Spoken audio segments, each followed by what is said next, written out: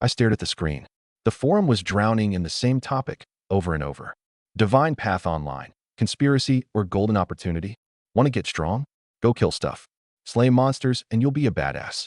Straight from an otherworld stowaway, the Divine Path links to countless worlds. Over there, powerhouses are everywhere, and there are literal gods. Heroes Guild is officially live. Based in Hangzhou. Come at me, bros. I leaned back. I'd already read this exact batch of posts 3 days ago.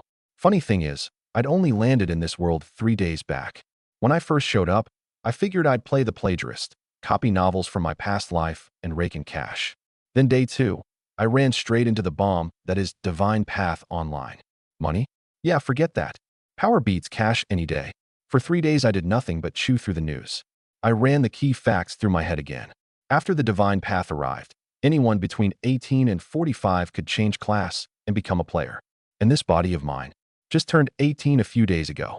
The corner of my mouth curled up. 1 day short, and I'd have missed it.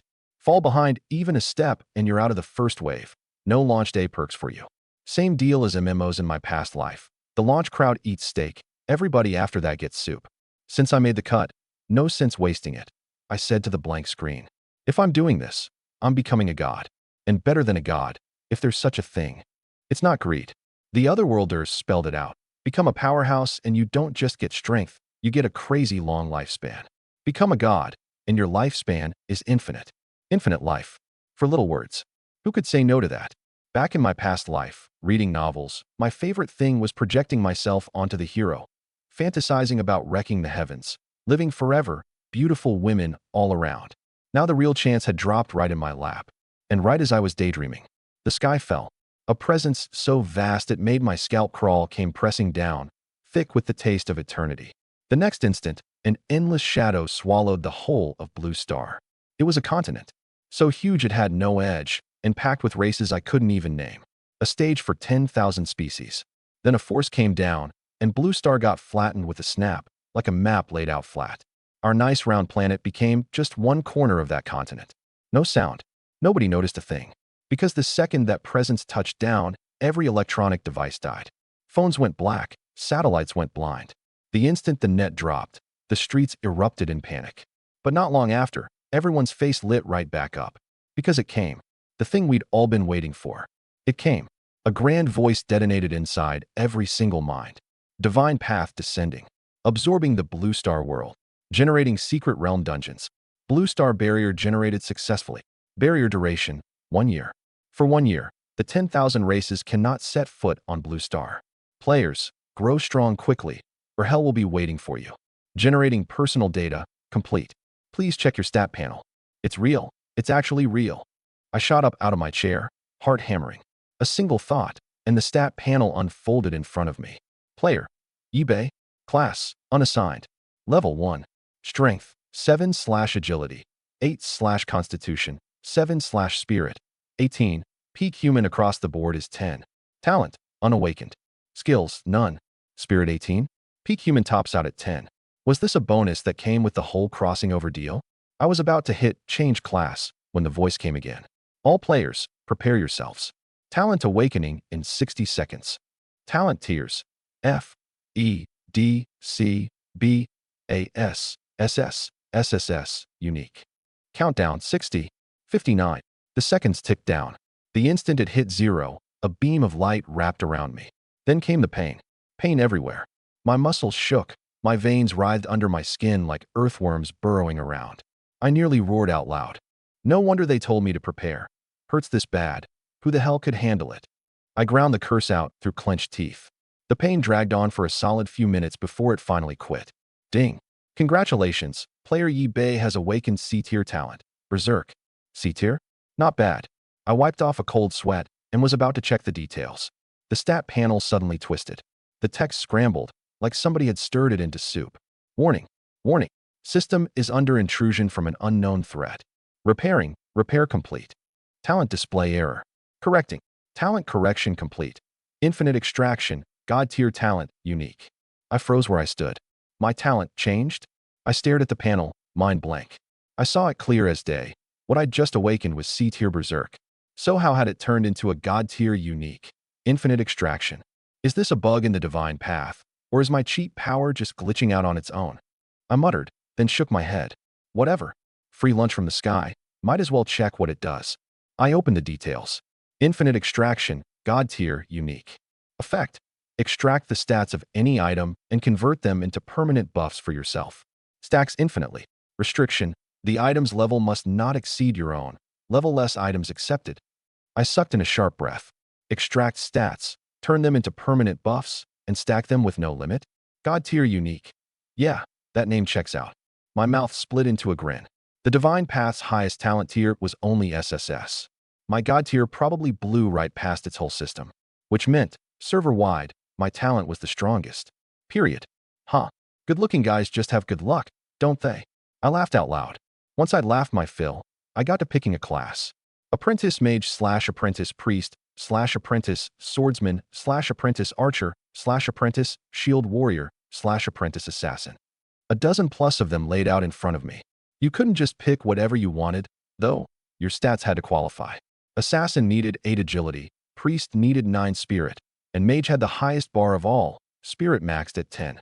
I qualified for damn near everything. I hesitated a few seconds, then called it. Mage. My spirit was 18, double a normal person's. Not going mage would flat out waste the talent. Besides, mage had the highest entry bar, the biggest ceiling, the steepest growth. Back in my past life, I always rolled mage too. Mages are forever the GOAT. I tapped it without a second thought. Ding. Class change successful. Apprentice mage. Ding. Random skill acquired. Fireball, black iron. Ding. Starter weapon acquired. Novice staff, common. Ding. Starting spirit exceeds the peak human limit. Bonus skill awarded. True sight, gold. Ding. Chat function unlocked. Leaderboard initializing. A gold tier skill. Chef's kiss. I checked the description on True Sight and my eyes lit up even more. It let me see a monster's level, full details, and even its weak points. Basically a built-in wall hack. And the bonus function was even nastier. Any hidden treasure chest within 100 meters got flagged for me. A walking loot radar. All set. Time to go kill some monsters. I grabbed the staff and headed out, straight up to the rooftop deck. 6 floors up, a good 10 plus meters. I picked this spot for a reason. I could reach the monsters, but the monsters couldn't reach me. Mages are squishy by nature. No way I'm swinging a stick and brawling hand to hand, right? Positioning is the whole soul of playing a mage. Fireball had a 30-meter range, plenty for me to camp up here and snipe all day. Up on the deck, I lay flat and looked down. Off in the distance, scattered people were fighting monsters for their lives. Some monsters got cut down, some people got swallowed whole. The stench of blood drifted up on the wind. Yesterday, it was peacetime. Today, it's dog eat dog. This place is heaven for the strong and a graveyard for the weak. So what if I got a 3-day heads up? People who'd never seen blood weren't going to adjust overnight. Then again, humans adapt fast. Wouldn't be long before the whole scene flipped around. Here we go. The bushes down below rustled, and a monster crawled out. Its whole body was dry straw, but flesh and blood seeped through the gaps. 2 pupil-less white eyes rolled around, like it was hunting for something to eat. True Sight popped up its info right away. Monster, Scarecrow / level 1.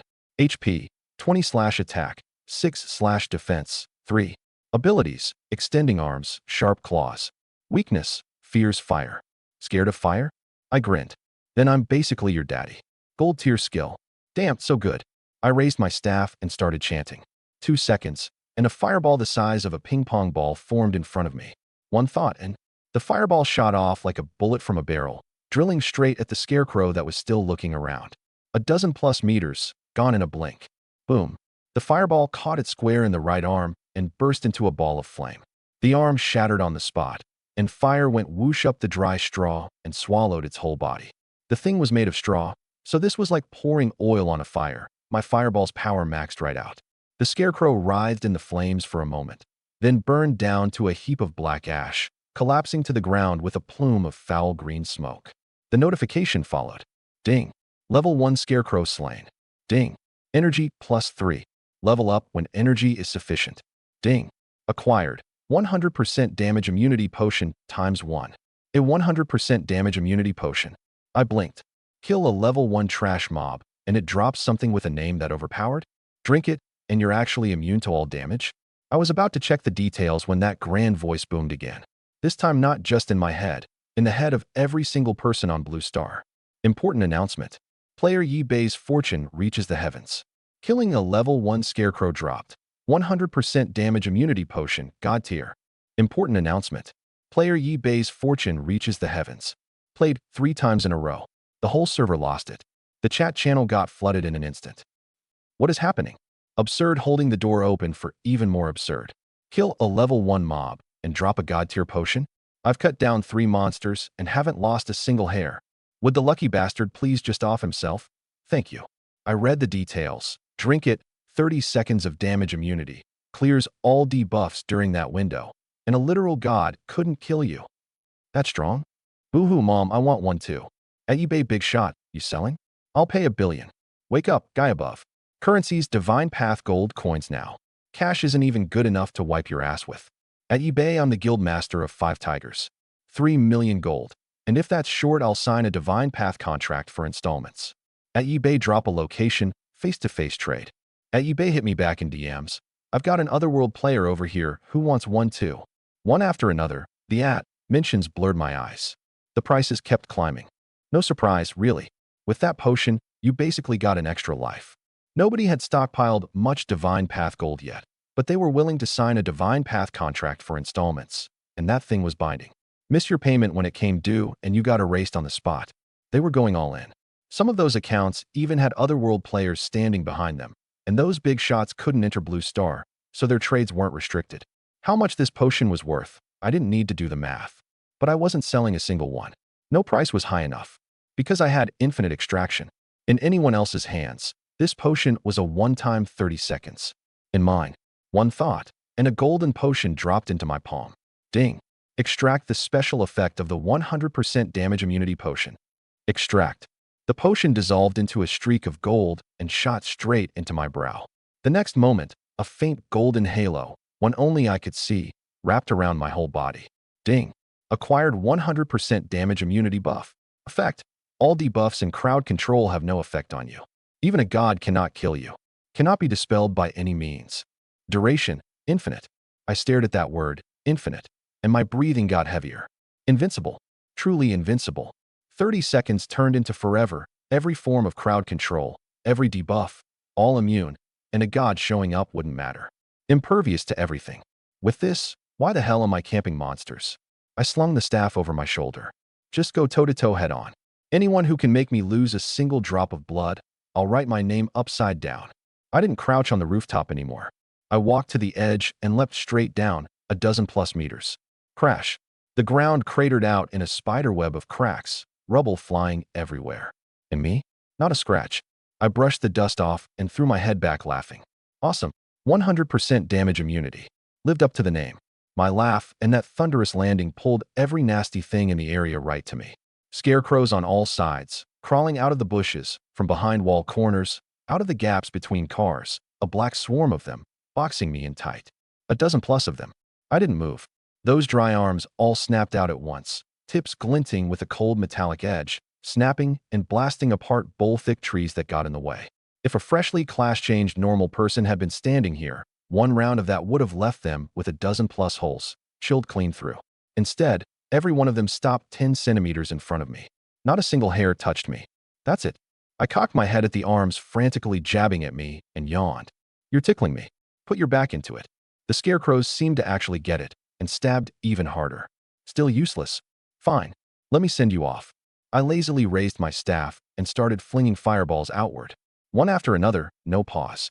They cracked and popped a dozen plus meters out, flames racing up the dry straw and blanketing the whole ring, the entire encirclement crackling and snapping. The notification chimes went off a dozen plus times in my head before they finally stopped. I walked forward over the ashes and started collecting loot. A dozen plus Divine Path gold coins were scattered on the ground. I swept them all into my pack. There was also an orb of light. I crouched down and stared at it. Paralysis ring, black iron, / level 1.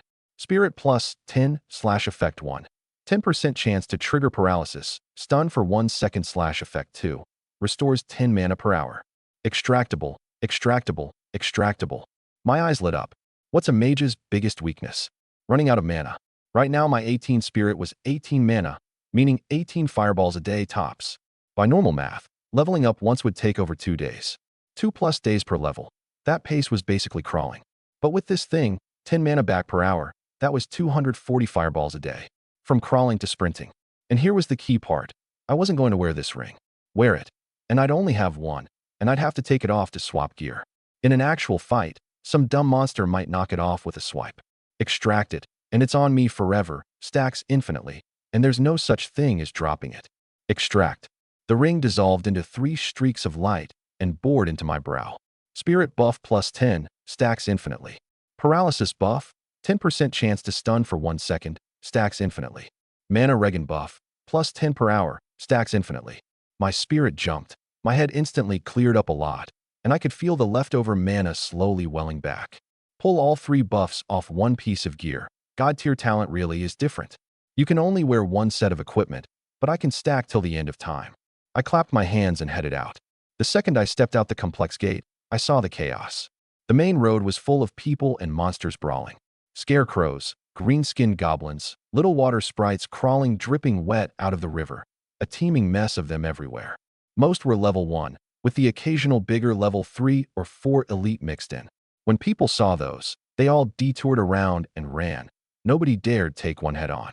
The human side was pretty smart, though, forming teams on their own.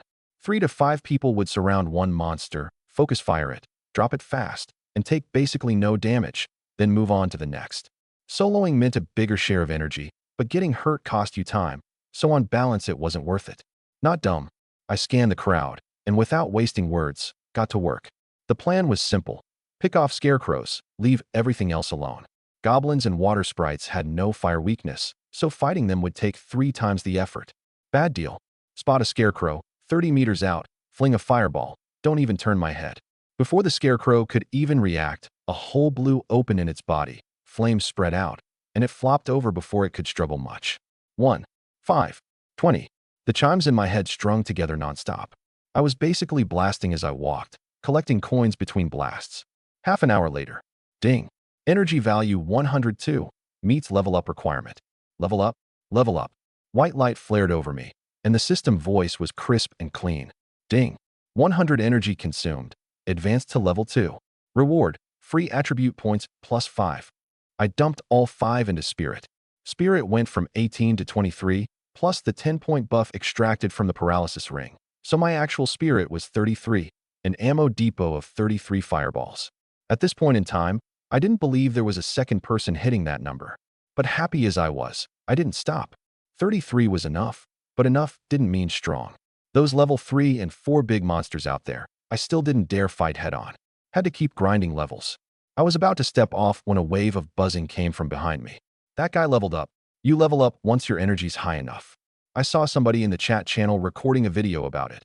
Leveling up even rewards 5 free attribute points. 5 points. I could cry.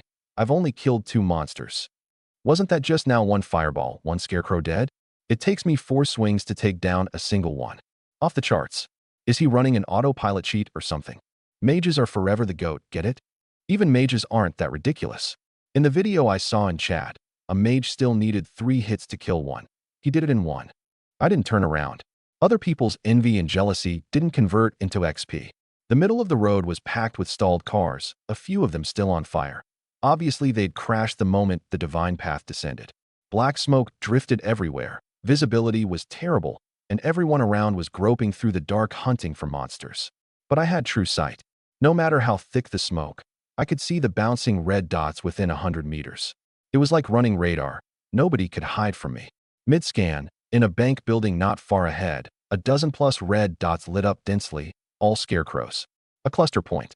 Well, if it isn't delivery right to my door. I headed over. At the bank entrance, a dozen-plus scarecrows were using the iron gate and the counter's bulletproof glass as punching bags. Their arms turned to sharp claws, jabbing inward again and again. The iron gate was pocked with deep dents, a few spots already punched through. The bulletproof glass was worse off, shattered mostly to pieces, about to give any second. I looked in through the broken glass and spotted 2 girls in uniforms curled up in a corner of the counter, staffs clutched in their hands, shaking like leaves. A mage and a priest, 1 staff each. Real cowards. I muttered it, then shook my head. None of my business. What I wanted were these scarecrows. I lobbed a fireball straight into the pile. A few scarecrows standing too close all caught fire at once, flames crackling and popping up the dry straw. Roar! Every scarecrow spun around and charged me. I stood there, not moving, flung fireballs one after another, the firelight bursting out in wave after wave, lighting up the bank entrance bright as day. The two girls inside, not knowing what was going on, poked their heads out to look. Shin, we're saved. We don't have to die. The one with the beauty mark still had red-rimmed eyes and tear tracks not yet dry on her face, and she was already crying with joy. The peach blossom-eyed one, Shin, stared at the entrance, brows knit. Let's go out and help him. He's holding off that mini alone.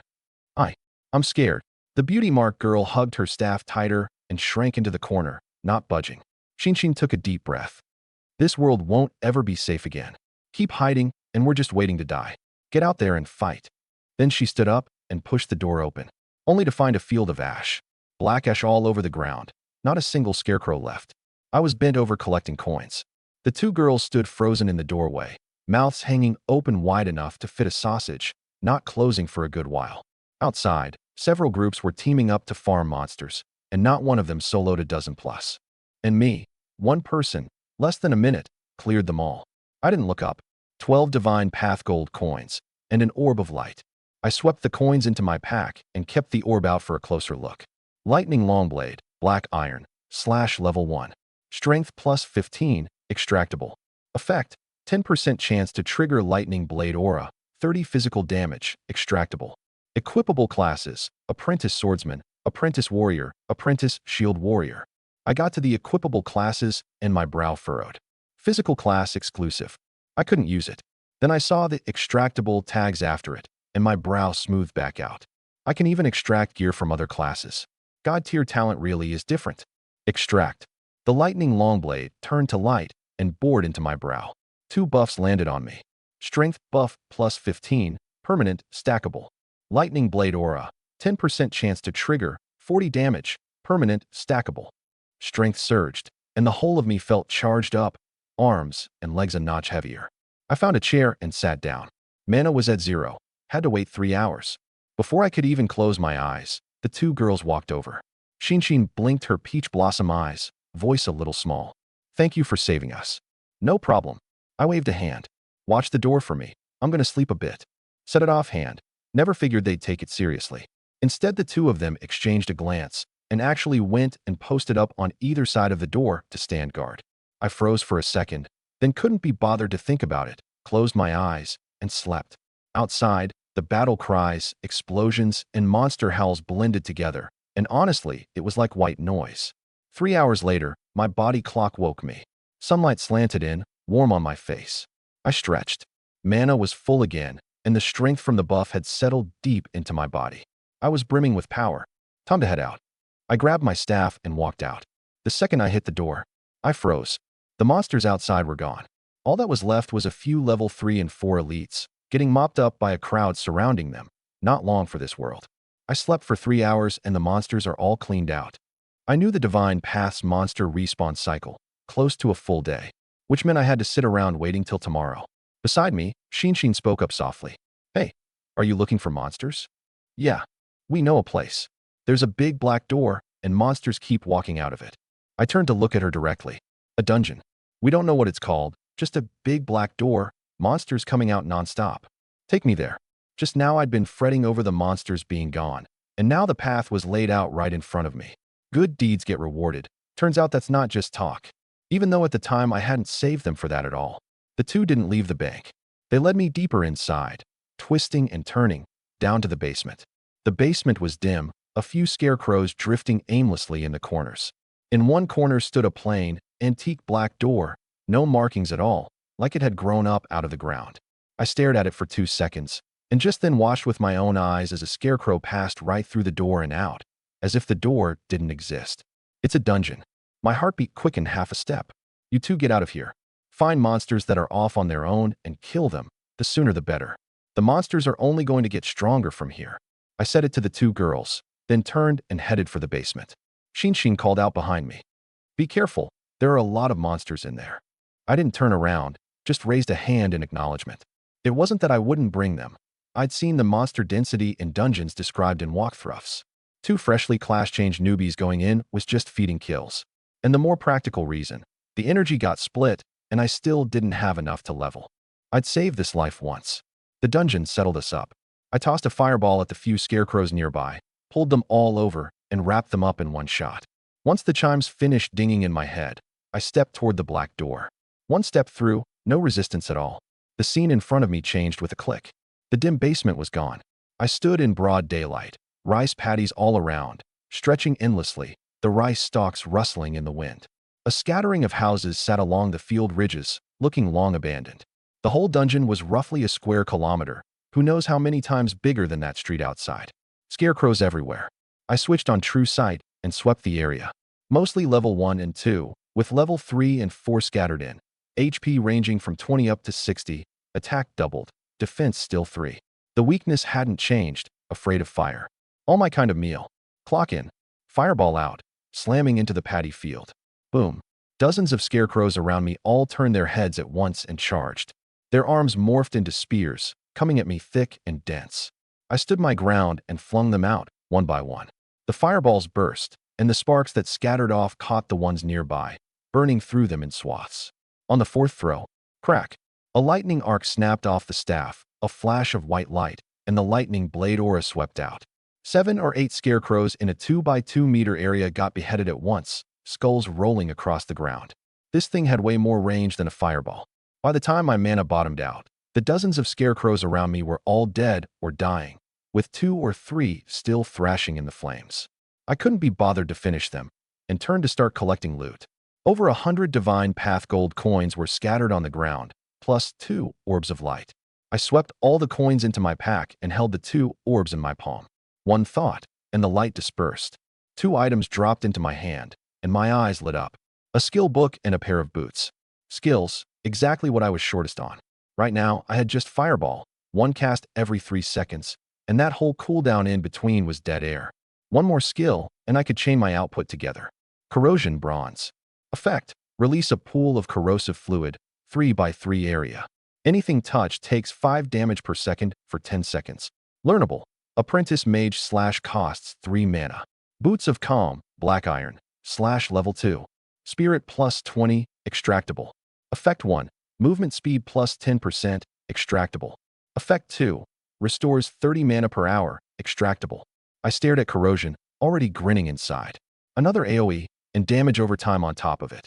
5 per second, 50 over 10 seconds.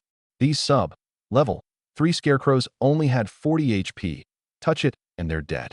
Even the level 4s at 60 HP would lose over half their bar. A monster farming machine. The boots were an even more timely gift. Spirit up another notch. Mana regen doubled straight to 30 an hour. Endurance maxed. Learn. Corrosion went into my head. Then, extract. Boots of Calm turned to light and bored into my brow. Another spirit buff stacked on, and counting the base, my spirit shot straight to 53, plus a free permanent speed boost. Barely stepped into the dungeon and already hauled in a batch like this. This trip's not a loss. I clapped my hands, stepped into the paddy, and clocked in. 53 mana. What did that mean? A normal apprentice mage right now was probably level 1, capped at 10 mana. Get lucky, level up, drop some gear, and you top out at 20. My endurance and mana left them a mile behind, so of course my leveling speed did too. Snowball, rolling bigger and bigger. I wove through the paddy, gathering dozens of scarecrows into a cluster each time before acting. Fireball splash, corrosion poured over a patch, and everything within 9 square meters melted together.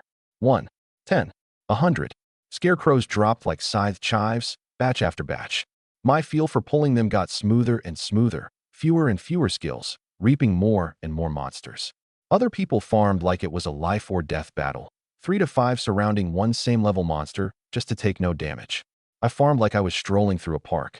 An hour later, mana bottomed out, and I ducked into a farmhouse to rest, flipping open my panel while I was at it. Yibei / apprentice mage / level 2, 500, 3 200s. Strength 7, plus 15, / agility 8, plus 10%, / constitution 7 / spirit 23, plus 30. Talent, infinite extraction, god tier, unique. Skills, fireball LV1, corrosion LV1. Permanent buffs, 100% damage immunity, spirit, paralysis, mana regen, strength, lightning blade aura, speed. My eyes landed on the energy bar. 503/200. Can level up again. Dungeons are the real deal. Level up. A flash of white light. 200 energy consumed. Advanced to level 3. Reward. Attribute points +5. Not done. Still had enough energy. Again. 300 energy consumed. Advanced to level 4. Reward. Attribute points +5. 2 levels in one breath. Free attribute points climbing from 0 to 10. All into spirit. I'm going full glass cannon mage. Any other apprentice mage would never dare spec like this. Piling spirit for skills wasn't wrong, but you couldn't ditch constitution and speed either. Low constitution meant slow recovery from injury. Low speed meant you couldn't dodge attacks. This was the real world. Die and you're actually dead. No respawn like in a game. So normal mages mained spirit, but spared a little for constitution and speed to stay alive. I had no such worry. With 100% damage immunity on me, the word injury didn't apply. Other stats, I could just top up by extracting gear. God tier talent let me be this reckless. Spirit stacked up to 63. That was 63 mana. I glanced at the skill panel too. Fireball's mastery was maxed. Level up. Fireball advanced to LV2, 15 damage. Fireball advanced to LV3, 20 damage. 2 levels and a jump. I raised my staff to test it. A fist-sized fireball formed, a size bigger than the ping-pong ones before. Damage doubled. No waste. I flung it straight at a level 4 scarecrow wandering outside the door. Boom. The flames swallowed it. Burned it to ash in under 3 seconds. Level 4 scarecrow slain, 7 energy acquired. Level 4S had 60 HP. A LV1 fireball hit maybe 30 odd at most. Couldn't finish them. Now one shot did it. And the mana cost hadn't gone up at all. Power doubled. Mana cost unchanged. Comfortable. Once I'd rested a full hour and mana refilled, I went back down into the field. After the skill upgrades, farming got ridiculously fast. Fireball, 1 shot 1 kill, and the splash trimmed the nearby scarecrow's HP on the side. After corrosion mowed down another dozen plus, it hit LV2. Corrosion LV2, 4x4 area, 8 damage per second, lasts 10 seconds. 1 round was 80 damage over time. Pure overkill against 60 HP level 4 scarecrows. Touch it and die. Even better, the lightning blade aura had a 10% trigger, and corrosion ticked exactly 10 times, so on average every patch guaranteed 1 prop. Which meant anything caught in my corrosive fluid reliably ate 120 damage. The me right now could one-shot monsters up to level 6 or 7 with a single skill. For farming this beginner dungeon, more than enough. By nightfall I'd cleared 7 or 800, mowing away most of the whole patty, with only a scattered 2 or 300 still drifting around. Level hit 7, Spirit 48, actual 78 with buffs, Fireball, and Corrosion each up another level. Compared to when I just changed class, I was more than 10 times stronger. The shame of it was, apart from those first 2 items, the 7 or 800 monsters after that dropped nothing but coins. Not a single hair beyond that. Did I drop so hard early on that I burned through all my luck? I muttered, brow furrowed. The very first scarecrow dropped a god-tier potion, and a few pieces of gear followed after, which had me convinced for a while the divine pass drop rate was crazy high. And then these 7 or 800 came up empty. Did I go from luckiest bastard to unluckiest, or was the drop rate low to begin with? I opened the chat channel for the first time. Back when I dropped the god-tier potion, a swarm of people had added me and sent DMs, and I'd been so locked in on leveling I'd ignored all of it. Now was a good time to lurk and see what the going rates were. Damn, just saw a bro drop a black iron battle saber, +8 strength. His damage is straight up soaring now. Top tier stats right there. Boo-hoo. Our squads cut down dozens and got nothing. 1,000-person guild farming as a group, and so far we've dropped 1 common staff, +3 spirit. Big shot above, that black iron saber up for grabs. SSS. Big news. Several guilds found hidden treasure chests in dungeons. Dropping bronze gear. Get into the dungeons quick. Bronze. For real. Confirmed intel. As long as it's a dungeon being cleared for the first time, there's an 80% chance of a hidden chest. Once I finished reading, I got it. I wasn't the unluckiest. I was a super lucky bastard. Other people couldn't even touch black iron, and I dropped a pile of it, plus opened a god-tier potion. That luck? I'd better go burn some incense and thanks. And those last few lines lit my eyes right up. A dungeon being cleared for the first time, 80% chance of a hidden chest? The place I was in right now, wasn't that exactly a dungeon nobody had cleared? Those 2 girls had discovered the door for the first time, hadn't dared go in, and told me straight up, I was the first to come in and clear it. Which meant there was an 80% chance a chest was buried here. Earlier, I'd been so focused on killing that I never once thought to look. The walkthroughs the otherworlders leaked hadn't mentioned this either. Delays breed trouble. I'll find it now. The dungeon entrance was hidden in the bank basement, pretty concealed, but what if someone else snuck in? Better while I had the chance. The moment I thought of the chest, the exhaustion vanished. I left the farmhouse and headed into the paddy, searching as I walked, tossing a fireball at any scarecrow I met. Good as a torch, lit things up nicely. Level 3 scarecrow slain, 5 energy acquired. The whole dungeon was a square kilometer, the size of a village, and pretty hard to search. I'd basically been pulling monsters with the noise of my fireballs and hadn't moved around much, so there was easily 70% of it I hadn't set foot on. For a normal person to grid search a stretch this big would take a day or two, and they'd have to leave no corner unchecked. A chest, after all, would be hidden tight. But that was a normal person's job. I had true sight. Within 100 meters, monster or chest, it flagged everything. Nobody could hide. As I walked, a hole in the ground at the dungeon's edge caught my eye. Up close, the hole was packed with 30 or 40 red dots, all monsters. And smack in the middle of the red dots was a golden one. The chest. I ducked straight into the hole. Inside was darker than the paddy. I condensed a fireball and gripped it for light instead of throwing it. After a few dozen meters, the space opened up wide, a spacious underground chamber. Those dozens of red dots from before were all level 3 and 4 scarecrows. And dead center among them stood a figure noticeably taller, a good 3+ meters, a giant scarecrow. I scanned its level, and my heart skipped. Scarecrow Chieftain, Elite Monster, / level 10. HP, 800 / attack, 20 / defense, 10. Abilities, Extending Arms, Sharp Claws, Dread. Weakness, Fierce Fire.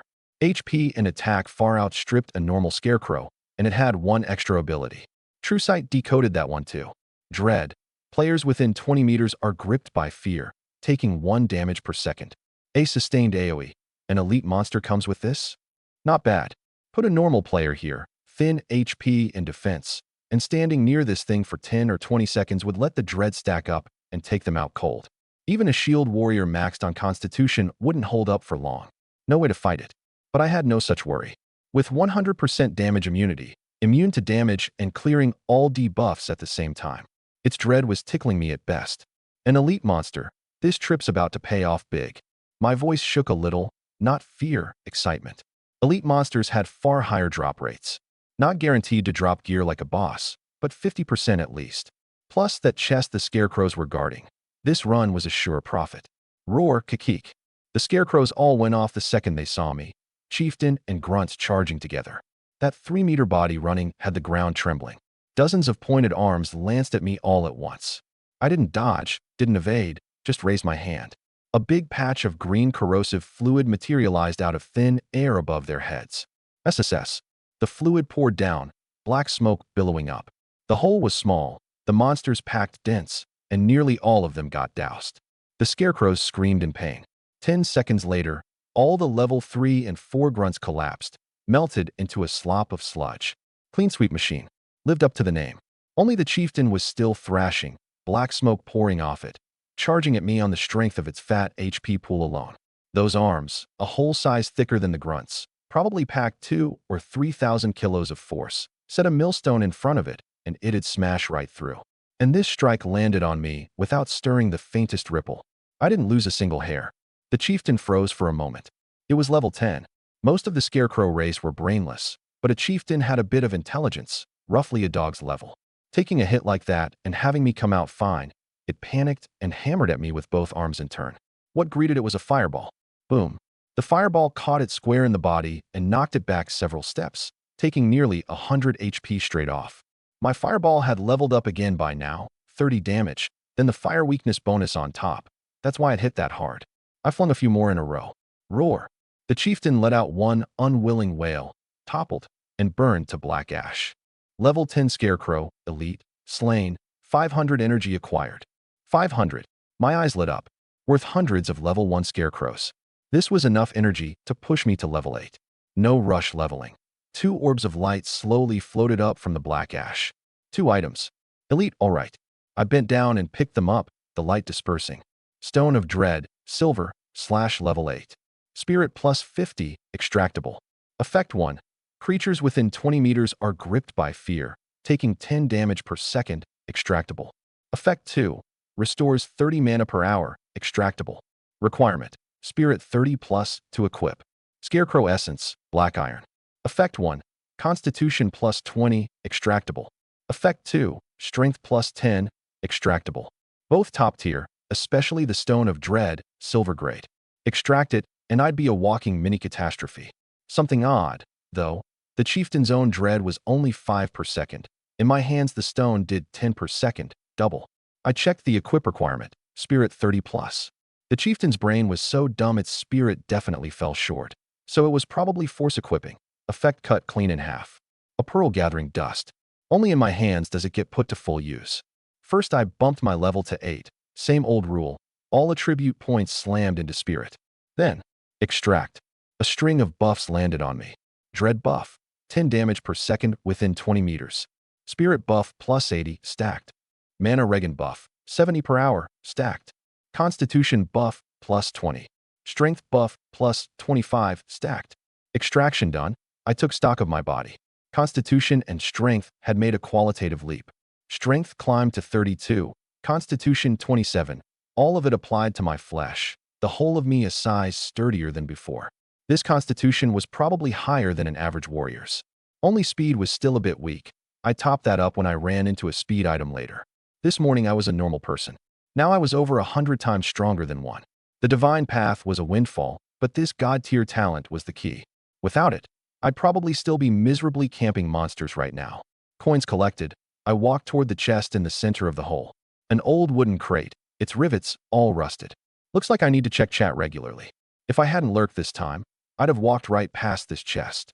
I stepped up and lifted the lid. Whoosh. A blinding white light burst out, and I squinted for a second. Ding. Hidden treasure chest opened.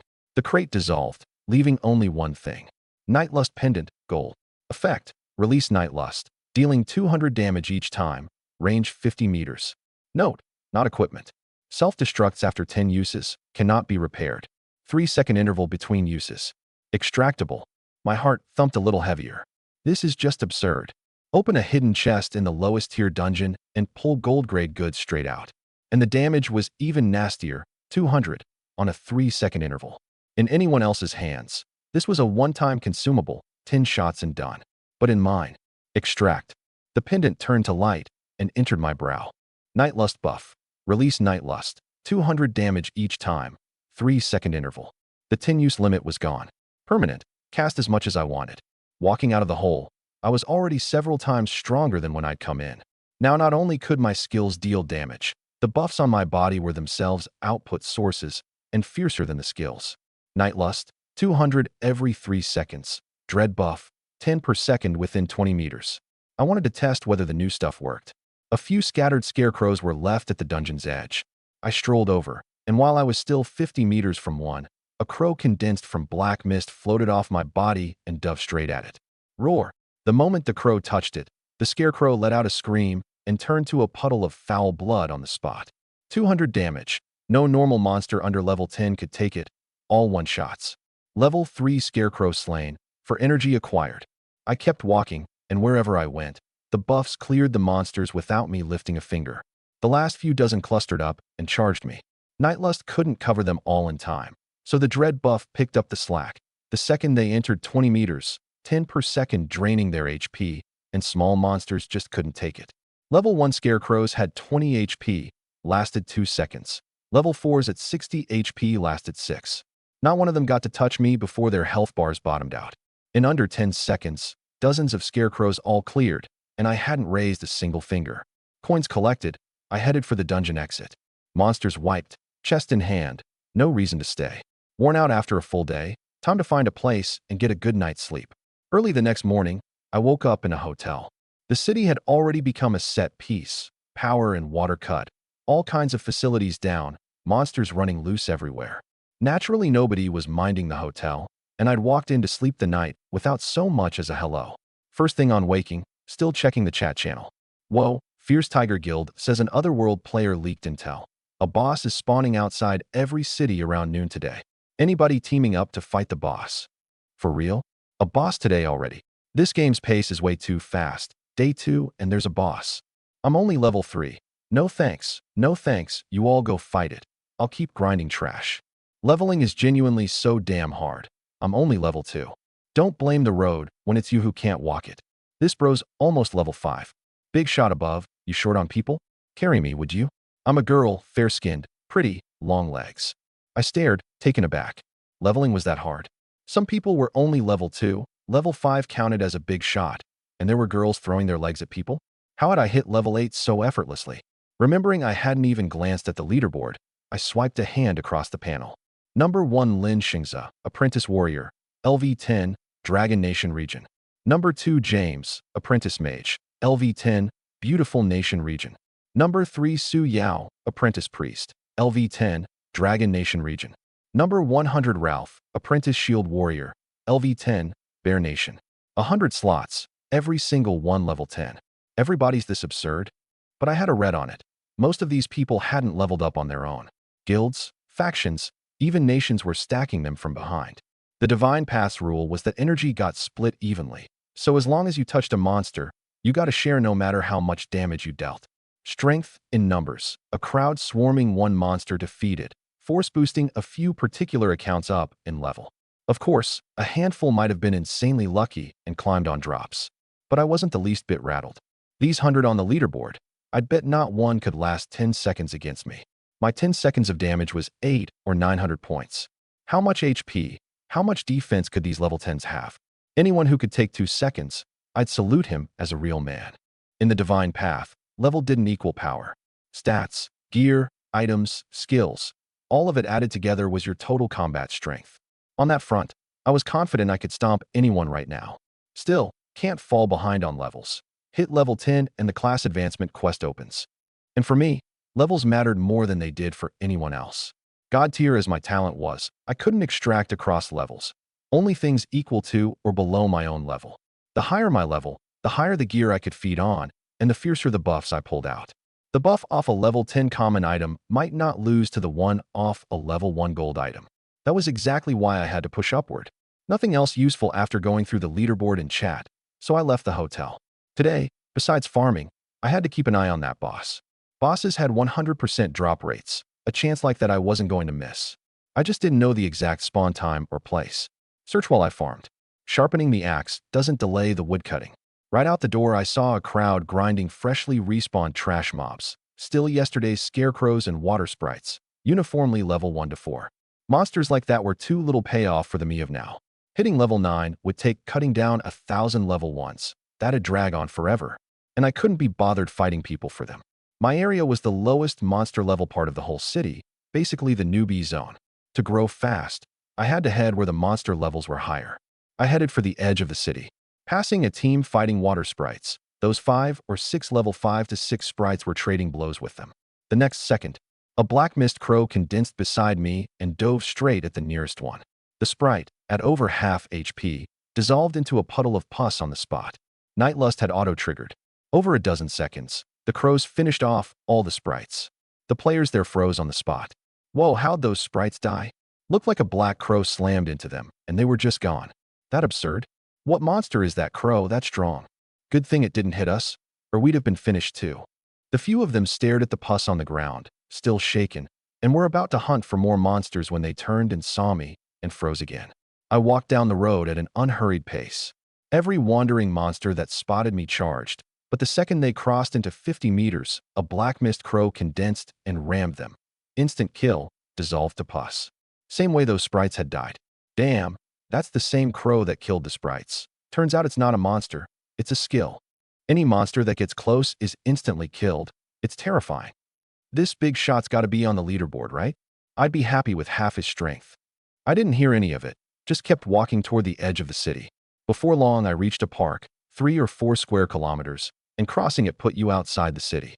The day before the Divine Path descended, I'd taken a stroll here. Back then it was all flowers and grass, a big pond of lotus, pretty scenery. Now the whole thing had changed. Wild as a primeval forest, weeds waist-high, trees grown several sizes thicker than before, root systems bursting apart the pavement, and all the fixtures, not a single walkable path left. In the weeds, a huge shape was darting around. Spiked boar, / level 5. HP. 80 / attack. 8 / defense. 6. Abilities: Spike Charge Ram. Weakness: Fears Corrosion. The regular monsters in this park started at level 5, getting stronger the deeper you went, so basically nobody dared come in. I scanned around, not a single player in sight. Nice monster levels. Cross this park to the city edge, and I'll be right around level 10. I stepped in. The spiked boars running wild inside noticed someone had trespassed on their territory, and the spikes on their backs stood on end like raised hackles, the two long tusks at their mouths glinting cold. They pawed the ground with their forehooves and charged me hard. That momentum, an average player just couldn't stop. I wasn't fazed. Flung fireballs in a chain, then topped it off with a patch of corrosion. Green fluid rained down, rotting away even that layer of hard spikes on their backs. Right after, black mist crows condensed one by one and pounced. A few seconds, and the boars all collapsed, turned to meat paste. Didn't get within 5 meters of me. Level 5 spiked boar slain, 8 energy acquired. Level 5 spiked boar slain, 9 energy acquired. Amid a string of chimes, I collected coins and walked deeper into the park. The monsters were denser inside, and every few seconds a crow auto-condensed beside me and pounced. Nightlust was auto-targeting, ramming anything within 50 meters. I didn't have to do a thing, just let the buffs reap the whole way. Walking along, I stopped. A boar the crow had just killed had dropped something. The orb was blocked by the weeds, but true sight locked onto it instantly. I turned, walked over, and picked it up. Spiked Vambrace, Black Iron, / level 5. Constitution plus 10, extractable. Effect 1. When attacked by a monster, reflect 5% of its damage, extractable. Note: said item includes spiked Vambrace, spiked armor, spiked ring, spiked boots. Equipable classes: Apprentice Shield Warrior, Apprentice Swordsman. Requirement: Constitution 10 plus. One piece of a set. I didn't much care about the Constitution bonus. What caught my eye was the damage reflection. Extract. The Vambrace turned to light and entered my brow. Reflect buff. Reflect 5% of damage when attacked by a monster, stackable. Constitution buff, plus 30, stacked. 5% was nothing much right now, but the thing stacked. Stack it to 100% and a monster hitting me was hitting itself. Stack it to 1000% and there was no ceiling. A monster so much as touches me and blows itself up first. Plus it was a set, so fighting spiked boars would likely drop the other pieces. I changed my plan. Wouldn't head deeper yet. I'd farm boars right here and stack up a batch of the spiked set's reflection first. The spiked boar's range was around this area. Any further in was other monsters' territory. I turned and ducked into the woods beside me, where the boars ran in packs. I didn't even have to search, just make a bit of noise, and these territorial monsters charged at me on their own, one after another, dying under nightlust. These beasts seemed brainless, didn't scare even after their whole pack died, still fearlessly ramming forward, dumb and reckless. Level 5 spiked boar slain, 8 energy acquired. Level 8 spiked boar slain, 15 energy acquired. Level 10 spiked boar slain, 21 energy acquired. The chimes rang string after string. I didn't rely fully on the buffs to reap. I still cast skills when I should. Skills needed heavy use to raise mastery, and only then could my strength climb. I didn't want to miss a shred of growth. An hour plus later, I'd swept the whole boar zone, cleared all 100 or 200 of them before I stopped. I dug the drops out of my pack one by one. Spiked armor, Black Iron, / level 5. Constitution plus 15, extractable. Effect 1. Reflect 10% of damage when attacked, extractable. Spiked ring, Black Iron, / level 5. Constitution plus 5, extractable. Effect 1. Reflect 5% of damage when attacked, extractable. Spiked blade, Black Iron, / level 5. Counting the Vambrace, for pieces total, all spiked set. Generous pigs. I couldn't stop grinning. Today the boar's drop rate blew away yesterday's scarecrows. Yesterday, cutting down 700 or 800 scarecrows dropped nothing. Only the chieftain gave up gear. Today, just 100 or 200, and I got 5 set pieces, all reflection. Enough to stack a batch. Extract all.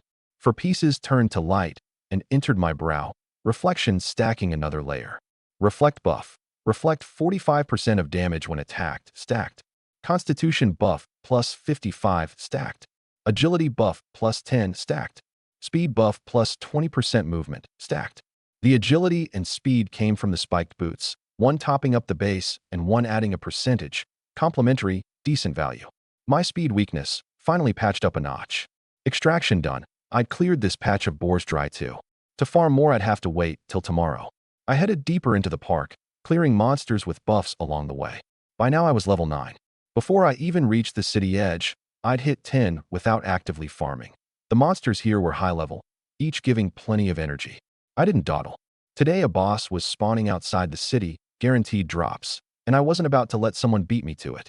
So I didn't go out of my way to hunt monsters on the road, only clearing vines and roots blocking the path with fireball and corrosion, speeding things up and raising mastery on the side. Half an hour later, I crossed the moat and reached the city's outskirts. Outside was a stretch of hills, not tall, the woods lush and green, decent scenery. It was the monsters all over the hills that ruined the view. I hadn't walked far before I saw a player squad taking a break. I was about to go ask about the boss when I heard them talking among themselves. "Captain, I hear the boss is out, right by the hydro plant. We really not going to go check it out?" "Yeah, might snag some scraps." "What are you thinking? The boss isn't something we can touch. Takes a big guild for that. Go there, and it's just feeding kills." My eyes lit up. I'd only crossed over 3 days ago, but in those 3 days I'd been over the map and knew there was only one hydroelectric plant in this city, downstream on the moat. Not far from where I was now, just a few kilometers, at my current speed, under 10 minutes to get there. I stopped wasting time and ran downstream along the moat. Plenty of water sprites pounced at me on the way. I couldn't be bothered. Nightlust handled them automatically. Under 10 minutes, and the hydro plant came into view. At a glance, a good crowd ringed the substation, all watching from outside. Inside was a 5-meter-tall beast, electricity crackling all over it, tearing and biting at the power lines. The thing looked like a giant ape, but far more savage and terrifying than one. Its whole body covered in silver-white scale armor, clearly not something to mess with. True sight swept over it. Lightning Gorilla, Silver Grade Boss, / level 15. HP, 7,000 / attack, 100 / defense, 50. Abilities, Berserk, Lightning Impact. I sucked in a sharp breath. 7,000 HP? That's just absurd. The abilities were brutal too. Berserk, stats straight up doubled, lasting 10 minutes. Lightning Impact was even nastier, an AoE, striking 10 random people within 50 meters, 400 damage each. Who could take that damage? Just enter its 50 meters, one lightning impact goes off, and 10 lucky spectators get written off on the spot. This wasn't a game. It was the real world. Dead meant no respawn, no do-over. So nobody dared touch this boss. The substation was already littered with over 100 corpses, and the rest only dared to watch from a distance, nobody daring to go in. I wasn't afraid. I slipped through a gap in the crowd and walked straight in. Outside, it immediately blew up. Look, someone else went in, and just one guy. How confident do you have to be, trying to solo the boss? Another one who won't believe it. Earlier a squad of a dozen plus went in and got instantly wiped. That squad was all elites, level 7 minimum. Captain was level 10. Going in alone to die, sick of living? Nobody was betting on me, and a few sneered, tossing out sarcastic jabs. But a few people in the crowd got excited the moment they saw me. "Captain, isn't that the big shot who killed the sprites with the crow skill earlier?" "Sure looks like it. Why'd he go in? Is he gonna solo the boss?" "Captain, should we warn him? Everyone who's gone in against this boss is dead." That captain hesitated a beat, then called out to me. "Big shot. Don't go in. This boss is dangerous. A lot of people have died. Even a dozen plus level 10s went down." He meant well, but he had his own calculation too, wanting to sell me a favor so he could latch onto my coattails. After all, I casually one-shot monsters with 70 or 80 HP, and they'd seen that strength. Follow a big shot like that, and would they still worry about leveling and class advancement? I gave him a smile and turned to keep walking toward the boss. There was no way I'd give up this boss. Guaranteed drop rate, and just because others couldn't kill it didn't mean I couldn't. I had 100% damage immunity. It couldn't hurt a single hair on me. The captain watched me get closer and closer, sighed, and didn't call out again. Roar. The center of the substation suddenly erupted with a roar that carried a ring of sound waves.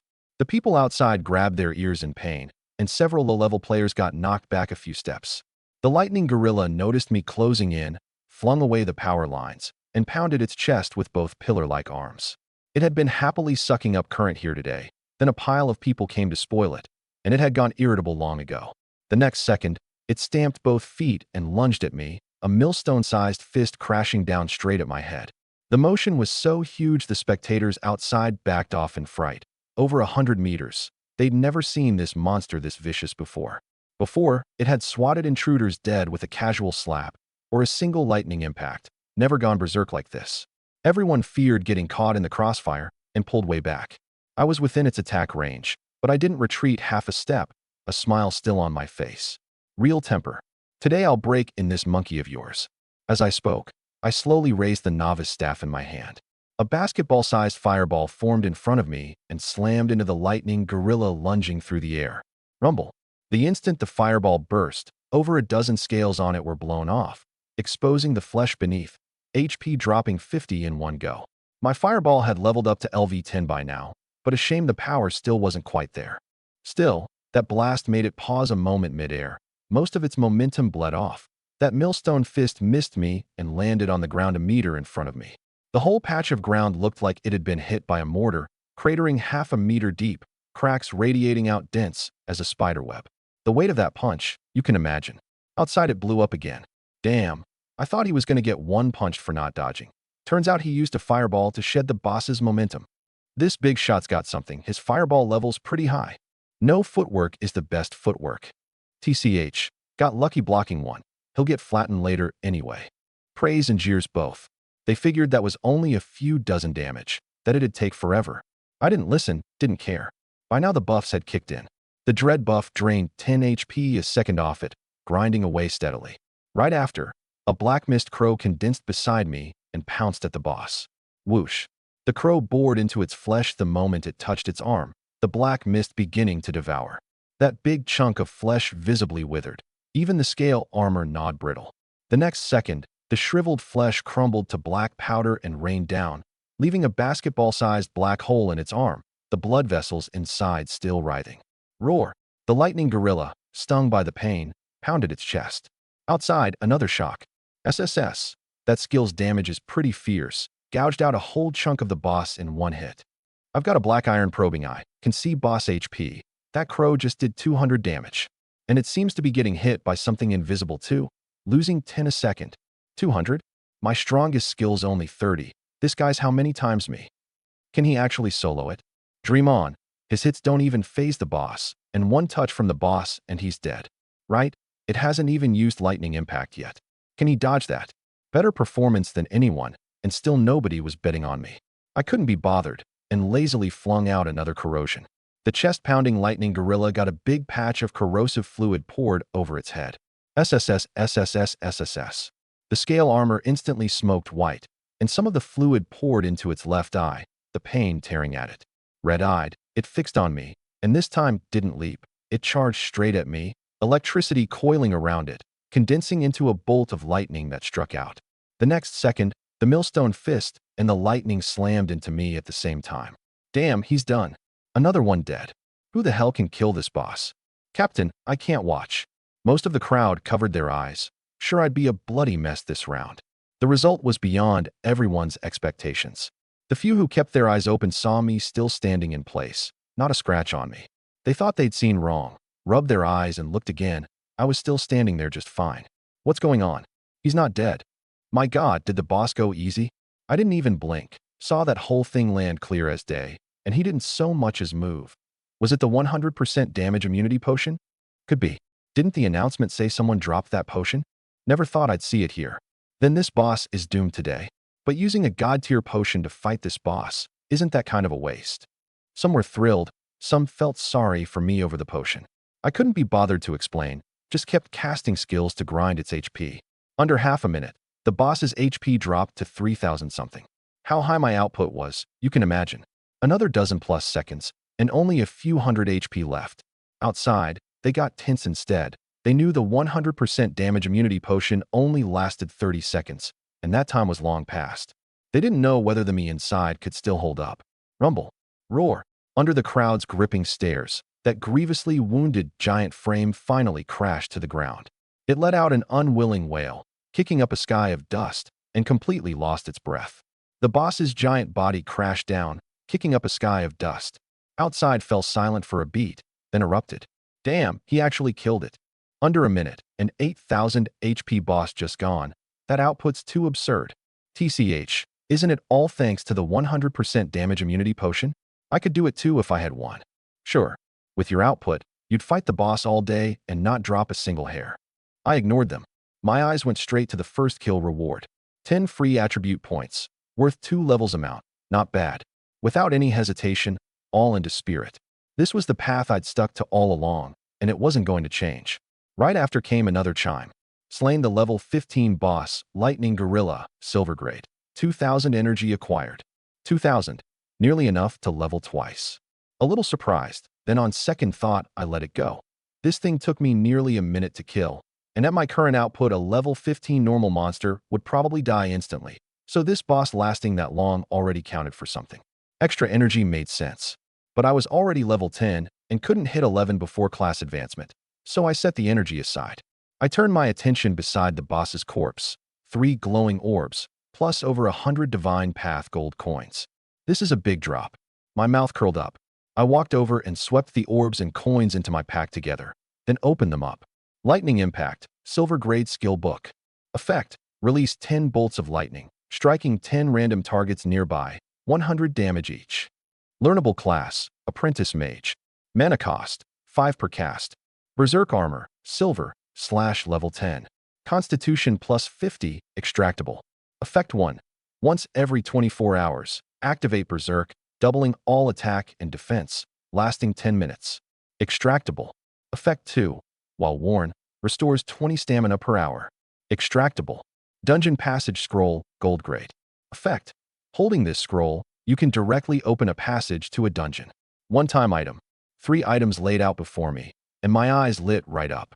A Silver Grade skill, 100 AoE damage right from the start. The boss's ability turned straight into a skill book. That luck was genuinely good. Once I trained this skill to LV10 or even LV20, the damage would go through the roof. That Berserk Armor effect was mouth-watering too. My output was already absurd and doubled for 10 minutes. That'd just be genuinely unbeatable. As for the gold scroll, I stashed it in my space first.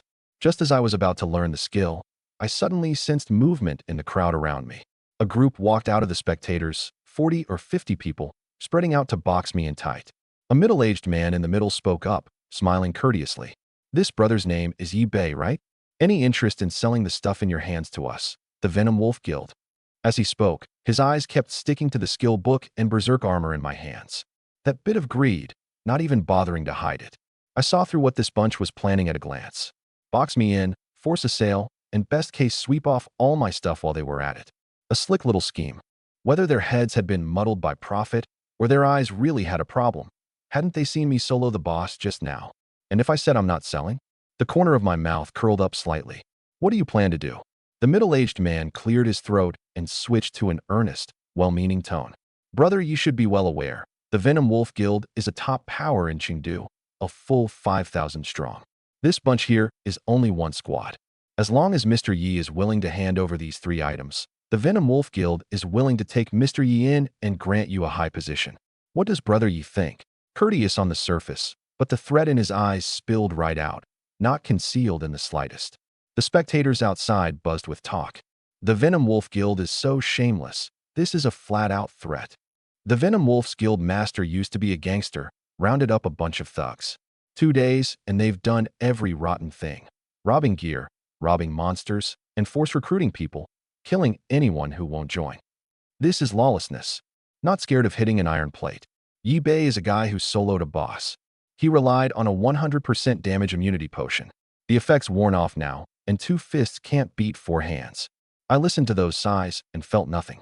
No interest in joining, and no interest in trading. I put the items away and turned to walk forward. 2 steps, and someone blocked me. The courtesy on the middle-aged man's face finally tore away completely. Brother Yi is really set on refusing the toast only to drink the forfeit? Without an immunity potion, what are you going to fight the Venom Wolf Guild with? 5,000 people. Can't we manage to kill one of you? As the words landed, blades and swords rose all around. Archers drew their bowstrings and took aim, and one mage had already condensed a spell in his palm, primed and ready. They wanted to strike first, to focus fire, and instantly kill me before I could react. I knew what they were wary of. They'd all seen my output just now, and getting caught by a skill meant death. But they were betting that my attack was high while my HP and defense weren't necessarily so. And as long as they were fast and coordinated enough, they could kill me before I made a move. The logic wasn't wrong, but a shame they'd miscalculated one thing. I looked at this bunch with their raised blades and drawn bows, my gaze slowly going cold. Cross my line, and don't blame me. Then I'd like to see. The smile still hung on my mouth, but my voice cooled down. Just how you're going to kill me. The middle-aged man narrowed his eyes and gave a cold laugh. Nobody in Chengdu has dared talk to us, the Venom Wolf Guild, like this. Looks like you really don't want to live. He slowly backed away, giving up his spot, planning to send his underlings charging in while he hung back and skimmed the easy profit. I watched him retreat and didn't stop him. This man was going to die sooner or later. Letting him despair a while longer, so he died more thoroughly, seemed just fine too. The crowd on the outer ring was already in an uproar. They're about to move? Ah, what a shame. Maybe Big Shot Yi Bei can turn it around? I believe in him. This many people rushing at once, and Yi Bei's got no immunity now. His HP can't hold up. Should we help? Venom Wolf's 5,000 strong. Forget it, can't help. Some people closed their eyes. I swept a look around the 40 or 50 who had me boxed in and took a deep breath. My fingers twitched. Nightlust's black mist had already quietly risen in my palm. After the middle-aged man retreated, he shouted straight at the dozens of guild members surrounding me. Just kill him, don't hold back. But as his words landed, not one of those melee players stepped forward. They all hesitated. Even the ranged players had slightly trembling hands. They were afraid of me, afraid of being dragged down as a burial companion. After all, everyone fears death. Seeing this, the middle-aged man cursed in fury, but still nobody dared step forward. And at that moment, I smiled. Looked like my intimidation factor was pretty strong.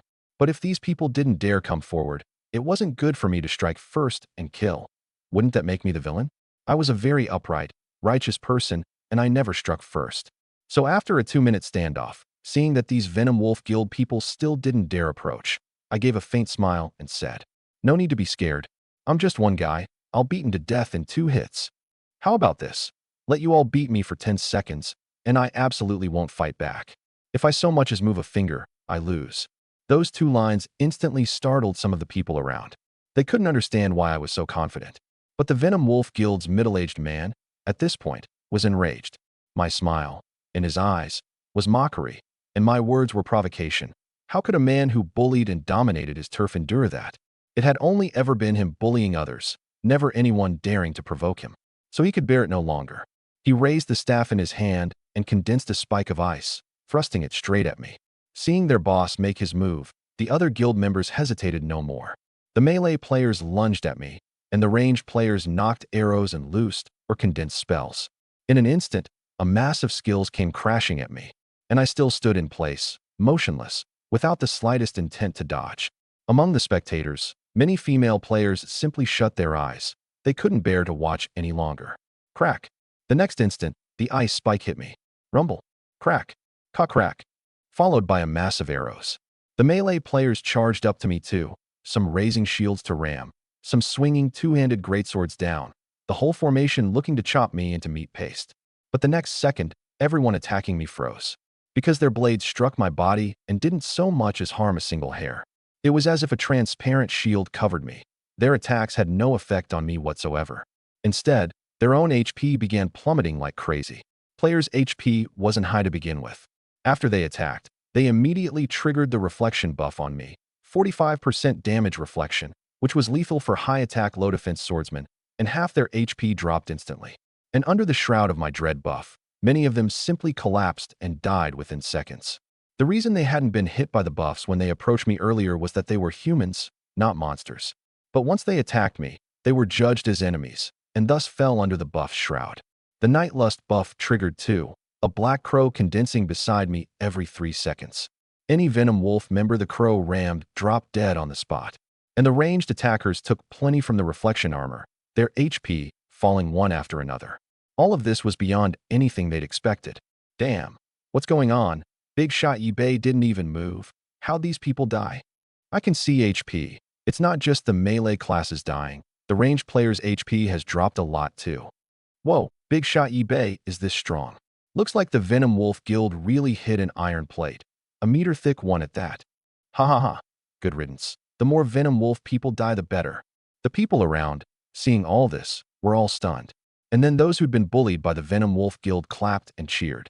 The Venom Wolf's middle-aged man, by this point, realized something was very wrong. Looking at the melee players collapsed and not getting up, the thought of fleeing sprouted in his heart, and he backed away.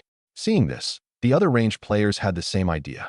The next instant, the few remaining Venom Wolf members all turned and ran. They knew that running too slow would genuinely cost them their lives. And watching this crowd flee, the corner of my mouth curled into a smile. Didn't I say I'd stand here and let you hit me? How come you're running? If you run, then I'll have to come after you, you know. My smile was very warm, my voice without the faintest chill, but in the eyes of the fleeing crowd, it was like seeing a demon. Seeing me move, they picked up their pace even more, scrambling to get away. They knew the one running last while fleeing was in the most danger. But the next second, their hope of escape was dashed. Because my staff was already raised, and streams of corrosive fluid, like raindrops, descended right over the heads of the fleeing crowd. In an instant, these people were drenched to the bone. SSS, SSS, SSS. Then wisps of white smoke rose from their bodies, the marks of corrosion. Corrosion was my highest output skill right now. At this point, its sustained output could reach 220 damage per second, lasting 10 seconds total. Damage like that was enough to stand shoulder to shoulder with my Nightlust buff. Not one of these fleeing people could withstand it. In under 5 seconds, they'd all dissolved into pus, dead as dead could be. I watched this scene without the slightest pity in my heart, instead setting my eyes on the 2 orbs of light on the ground. These were dropped by the people who'd just died. Human players, after death, also had a chance to drop items. I walked over slowly and picked up the 2 orbs. Water Sprite Longbow, Black Iron. Level 7. Strength, plus 15, extractable. Effect 1. When equipped, reduces skill cooldown by 2%. Extractable. Effect 2. When equipped, boosts speed by 5%. Extractable. Equipable class, Apprentice Archer. Requirement. Speed 15 plus to equip. Durability, 42/100. Turtle Shell Shield, Black Iron. Level 8. Constitution, plus 18. Effect 1. When equipped, reduces skill cooldown by 3%. Extractable. Effect 2. When equipped, restores 10 stamina within an hour. Extractable. Equipable class, Apprentice Shield Warrior. Requirement. Constitution 15 plus to equip. Durability, 53/100. These 2 pieces of gear were only SOSO for me. But for a normal player, they'd count as minor top-tier goods. Still, I wasn't picky. Even a small mosquito is still meat. And it wasn't like I had to hold them at all times to use them. I just had to extract them into my own permanent buffs. Plus, these 2 pieces had one thing in common. They both reduced skill cooldown. For a mage like me who lived off skills, cooldown time was a very important thing. At that thought, I extracted them without hesitation. In an instant, the 2 pieces turned to light and shot into my brow. And then my buff roster gained one more entry. Cooldown buff. Reduces skill cooldown by 5%. Stackable. As for the other buffs, they were ones I'd had before, just stacking now, so I didn't much care. Then I took out of my pack the things dropped when I'd just killed the boss Lightning Gorilla, a skill book and a piece of gear. I chose to learn the skill book right away. Ding. You have learned the skill Lightning Impact, current level LV1. Next, I began extracting the Berserk armor. Berserk buff doubles your own defense and attack. Duration, permanent. After extracting it, I froze. I distinctly remembered this effect could only be used once every 24 hours and only lasted 10 minutes. But after extracting it into a buff, how had it changed this much? The duration had actually become permanent. So wasn't I basically running Berserk all the time? I didn't much care about the doubled defense, but the doubled attack gave me a pleasant surprise.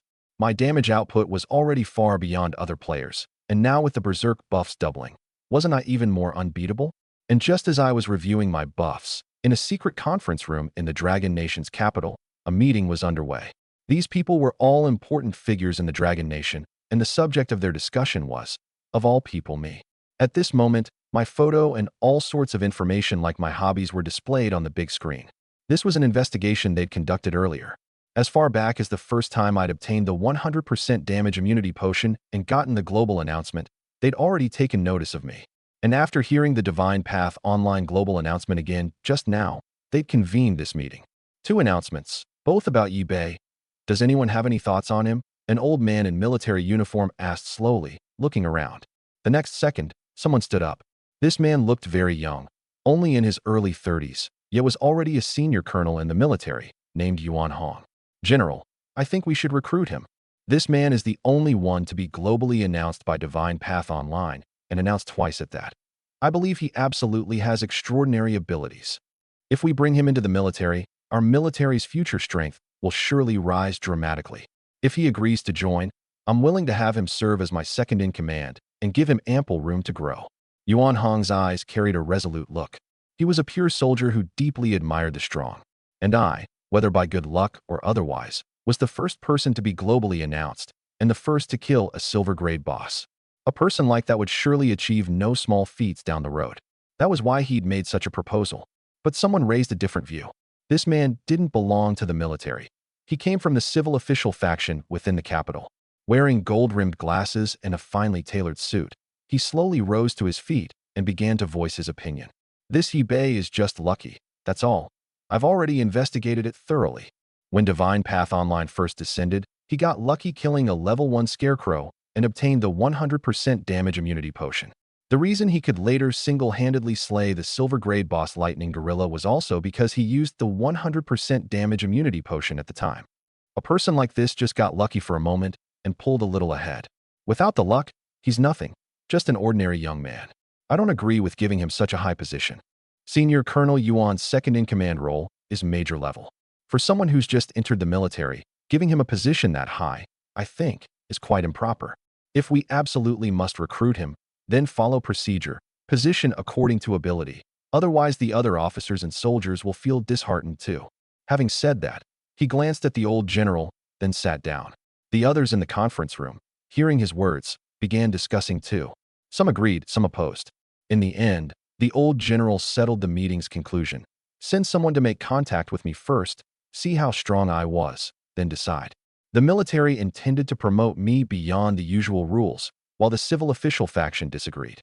At this moment, I had no idea the military was paying me so much attention.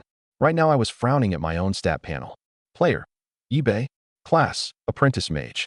Level: 10, 2903/1000. Strength: 7, plus 40. Agility: 8, plus 10. Constitution: 7, plus 123. Spirit: 68, plus 80. Talent: Infinite Extraction, Unique, God Tier. Skills: Fireball, Black Iron, LV10, Max. Corrosion, Bronze, LV8 Mastery, 33/800. Permanent buffs: 100% damage immunity buff, Spirit buff, Paralysis buff, Mana Regen buff, Strength buff, Lightning Blade Aura buff, Speed buff. The more I looked, the more I felt something had gone a bit wrong with my stats.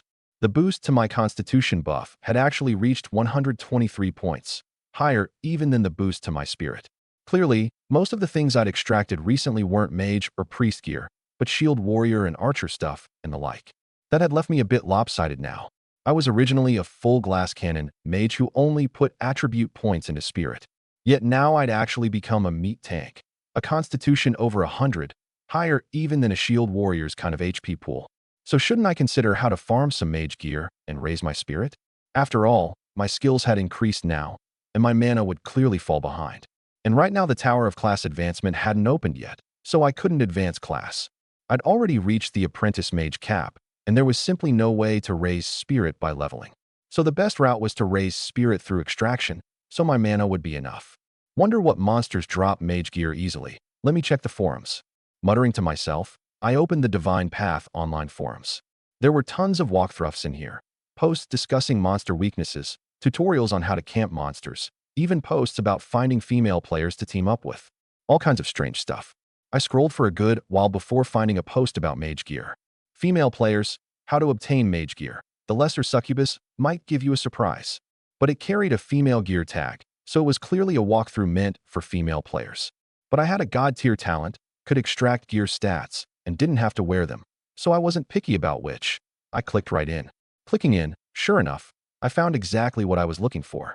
The post said that, after investigation, the Lesser Succubus was the easiest to drop mage gear, including rings and bandeaus, all with spirit boosting effects. But looking at the screenshots of the gear, I was a little at a loss for words. That little bandeau was lace-trimmed and looked very racy. Still, thinking about how I didn't have to wear it, I let it go. So I searched the Lesser Succubus posts again and finally found the location of a Lesser Succubus habitat in Chengdu. Right away, under everyone's surging stares, I left the area and headed west. The Lesser Succubus habitat was not far to the west, only about 20-some kilometers. I didn't stop much along the way. Whenever a monster attacked, My Nightlust buff handled it for me. An hour later, I finally reached the lesser succubus habitat. It was a cave, and from the outside the interior looked almost pitch black. But I didn't fear the dark and walked slowly in. The moment I stepped in, swish. Several black orbs of light rushed at me, but they burst apart 10 centimeters in front of me, and I wasn't harmed in the slightest. NGH. Instead, faint cries of pain came from within the cave. These voices were clearly female, and there was a thread of enticement laced into them too. Someone with an unsteady mind, hearing them, might well have raised a flag in salute. But what hadn't I seen before? Voices like that alone held not the slightest allure for me. I knew these voices came from the lesser succubi living in the cave. They'd just attacked me with spells, not knowing I was a man with a reflection buff. My reflection buff had reached 45%. Even though I also had the permanent 100% damage immunity buff and couldn't be harmed at all, so by rights the reflection buff shouldn't trigger as long as I took no damage. My reflection buff seemed to play by its own rules. As long as someone attacked me, it defaulted to treating the attacker as having dealt me damage and reflected accordingly. Right now, these lesser succubi had fallen right into the reflection buff's trap, ambushing me. Then you'll pay the price. Hearing the cries of pain from the darkness, the corner of my mouth curled into a cold smile. Then I raised the novice staff and condensed a huge fireball. My fireball was maxed by now, so naturally it was much brighter than before. A fireball this big appearing in a pitch-black cave was like a little sun, lighting up the whole area nearby. Naturally, I also saw what the lesser succubi looked like. In that earlier post, I'd only seen the gear they dropped. This was the first time I'd seen the creatures themselves. The instant I saw these lesser succubi, I froze a little. These lesser succubi were each about 1 chi tall, with a pair of fleshy wings on their backs beating faintly to keep them hovering in the air. They also had a slender little tail, its tip sharp as an arrow. They wore garments made of coarse cloth, only very skimpy. But what shocked me most was their appearance. Every single one of these lesser succubi was strikingly beautiful. You could say born seductresses. And they held staffs that looked like ground-down stones, very crude. The spells they'd cast earlier were probably fired through these stone staffs. From all this, I guess these lesser succubi likely had a degree of intelligence. Maybe not as high as humans, but they'd surely begun to form a social structure and had some organization. Like the ones who'd just attacked me, clearly sent to guard the door to prevent other creatures from invading. And they had a pair of pointed animal ears atop their heads, clearly the beast-eared girl form. Still, these lesser succubi were really too small, only about a chi tall, 30-some centimeters. Standing on the ground at that height, they'd only reach my calf, couldn't even touch my knee. Otherwise, my thoughts had wandered a bit off track. The next second, I came back to myself, activated the skill True Sight, and looked toward the lesser succubi. Instantly, their stat panel appeared before me. Monster, Lesser Succubus. Level 5. HP, 30. Attack, 10. Defense, 1. Abilities, Orb of Night, Charm. Weakness, low defense. Note: this creature is intelligent and has a degree of organizational ability. When killing them, take care not to be surrounded by their clan. Just as I'd expected, this kind of lesser succubus really was different from other monsters. They actually possessed a fair bit of intelligence. An intelligent creature like this would make the ideal pet. Just don't know if there's a chance to catch one. The corner of my mouth curled into a smile. A creature like this, I quite liked. But the next second, my smile froze, because one lesser succubus entered the 50-meter radius around me. In an instant, a black crow condensed in front of me and immediately charged at that lesser succubus. The lesser succubus took the black crow full in the chest, its whole body wrapped in black mist, letting out a shrill scream, and then its entire frame turned to black ash and fell to the ground. Ding! Congratulations, player Yi Bei has slain a level 5 lesser succubus, 6 energy acquired. Damn it, forgot about that. I was a little speechless. Just now I'd been thinking of catching a lesser succubus to discipline. No, to tame, into becoming my pet. But I'd forgotten I still had all these buffs on me, and the moment these monsters got close, they'd be killed outright. How the hell was I supposed to catch a pet? Looked like that idea would have to wait for later. Whatever, better to just kill more lesser succubi and see if I can get more mage gear to drop. I gave up the unrealistic idea and focused on farming. These lesser succubi may have looked bewitching enough to enchant the whole world, but my heart had long been hard as iron, and I wouldn't be swayed in the slightest. I raised the novice staff and cast corrosion. My corrosion had reached level 8 by now, its damage off the charts. These lesser succubi couldn't withstand it at all. And its attack area had grown much bigger too, a full 10 by 10, meaning it could hit monsters within 100 square meters. Swish. The next second, a ball of corrosive fluid flew out from beside me, reached the airspace above the lesser succubi, and burst apart, dripping down like rain. In an instant, all the lesser succubi had nowhere to dodge and were drenched to the bone. SSS, SSS, SSS. The corrosive fluid's potent corrosiveness even ate little holes into the dirt of the ground. Naturally, the lesser succubi couldn't escape it. The ones who'd looked so beautiful and bewitching a moment ago were now a puddle of pus, dead as dead could be. Ding.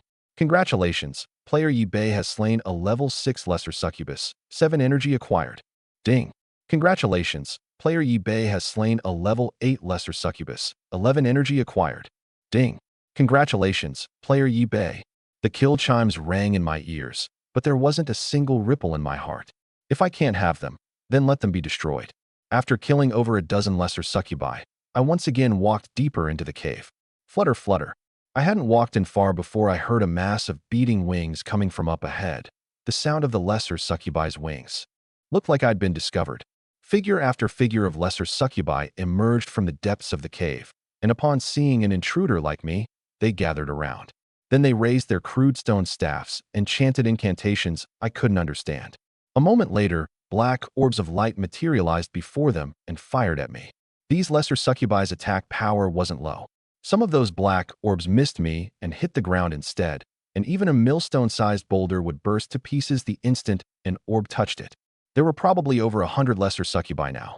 In a situation like this, a normal player coming here would get instantly wiped. That was why the author of the earlier post had mentioned that if you plan to farm lesser succubi, you should try to go in as a team, so you could disperse their attacks and avoid getting one shot. But I had the 100% damage immunity buff, so naturally, I didn't fear this kind of focus fire. No attack of any kind worked on me. It couldn't harm a single hair. Instead, many of the lesser succubi attacking me got wounded by the damage the reflection buff sent back. NGH. Some of the weaker lesser succubi could no longer even fly, dropping straight to the ground and taking fall damage on top, losing a big chunk of HP. Seeing this, naturally I held back no longer and charged right into the lesser succubus swarm, using corrosion and lightning impact and other skills. Add in the buff support, and black crows rushed out one after another, ramming into the lesser succubi and killing them instantly. And every lesser succubus within 20 meters of me was losing 10 HP per second. In under a minute, all the lesser succubi that had just rushed over were slain. 2 orbs of light appeared on the ground. I stepped forward and picked them up, and the instant the light dispersed, the gear's appearance showed before me. Then my expression turned odd. Depraved, just as I figured. Of these 2 pieces of gear, one was exactly the one I'd seen a photo of in that post. Succubus undergarment, common. Level 8. Spirit, plus 10, extractable. Effect 1. When worn, restores 5 mana per hour. Extractable. Equipable class, Apprentice Mage, Apprentice Priest. Requirement 1. Spirit 10 plus to equip. Requirement 2. Wearer must be a female player. Durability, 100/100. Succubus Ring, common. Level 5. Spirit, plus 5, extractable. Effect 1. When equipped, restores 3 mana per hour. Extractable. Equipable class, Apprentice Mage, Apprentice Priest. Requirement 1. Spirit 10 plus to equip. Requirement 2. Wearer must be a female player. Durability, 100/100. The 2 pieces stats appeared before me. The second one, the Succubus Ring, was fairly normal, just restricted to female players only. But the first one was completely off the rails. The name was Succubus Undergarment, which sounded proper enough. But that appearance was nothing like an undergarment should look. This is freaking lace. You sure? The lesser succubi wear this. Weren't they wearing coarse cloth? I was covered in question marks. Earlier, I'd held on to a sliver of hope, thinking the person who posted that photo was just joking. Never expected it to be real. Truly absurd, holding the door open for even more absurd. Absurd to the max. Careless of me. A helpless look crossed my face. Still, I stashed it into my system space. Sure, the thing was a bit off-putting, but there was no getting around the fact that it had spirit-boosting stats, plus it restored 5 mana per hour. Mage-exclusive stats like this were exactly what I needed, so there was no way I'd turn my nose up at it. Then I picked up all the Divine Path gold coins dropped on the ground and put them into my game pack along with the 2 pieces of gear. It wasn't time to extract yet. These 2 pieces stats weren't even enough to lodge between my teeth. I had to keep at it. aimed to kill more lesser succubi and drop more gear so the buffs would stack up more forcefully. At that thought, I kept walking deeper into the cave. But after walking a while, I found that there were suddenly a lot of forking paths ahead, just like a maze. Seeing this, there was nothing I could do but pick a path at random and press on. Along the way, I ran into many lesser succubi, but small numbers like these, before they even got close, they were killed outright by the Night Lust buff on me. I just had to collect the drop Divine Path gold coins, and occasionally some gear might drop too. None of it was very good, but the lesser succubi's drop rate really was much higher than ordinary monsters. After entering the cave, I pressed on for over an hour, killed another 100+ lesser succubi, and dropped 2 pieces of gear. One was still that so-called succubus undergarment, which was actually a lace bandeau. The other was one of those stone staffs the lesser succubi used. The drop rate here really is pretty good, but I think I'm lost. Before entering this cave, I'd assumed it was just an ordinary cave, never expecting it to be a maze. Countless forks, dense as a spiderweb. There was no telling which one was the way out. By now I'd already gone through the 10th fork. How the hell was I supposed to find the way back? Lines of frustration crossed my face. I hadn't expected this outcome. Nothing for it. I could only keep going. After all, I could farm monsters while looking for a way out, and even spending the night here was no big deal. With the 100% damage immunity buff on me, I wasn't the least bit afraid of being ambushed by monsters. And with my current constitution, I wouldn't go hungry even without eating for a few days. So I had no worries at all. And so I set out once more on the lesser succubus farming journey. 1, 10, 100, 800. Until, after pressing on for several hours, I came to an enormous underground space. This wasn't like the cramped caves from before. It was a full 2 soccer fields in size. At the top of the underground space, there was even a huge opening leading straight to the surface. Rays of sunlight streamed down from above, making the place much brighter. There were also many lushly growing plants, and a modest underground river flowed through, brimming with life, looking just like a hidden paradise. Having just come out of that dark, oppressive environment, my mood naturally lifted a lot. So I lay down slowly on the grass, gazed at the blue sky and white clouds outside, and rested a while before taking out the gear I'd just gotten from killing lesser succubi. A full 9 pieces, the drop rate was strangely high. Sure, they're all blank slate gear, nothing special, but the stats stacked together are still delicious. A smile crossed my face. Of these 9 pieces, several were the same. 2 succubus undergarments, 2 succubus rings, 3 succubus staffs, and the last 2 were succubus boots. All belonged to the succubus series of gear, so you could call it a set. I'd already looked at the stats for the succubus ring and succubus undergarment, so I set my eyes on the succubus boots and succubus staff. Succubus staff, common. Level, 8. Spirit, plus 15, extractable. Effect 1. When equipped, restores 8 mana per hour. Extractable. Equipable class, Apprentice Mage, Apprentice Priest. Requirement 1. Spirit 10 plus to equip. Requirement 2. Wearer must be a female player. Durability, 100/100. Succubus boots, common. Level, 6. Spirit, plus 8, extractable. Effect 1.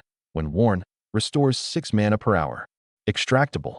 Equipable class, Apprentice Mage, Apprentice Priest. Requirement 1. Spirit 10 plus to equip. Requirement 2. Wearer must be a female player. Durability, 100/100. These 2 types weren't much different from the other 2, with roughly similar extractable stats. After all, they were all blank slate gear. But given the quantity, stacking them together was still pretty nice. I chose to extract right away. Swish. All the gear turned to light and shot into my brow. In an instant, my spirit buff and mana regen buff began stacking once again. Spirit buff raises spirit by 178 points. Mana regen buff restores 108 mana per hour. At this point, my spirit had reached a height of 248 points, far higher than anyone else's. Likewise, my mana cap had naturally risen too, and I could restore 108 mana per hour. That worked out to over 2,000 recovered in a day, greatly boosting my endurance. Think about it. Even the most mana-hungry skill, Lightning Impact, cost just 5 mana per cast. And 2,000 plus was enough to let me cast Lightning Impact several hundred times, absurdly strong. Extraction done. I began sizing up this underground space, and found that at its center there was actually a modest altar. This altar sat right in the shadows, a spot the sunlight couldn't reach. It was built from those polished stones the lesser succubi used, stacked up neatly block by block, and the blocks were carved with all sorts of patterns, like a magic array. I walked closer and found that in the altar there was actually a black egg a full half-meter across. The patterns on it were somewhat similar to those on the altar, but the patterns on this black egg were flickering with a dazzling rainbow of light, as if it were hatching. What creature's egg is this? Curious, I reached out and touched it, finding it cold. Then I activated True Sight to check its stats. Succubus Royal Egg, Platinum Grade. Level 5, unhatched. HP 1000. Attack 0. Defense 100. Weakness, fears the power of light. Note, soaking it in monster blood can speed up hatching. This egg is actually a platinum grade being, and succubus royalty at that. Reading the stats, my brow shot up at once. I never expected to run into such a good thing. Royal bloodline really was something else. 1000 HP before it was even born, and an absurdly high defense too. If this thing were born and grew to adulthood, wouldn't it be a platinum grade boss? Truly absurd, holding the door open for even more absurd. Absurd to the max. But the amusement in my eyes couldn't be hidden no matter what. Searched high and low with worn-out iron shoes and found nothing. And here comes a pillow the moment I'm drowsy. I felt my luck had reached its absolute peak. Earlier, I'd been thinking of raising a lesser succubus as a pet. After all, these things were about the size of a figurine and pleasant to look at. But with buffs on me, there was no way to catch them. The moment one got close, it'd be killed by the buffs on me. Not even scraps left. No way to do it. And now, heaven, as if it knew what I was thinking, had specially sent me a succubus egg, and the strongest of the succubi at that, a succubus royal's egg. The unhatched kind was the easiest to discipline. Most importantly, my buffs hadn't attacked this egg, which meant it really was fated to be mine. Right away, I stashed it into my game pack. When heaven gives and you don't take, you'll suffer for it. A smile crossed my face. As long as I waited for this thing to hatch, I'd basically have a great helper. It was a platinum-grade royal bloodline. After all, reaching level 5 before it was even born, with absurd HP and defense. If it were born, wouldn't it be unbeatable? Still, before I got a master-servant contract, it was better not to hatch this thing. After all, the moment it hatched, it'd be strangled to death by my buffs. And then what the hell was the point? The only reason my buffs hadn't taken effect on this egg was that it hadn't hatched yet and didn't count as a monster. Once it hatched, it surely wouldn't escape them. Having stowed the succubus royal egg, I sized up the underground space once more. Though it looked like it led straight to the surface, the height to the ground was still over 100 meters, and very steep at that. Add in that I couldn't fly, and slowly climbing up was all but impossible. Do I really have to go out through the cave again? Looking at the sheer cliff face, I felt a bit helpless. Just as I was giving up and about to head back into that maze-like cave, I suddenly noticed a rope being lowered from above. Then 6 or 7 figures slid slowly down it, all women. Clearly this was a female player squad, and every one of them held a staff. They'd come here, no doubt, for the mage gear too. But when they came down and saw my figure, their expressions all froze. They hadn't expected a man to be here. Wasn't this a lesser succubus habitat?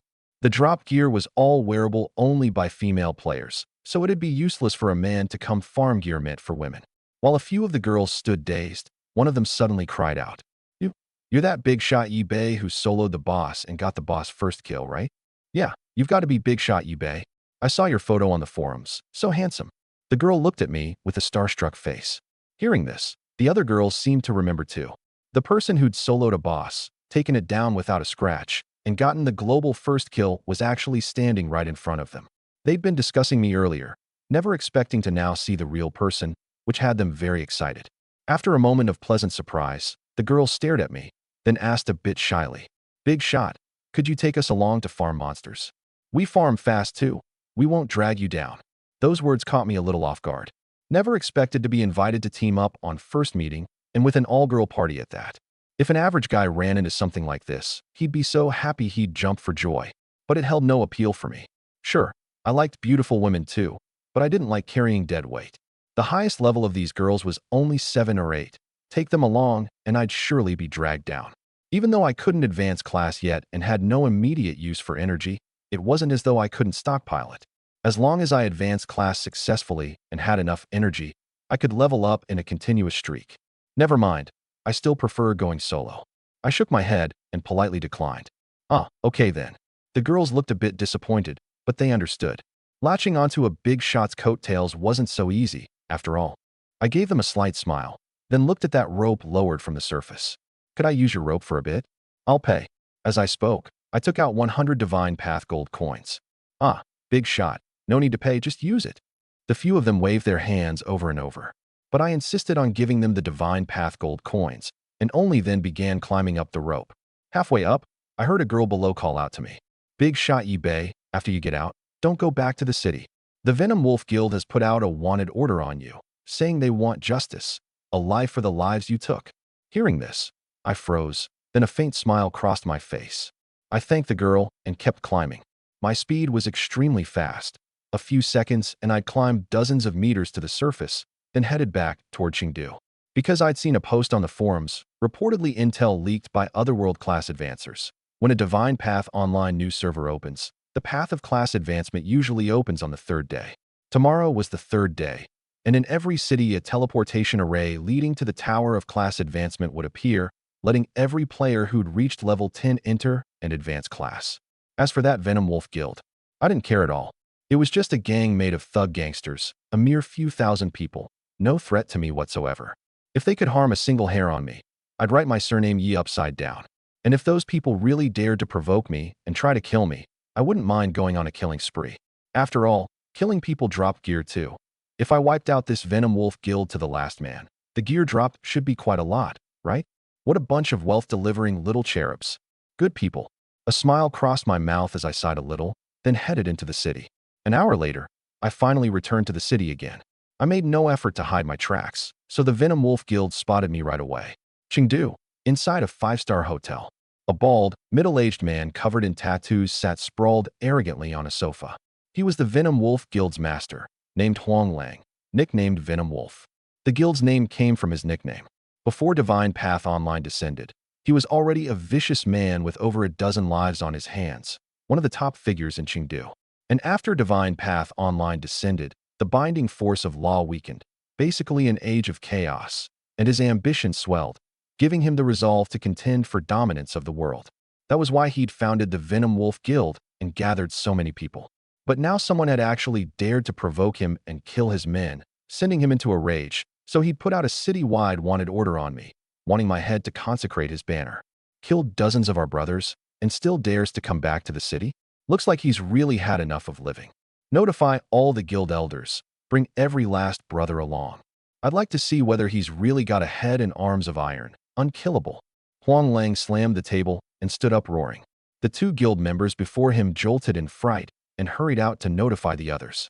Not until nearly dusk did the entire Venom Wolf Guild gather together and head in a mighty procession toward the plaza where I was, scaring everyone in the city into a panicked scramble, all hiding off to the side, none daring to cross the Venom Wolf Guild. Only after the Venom Wolf Guild reached the plaza and surrounded me airtight did others dare watch the spectacle from the surrounding buildings. Damn, what's the Venom Wolf Guild trying to do this time? They really are lawless. Wonder if the constabulary will do anything about this. But with this many players, the constabulary probably can't handle it. The military's troops are busy farming monsters now too. Seems they don't bother with these guilds at all. Sigh, the will is there, but not the power. After hot weapons stopped working, the military's influence dropped hard. So now the military's focused on raising its soldiers' strength as fast as possible. Only once their strength is up can they go back to suppressing these petty villains. Hope the military levels up fast, or else won't us solo players just get bullied to death by the guild people down the road. I'd rather Big Shot Yi Bei crush this pack of scum. Bro, I admit Big Shot Yi Bei really is strong, but this is a few thousand people, no joke. After entering the city, I'd been sitting on a bench in the plaza taking in the scenery, because I knew these Venom Wolf Guild people would come to me on their own. Since they'd come to me, I didn't have to waste time hunting them down one by one. Pretty convenient. And with AoE buffs and AoE skills, taking on a crowd single-handed was exactly what I liked best. Brothers, cut him down for me. Huang Lang wasted no words, giving the order to kill me straight away. In an instant, everyone rushed at me. The Venom Wolf Guild's few thousand people had all but filled the entire plaza, packed to overflowing. Charging in front were the melee classes like swordsmen and shield warriors, and there were even assassins concealed among them, ready to ambush at any moment and land a fatal blow on me. The people farther back were all ranged classes, casting skills as if locked onto me. Swaths upon swaths of fireballs, ice spikes, lightning, and light orbs came crashing at me, along with great swords and broad blades hacking down. A scene like this, even a boss would flinch at the sight. If the Venom Wolf Guild people had been this brave when killing bosses, they could probably have taken one down. They weren't afraid of me because they decided I was level 10 at most, and no matter how strong I was, I couldn't possibly have much HP. If a few people's skills couldn't kill me, then dozens, even hundreds. I wasn't a god, so how could I withstand this many people? So in the Venom Wolf Guild's eyes, today I was a dead man for sure. Even the spectators around thought the same. And the Venom Wolf Guild figured they wouldn't take many casualties, which was exactly why they dared come fight me. Gorgeous skills bloomed in an instant, like beautiful fireworks, almost intoxicating to watch. Seeing this scene, the Venom Wolf Guild's master Huang Lang smiled. He knew there was no way I could withstand this many skills. Even if you're a god, you're going to die. Daring to kill my Venom Wolf Guild's people is provoking the honor of me, Venom Wolf. He laughed happily, as if he'd already seen me turn to ash. But the next second, his smile came to an abrupt stop. Because when the Venom Wolf Guild member's skill struck me, I was actually unharmed in the slightest and hadn't even retreated a single step. It was simply impossible. Most of the Venom Wolf Guild members were level 5 or above now, and their skills were enough to shatter a large boulder. And this many skills combined would collapse even a whole building, wouldn't they? Yet I hadn't lost a single hair. Instead, it was they who began losing large amounts of HP. Those ranged classes had high output and low defense to begin with. My reflection buff triggered, instantly dropping half their HP. And by this point, many people had already gotten close to me. Great swords hacked straight into my body, and heavy shields came ramming in. But I didn't dodge in the slightest, as if these attacks weren't aimed at me at all. Rumble. Blast after blast went off against my body, yet I stood solid as bedrock, utterly unmoved. And the buffs on me kicked into action now.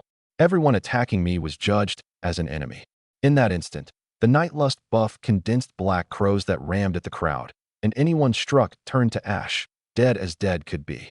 My dread buff also produced a huge effect. Anyone within 20 meters of me was shrouded by it, taking 10 damage per second, which instantly chilled the hearts of these melee classes. The first to fall were the assassins with the least HP, then the swordsmen. They had no time to flee and simply collapsed dead. Finally, the shield warriors with the highest HP realized the problem and tried to retreat, but it was too late. The people behind had already charged up, and the surging mass of bodies pushed them back in, shrouded by the dread buff again. And so this crowd rushed at me as if gone mad, dying wave after wave. By the time they all came to their senses, a huge swath had already died, 500 or 600 people in 2 or 3 minutes. And all of this was the result of me not making a move. Damn, how is this possible? Is Big Shot Yi Bei this strong? So many died without him even moving. Is this kind of strength even human? People hit him and nothing happens, but they all die instead. This is freaking absurd. Why do I feel like Big Shot Yi Bei killing people is as easy as cutting chives? The spectators watching, seeing this scene, were all incredibly shocked. Even those who'd seen me kill the boss and slay the Venom Wolf Guild squad before were astonished. Because that time it was only a few dozen, and now I was fighting a full 5,000. One man taking on 5,000 single-handed, not the least bit afraid. Instead, it was the Venom Wolf Guild members dying in droves. Meanwhile, over on the other side, the Venom Wolf Guild's master Huang Lang had gone red-eyed, his gaze full of madness. Kill. Keep killing for me. I don't believe he's got that many immunity items. No retreating. Anyone who dares retreat, I'll kill his whole family. Huang Lang knew a little about my situation, though not in detail. He assumed I'd slain the boss relying solely on an immunity potion. And most crucially, the other spectators wouldn't tell him how the Venom Wolf Guild people had been killed by me before, so he assumed I was only a bit stronger than a normal player, and that maybe his guild members had been killed by a sneak attack. So he'd led his guild members here, wanting to cut me down to vent his fury, and also to establish his authority, so the Venom Wolf Guild's prestige would be firmly planted in Chengdu. Only then could the guild grow and expand. Truthfully, if he'd known I could permanently immune to damage, he'd never have dared provoke me. He might have had to give me a wide berth on sight. And now, watching me completely unharmed and having killed off so many guild members, he was actually quite terrified in his heart, feeling a bit intimidated by me. But by now he'd gone kill crazy. And he simply didn't believe I could permanently immune to damage, guessing in his heart that I'd maybe just obtained a few damage immunity items, like that 100% damage immunity potion I'd used farming the boss earlier. He figured that as long as they could burn through my immunity items, that would be my time of death. And by now the guild had lost this many people, and under the watch of other players at that. If I didn't die in this fight, then the Venom Wolf Guild and his own, Huang Lang's, face would be utterly lost, and he'd never be able to make it in Chengdu again. That was why he hysterically forced his guild members forward to fight me to the death. He truly refused to believe it. Could I really have an immortal body? Hearing Huang Lang's words, the guild members, though terrified of dying at my hands, had no choice but to go up, because they knew Huang Lang was a vicious man who absolutely did what he said. If they fled now, not only would they be hunted down, but their families couldn't escape Huang Lang's clutches either. So they might as well just die at my hands. And maybe my immunity items would run out the next second. By then, whoever cut me down would surely have made a great contribution and be sure to win heavy favor down the road.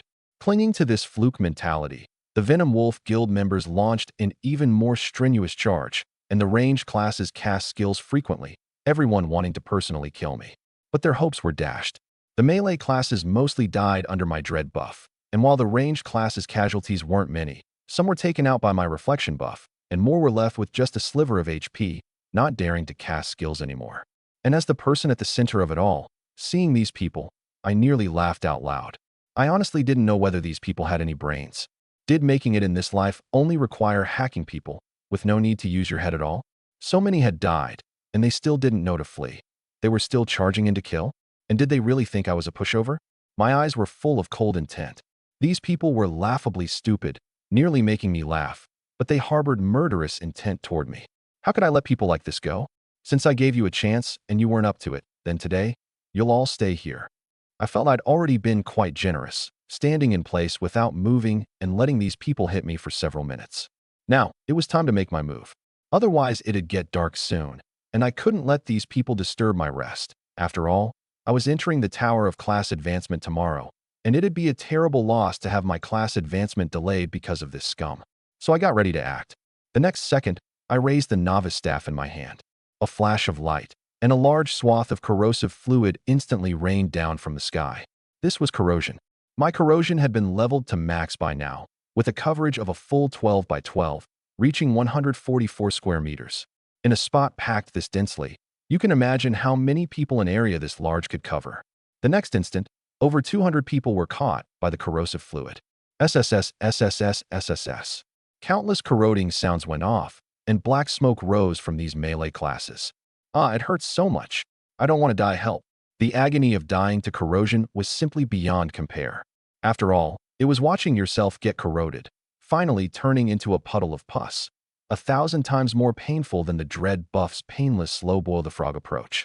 Seeing this scene, these kill-crazy Venom Wolf Guild members finally came to their senses and all retreated in an instant. And Huang Lang, standing in the distance, was badly frightened seeing this too. Once things got going on my side, it was downright cruel and violent. That single skill just now had turned over 200 guild members straight into pus. A gruesome sight like that chilled even the heart of a man who'd been a gangster his whole life. In this moment, the intent to kill me finally vanished from his heart, leaving only fear. In just a few minutes, standing still without lifting a finger, I'd dealt them heavy losses, and now that I'd made a move, it was even more earth-shattering. So he was afraid. So when he saw his guild members desperately retreating, he didn't stop them. Instead, he led the flight himself, wanting to escape this azure as hell of a place. And naturally, I wasn't going to let him run. The next second, I moved, charging in Huang Lang's direction. Then with a swing of the staff in my hand, a fireball shot toward Huang Lang like an arrow off the string. Rumble. The next second, the fireball burst. Huang Lang was blasted into the air, flying dozens of meters before crashing to the ground, blown to the brink of death. But because his gear was good, he didn't die immediately, instead lying on the ground covered in blood and grime, eyes fixed dead on me, his gaze full of dread, yet also an unmeltable hatred. He hated me, hated that I was stronger than him, and hated even more that I destroyed his hope of dominating the world. You won't come to a good end. The otherworld lords will kill you. I'll be waiting for you in hell. Watching my figure walk slowly over, Huang Lang spat out fragments of his internal organs, glaring at me like a vengeful ghost as he spoke. And I paid his words no heed, just sent a single fireball to dispatch him to the afterlife. Then a trace of killing intent flashed through my eyes. Otherworld players? Among humans, there must be quite a few who've been bought off by them. For traitors like this, naturally, I felt utter contempt. Selling out your own race for your own selfish desires. Death is too good for them. Originally, I hadn't planned to keep hunting down these Venom Wolf Guild members. But now that I knew this was a race trader guild, then I absolutely had to root out the evil completely. So I launched a great hunt against this crowd, and not one of them could escape. Anyone who had attacked me had their name marked red in my true sight. The Venom Wolf Guild people all deserve to die, not one escapes. Having said this, my figure vanished from the plaza. Tonight, I was going to launch a hunt. That night, everyone in Chengdu often heard curses and screams during the dark hours, sending many who didn't know what was happening into fits of terror. But those who knew the truth were beaming. Damn, the tumor that is the Venom Wolf Guild is finally cut out. So satisfying. They did all kinds of evil, and they're freaking race traders, actually colluding with otherworld players. They all deserve to die. Enough talk. Everybody get moving too. Do the dirty work when it's called for. I've already offed 2 Venom Wolf Guild idiots. Kill them all. Don't let Big Shot Yi Bei fight alone. Many squads even joined forces and began ambushing the Venom Wolf Guild people. Most of them were people who'd been bullied by the Venom Wolf Guild. Some humiliations could be endured, but the matter of being race traders was something they couldn't tolerate, which was why they'd ambushed the Venom Wolf Guild people. The Jade Rabbit set, and the Golden Crow climbed into the sky. Sun rose, moon fell, and a whole night finally passed. And I now stood atop a building, gazing at the freshly risen morning sun, a faint smile on my mouth. Tiring, sure, but the haul's not bad. Last night, I hadn't slept at all, hunting the Venom Wolf Guild people the whole time. Relying on the true sight skill, no matter where those people hid, they couldn't escape my palm. Over one night, I'd actually personally cut down over 2,000 Venom Wolf Guild members, which had already broken the 1,000-kill record. As for the other 3,000 plus, most died at the hands of other players. Last night, I'd noticed many squads sniping the Venom Wolf Guild. Because Huang Lang's dying words had been heard by many people, which brought catastrophe down on the Venom Wolf Guild. Many players full of a sense of justice had joined the hunt, fighting alongside me all night, and together we uprooted the tumor that was the entire Venom Wolf Guild. When the morning sun rose, Chengdu was already at peace, the screams gone. The tumor was removed, leaving behind a clean Chengdu. Though I'd cut down many people last night, there wasn't any discomfort in my heart, nor the slightest guilt like the people in those TV dramas or novels who feel remorse after killing. Because I knew these people deserved to die, they'd actually colluded with otherworlders to harm me, making them race traders, selling out the entire human race, selling out the whole of Blue Star. And perhaps I wasn't the only one they tried to harm. Other talented players unwilling to join them might well have been harmed in no small number. A tumor like this, everyone would surely be glad to see removed. So right now, there wasn't the slightest guilt in my heart.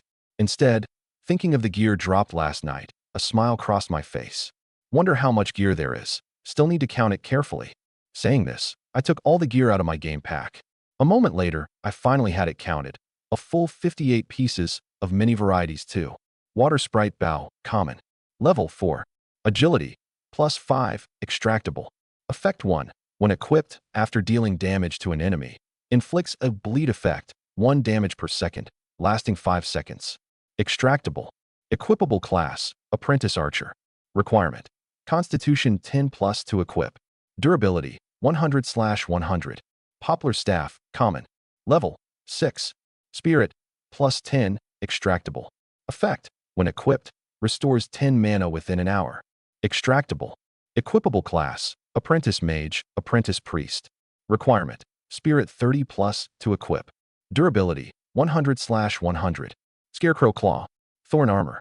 Succubus Undergarment. Water Sprite Ring. The stats of piece after piece dazzled my eyes. Though the best was only bronze grade, there were a lot of them. This much gear was already enough to send my stats soaring. So I picked up the gear and began extracting piece by piece. Piece after piece turned to light and shot into my brow, making my 4 core stats ever stronger, the other buffs stacking like mad too. Until, a moment later, I finally finished extracting all the gear. Then I looked at my own stat panel. Spirit buff, raises spirit by 289 stacked. Mana Regen buff, restores 212 mana per hour, stacked. Strength buff, raises strength by 189 stacked.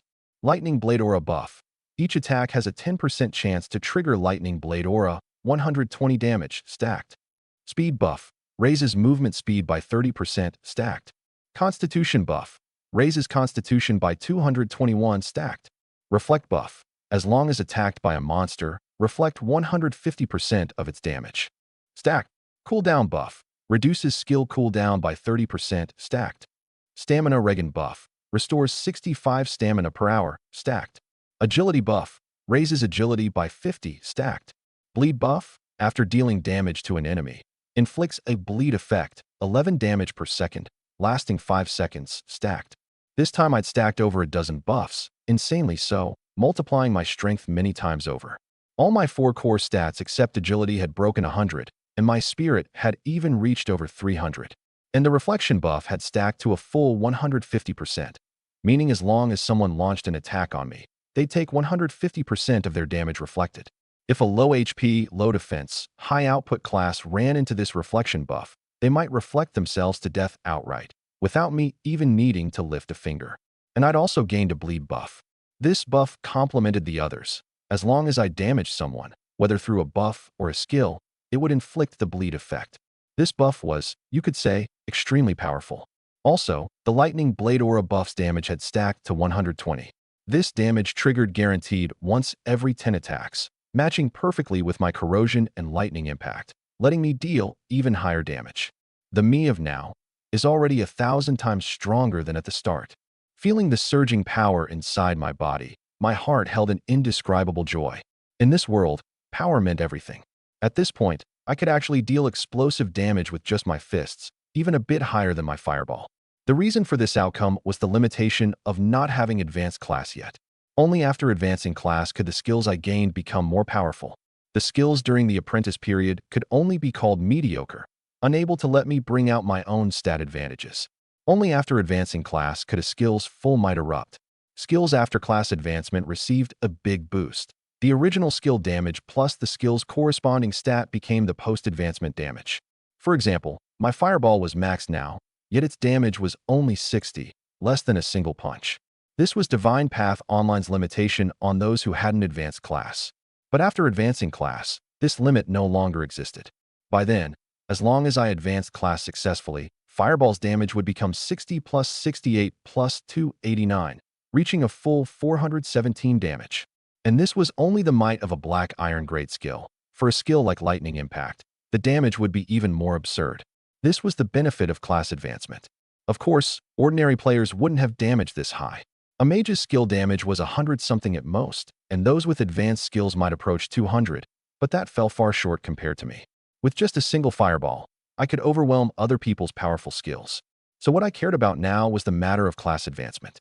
Only after advancing class could I count as a true mage lord, rather than a so-called apprentice mage. Today should be the day the tower of class advancement descends. I gazed at the sky, muttering to myself. Today I didn't go farm monsters, but prepared to enter the tower of class advancement directly, so I was waiting for the tower to descend. Time passed second by second. Sunlight spilled across my face, casting a faint golden glow, making me look rather holy. Finally, at exactly 8 o'clock, the Divine Path Online announcement rang out in the minds of everyone in the Blue Star region. Ding! Important announcement. The Divine Path Tower of Class Advancement is descending. Descent successful. Teleportation arrays are being constructed in each city. Construction successful. Players who have reached level May 10th enter to undergo the class advancement trial. There are 10 types of class advancement in total. Common advancement, black iron advancement, bronze advancement, silver advancement, gold advancement, platinum advancement, diamond advancement, stellar advancement, monarch advancement, and god tier advancement, unique class. As the announcement fell, across the whole of Blue Star, which had already turned into a single continent, the shadowy silhouette of a black tower appeared in the sky. This was the tower of class advancement descending. Then beams of white light shot up into the heavens, piercing straight through the clouds. This was the teleportation arrays finished being constructed. There was a teleportation array in every city across the Blue Star region, and simply passing through it would take you to the tower of class advancement to advance. Damn, we can actually advance class now. And I'm freaking only level 5. Was the guy above slacking off? Lazy as I am, I'm already level 7. Boo-hoo. I'd wanted to use the no advancement window to catch up to the high-level big shots ahead, and now that plan's just been dashed. Everyone take your time. This bro's already level 10 and heading to advance right away. Hope I can score a god tier advancement to mess around with. The guy above is dreaming. God tier advancement? I doubt you'll even manage black iron advancement. Inside scoop. I hear that in an ordinary region, The highest that usually shows up is a diamond advancement, and that's already pretty good. If someone can reach stellar or even monarch advancement, the whole region's standing would rise quite a bit. SSS. Wonder what the highest advancement in our Blue Star region will reach. After the announcement ended, the Divine Path online chat box grew lively at once, everyone discussing class advancement. On the forums, there were many posts about it too. The Tower of Class Advancement has finally descended. Hearing the announcement in my mind, a faint smile crossed my mouth, and then I headed toward the center of Chengdu. There stood a white pillar of light reaching to the sky, clearly visible even in daytime. Where the white pillar was, that was where the teleportation array was. The location was easy to find. As I walked, I began reading posts about class advancement. There was one that described the details and information of class advancement specifically. About the deal with class advancement. 1. Common advancement. This tier of advancement is very ordinary, granting only 10 free attribute points per level up. 2. Black Iron advancement. A Black Iron tier advancer gains 20 free attribute points per level up, plus 1 Black Iron skill book. 3. Bronze advancement. A Bronze tier advancement. 8. Stellar advancement. A Stellar tier advancer gains 140 free attribute points per level up. Obtains 1 Stellar tier skill book. 9. Monarch advancement. A Monarch tier advancer gains 160 free attribute points per level up. Obtains 1 Monarch tier skill book. 10. God tier advancement. A God tier advancer gains 320 free attribute points per level up. Obtains 1 God tier skill book. 看完整个帖子，我才发现，其实看上去各个等级的转职差距都不是很大。Reading the whole post through, I realized that on the surface the gaps between each tier of class advancement didn't actually seem very large. For instance, from Common tier to Monarch tier, each tier only added 10 or 20 free attribute points. But in truth the gap was still enormous. Take a Common tier advancement leveled to 100. It'd have only 1,000 free attribute points, barely better than nothing. Whereas a Monarch tier advancement leveled to 100 would have a full 16,000 free attribute points, many times stronger than the Common tier. Add in the gap in skills, and the strength of the two simply couldn't be mentioned in the same breath. And the most absurd of all was the God tier advancement. The free attribute points gained per level up were flat out doubled on top of the Monarch tiers. From Common to Monarch, each tier was an increase of 20 points, but at the God tier, it was a straight doubling. Moreover, God tier advancement was a unique class across the entire Divine Path online, made up of so many regions and so many worlds. The God tier was a one-of-a-kind class. And God tier skills were unique skills too. Clearly, the God tier's strength was self-evident. According to intel leaked by other world-class advancers, there were no more than 10 God tier advancers in the entire Divine Path online. You can imagine just how difficult a God tier advancement was. As long as one passed the God tier advancement, they could at minimum reach the level of igniting the divine fire and becoming a demigod. As for whether they could become a true god and possess a divine kingdom, that depended on their own fortune. Still, the demigod realm already belonged to that topmost tier, enough to hold sway over an entire world. Since God tier advancement is this powerful, then let me set a small goal first. Complete a God tier advancement and go from there. Naturally, I'd place the God tier advancement first in my heart. Since I'd already obtained a God tier talent, if I still couldn't complete a God tier advancement, wouldn't that be embarrassing beyond words? And my strength was already very powerful now. I refused to believe a God tier advancement was really that hard. If even I couldn't pass it, how had those people who'd passed God tier advancements before managed it? Could those people really be stronger than me? I held great confidence in my own strength, believing that with my strength I could absolutely complete a God tier advancement. And once I entered the Tower of Class Advancement, as long as I could drop gear, I could keep growing stronger. I wasn't like other people who couldn't grow stronger before advancing class. My God tier talent was my source of confidence, a talent that transcended Divine Path online, one nobody could match. Not long after, I arrived at the teleportation array. It was a massive teleportation array, taking up a full 2 or 3 basketball courts worth of space. It could teleport once every minute, at least 10,000 people per teleport, enough for all the class advancers of Chengdu to use. By now, nearly every player who'd reached level 10 had come here, all but filling the entire teleportation array. Watching the countdown tick away second by second, 59 seconds, 30 seconds, 1 second, the next second, the players standing in the teleportation array were all teleported into the Tower of Class Advancement. Though the Tower of Class Advancement had 10 floors, it wasn't just 10 instances. It was made up of countless instances. After each person entered, they were in their own separate instance, and then carried out tasks. Only by meeting the task requirements could they advance to the next floor. Of course, one could also choose to give up. Swish. In an instant, I felt only a flash of white light, and then I arrived in an unfamiliar environment. This place was actually a barren, unpopulated desert, a blazing sun hanging high overhead, scorching the sand across the ground. Ding. Player Yi-Bei, you have entered the first floor of the Tower of Class Advancement. Floor 1 task. Slay 10 level 10 to 15 giant scorpions. After completing the task, you may advance to the second floor of the Tower of Class Advancement. Task progress, 0 out of 10. The moment I entered the instance, a taskbar popped up. A task this simple? A faint smile crossed my mouth. A task like this really was very simple for me. But for a normal player, it'd be quite hard. After all, the monsters here were all level 10 to 15. If you were lucky and encountered them one at a time, or encountered only level 10 monsters, a normal player could still clear it. But if you ran into all level 15 monsters, that'd be very hard. After all, not everyone had the power to fight above their rank. And in this Tower of Class Advancement's instances, there was no such thing as teaming up. Everyone was tossed into a separate instance, making teaming impossible. So you could only rely on your own strength to advance class successfully. For some people lacking combat power or combat experience, this was, you could say, extremely difficult. But for me, none of this was any big problem. Actually, if I could just directly choose to enter the 10th floor, I wouldn't dawdle at the front at all. I'd head straight to the 10th floor. But reality wouldn't allow me to do that, so I could only clear the floor step by step, climbing up one floor at a time. Let me look for signs of monsters first. I've got to complete the task to reach the second floor, after all. A somewhat helpless look crossed my face, and then I began moving through the desert. Before long, I sensed something off beneath the sand, as if some animal were moving down below. Swish. The next second, a sky of yellow sand kicked up, and a 2-meter-long giant scorpion burst out of the dune. Monster, giant scorpion. Level, 15. HP, 200. Attack, 16. Defense, 12. Abilities, charge, venom sting. The instant this giant scorpion burst out, it came racing at me. But the moment it closed within 50 meters of me, a black crow condensed beside me and rammed straight at it. Crack.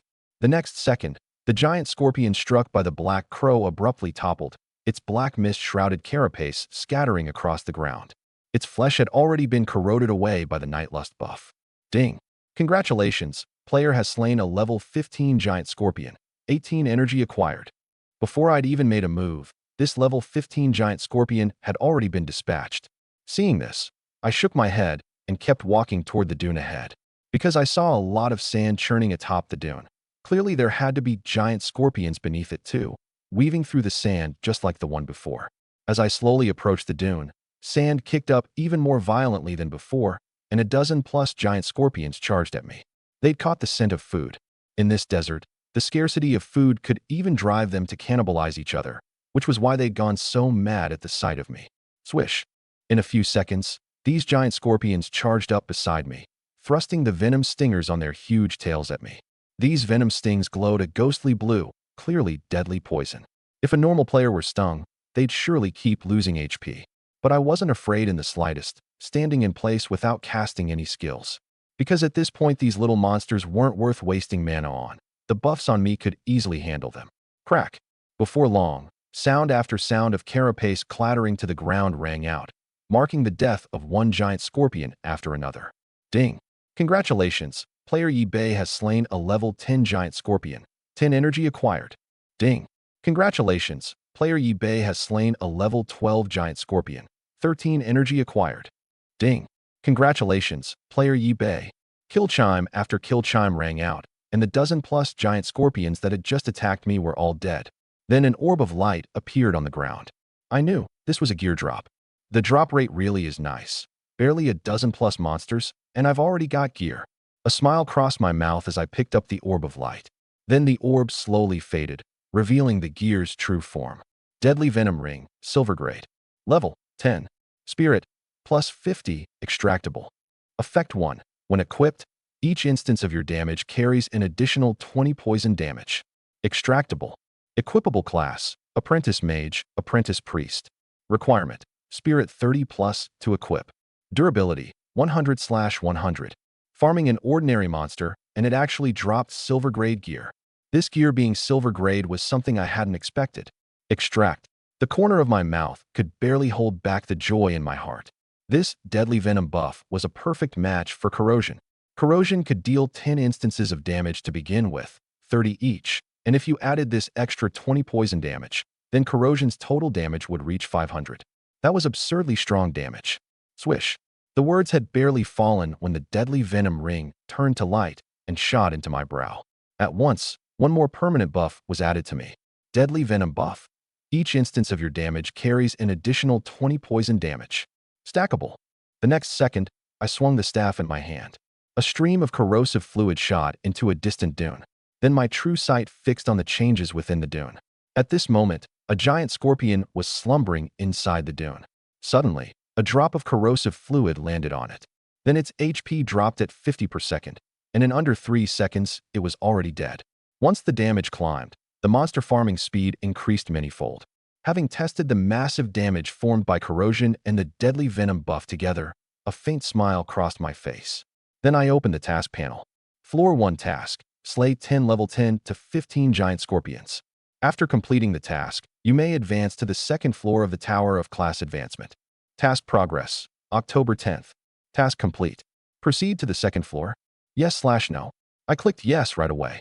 The next second, my figure vanished straight out of the desert. Damn, the first floor's so hard. It actually needs killing 10 level 10 to 15 monsters. Just let me die. Boo-hoo. I'm so frustrated too. Got ambushed the moment I entered the instance. Good thing I reacted fast and dodged that disaster. Damn it. Is even advancing class this hard? I'd rather just not advance. It's fine, isn't it?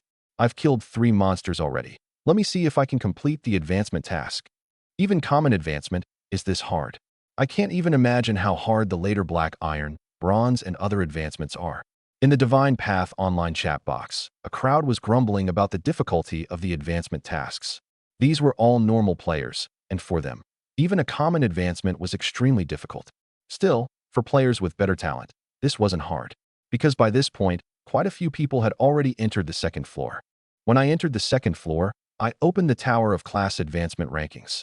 These rankings let you see the number of people on each floor of the tower. Tower of Class Advancement Floor 1, 32.68 million people.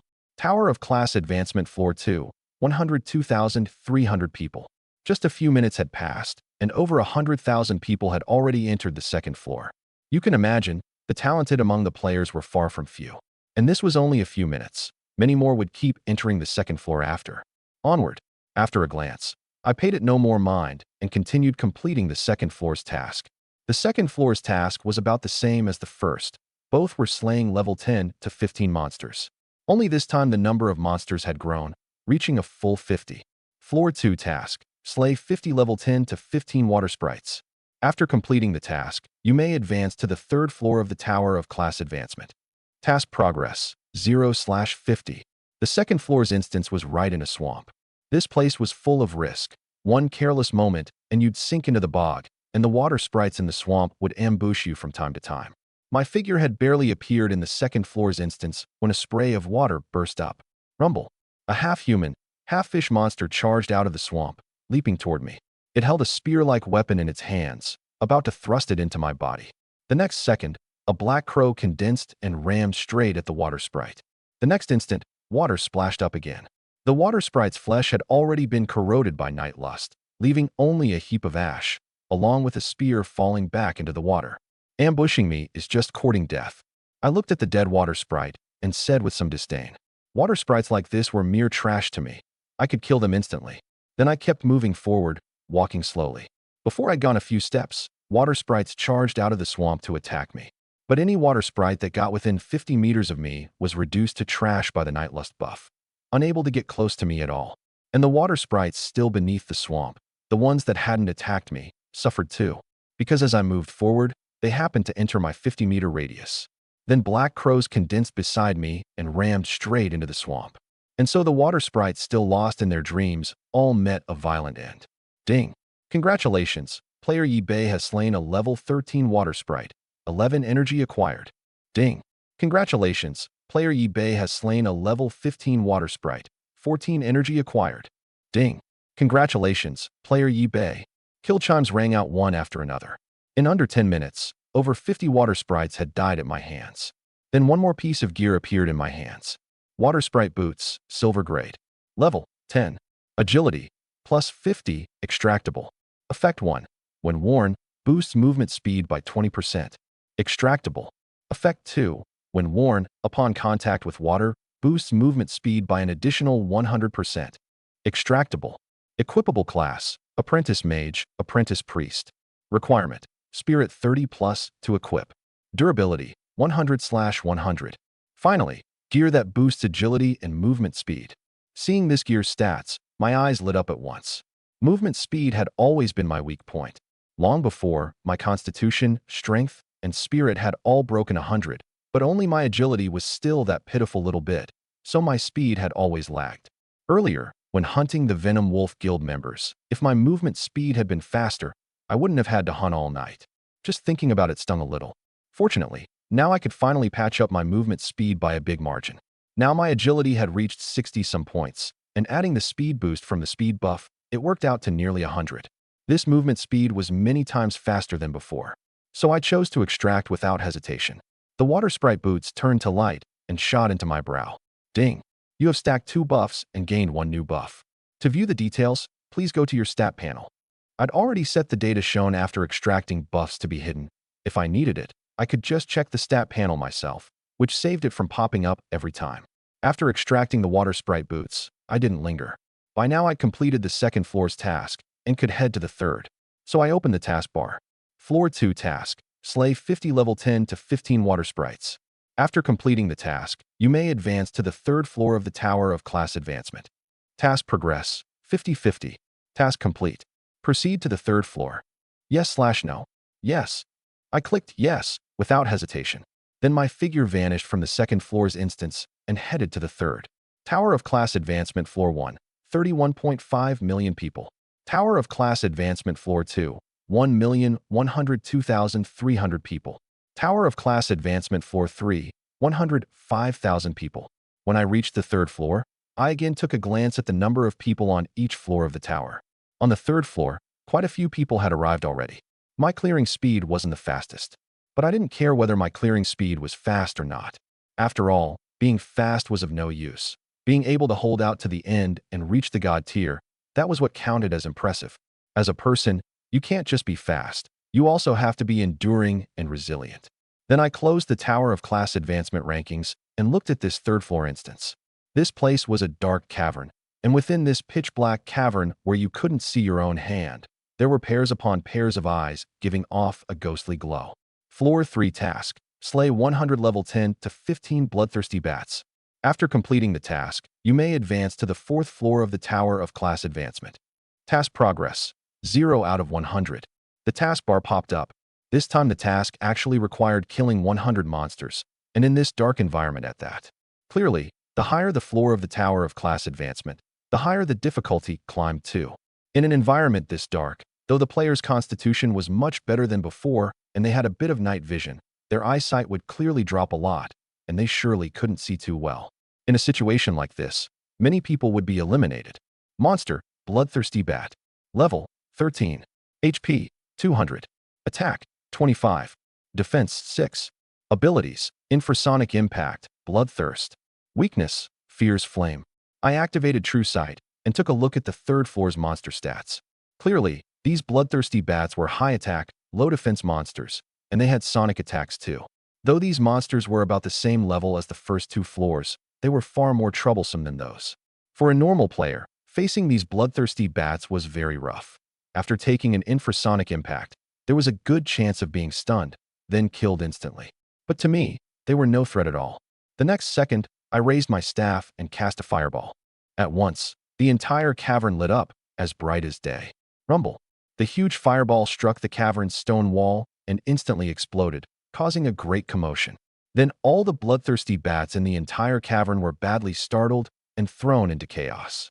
Then black crows condensed one after another beside me, beginning to slaughter these bats at will. Next, I got ready to use corrosion. So far, though corrosion's output wasn't the highest, Its range was the largest. As long as the monsters were dense enough, it could hit many at once. And by now, the dense swarm of bloodthirsty bats throughout the cavern had been roused. Having pinpointed my location through echolocation, they charged at me. Screech, screech, screech, screech. At the same time, infrasound I couldn't hear echoed through the cavern. A normal player would already be stunned by now, with only death awaiting them.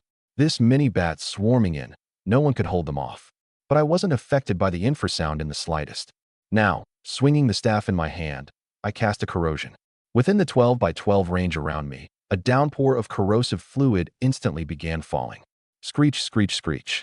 Bloodthirsty bats were caught by the corrosive fluid one after another. Then white smoke rose from their bodies. SSS, SSS, SSS. Their bodies were corroded beyond recognition. Their fleshy wings spread a full 2 or 3 meters, now reduced to skeletons. Even the higher-level bloodthirsty bats with 300 HP still couldn't withstand the stacked damage of corrosion plus the deadly venom buff. A full 500 total damage in a single hit. So the bloodthirsty bats caught by the corrosive fluid, whether level 10 or level 15, all turned into skeletons riddled with little corroded holes. And on the ground, there was pus everywhere.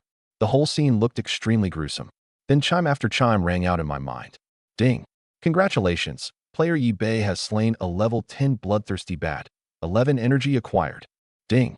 Congratulations! Player eBay has slain a level 12 bloodthirsty bat. 14 energy acquired. Ding! Congratulations! Player eBay has slain. In under a few seconds, all the bloodthirsty bats near me were flat out dead, and I'd already completed the third floor's task. Floor 3 task. Slay 100 level 10 to 15 bloodthirsty bats. After completing the task, you may advance to the 4th floor of the Tower of Class Advancement. Task progress, 100 out of 100. Task complete. Proceed to the 4th floor. Yes/no. Seeing the taskbar pop up, I clicked yes straight away. These bloodthirsty bats really were poor. I'd killed over 100 and didn't get a single piece of gear. So I couldn't be bothered to linger, and headed straight to the 4th floor of the Tower of Class Advancement. Tower of Class Advancement Floor 1, 81.5 million people. Tower of Class Advancement Floor 2, for 1,102,300 people. Tower of Class Advancement Floor 3, 505,000 people. Tower of Class Advancement Floor 4, 70,800 people. The higher up, the fewer people. Still, the numbers on the lower floors of the tower had grown. Probably people who'd reached level 10 arriving in waves, and some who'd maybe just leveled to 10 entering too. That was what made the numbers climb. Still, I stayed near the front the whole time. I had no thought of competing on speed in my heart, just leisurely farming monsters. After all, further up there'd be plenty of monsters. Actually, I wasn't using skills much now, planning to save mana. No matter what, I had to keep my mana at full. After all, judging by this rate of increase in monster numbers, on the later floors the monsters would surely reach thousands or tens of thousands before the task could be completed. And I also guessed that there'd very likely be bosses. Otherwise, there was no way nobody would push to the 10th floor of the Tower of Class Advancement. After all, if it were just killing a set number of monsters, you could grind it out over time to complete the task. But a boss was a one-shot kill kind of existence. Grinding it out over time wouldn't work. You'd need raw strength. So this was probably why the tasks on the later floors were hard to complete. Floor 4 task. Slay 500 level 10 to 15 bonespike wolves. After completing the task, you may advance to the 5th floor of the Tower of Class Advancement. Task progress, 0 out of 500. The taskbar popped up, and I fixed my eyes on it. Sure enough, the number had multiplied several times over from before. At this rate, wouldn't the 10th floor be hundreds of thousands? Looks like I've got to be ready for a war of attrition. I sighed faintly, then headed toward the 4th floor's monsters. The 4th floor's monsters were different again from before. This time, they looked like high-defense monsters, resembling wolves but covered all over in spikes. Monster, Bonespike Wolf. Level, 15. HP, 300. Attack, 23. Defense, 23. Abilities, Spike, Wind Blade, Bleed. Weakness, Waste. Attack and defense this balanced. It was the first time I'd run into this kind of monster with equal attack and defense. And this monster's attack and defense both weren't low, which was almost like having no weakness. This kind of monster was, you could say, the hardest to fight. Only raw suppression could produce a real effect. As it happened, I had exactly the kind of raw output these monsters couldn't resist. So I didn't hesitate any longer and charged at these monsters. Dread buff, Nightlust buff, Deadly Venom buff, lightning blade, or a buff. All stacked together, the output was absurdly high. I didn't need to lift a finger at all. I just had to get close to these bone spike wolves, and I could easily kill them. Ding! Congratulations! Player Yi Bei has slain a level 15 bone spike wolf. 18 energy acquired. Ding! Congratulations! Player Yi Bei has slain a level 13 bone spike wolf. 15 energy acquired. Ding!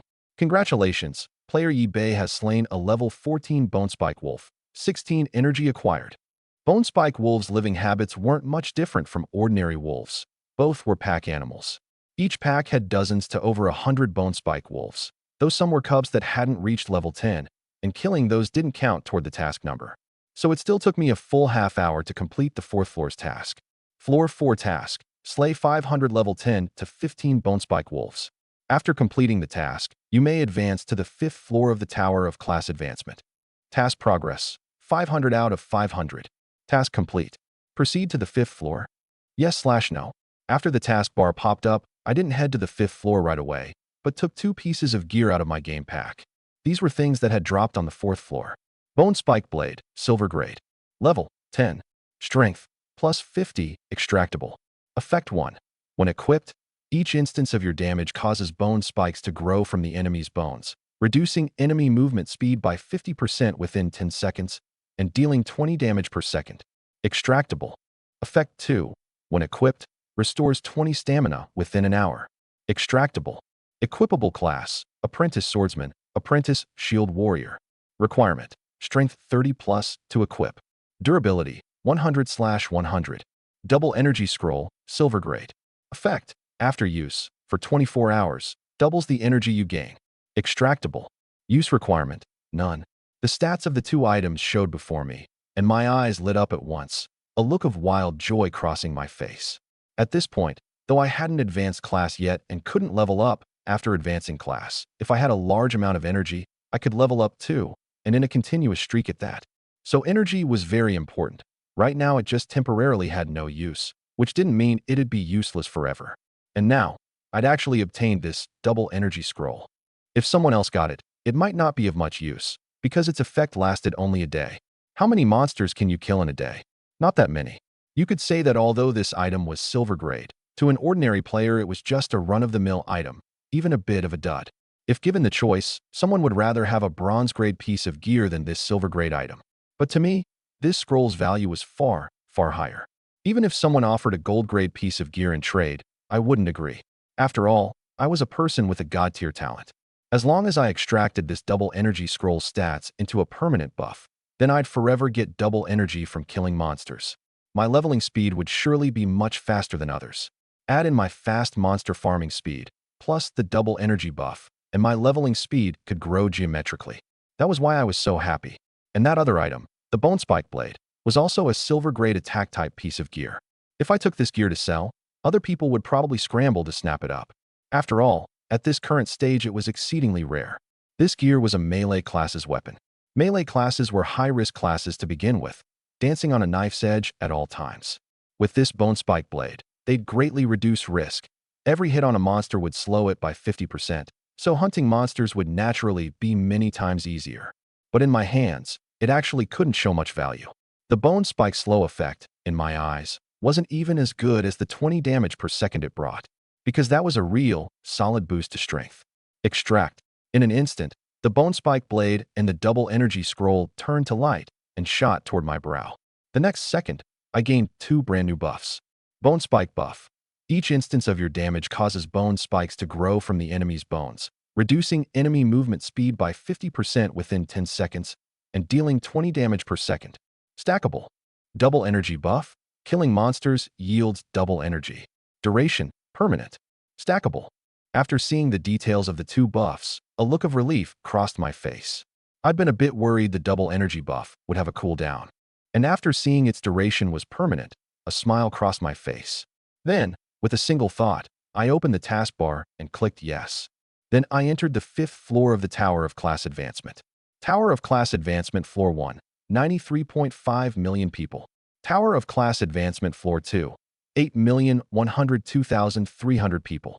Tower of Class Advancement Floor 3, 1,505,000 people. Tower of Class Advancement Floor 4, 201,100 people. Tower of Class Advancement Floor 5, 10,100 people. After a glance at the rankings, I was a little surprised. I hadn't expected the numbers to have plummeted this much by only the 5th floor. Though more people would enter the 5th floor later, this showed that the 4th floor's difficulty really was very high. I'd underestimated it a bit earlier. It was just easy for me, but not so for others. After all, that was 500 bone spike wolves, high attack, high defense monsters. No easy fight. One careless moment, and there was a good chance of being taken out.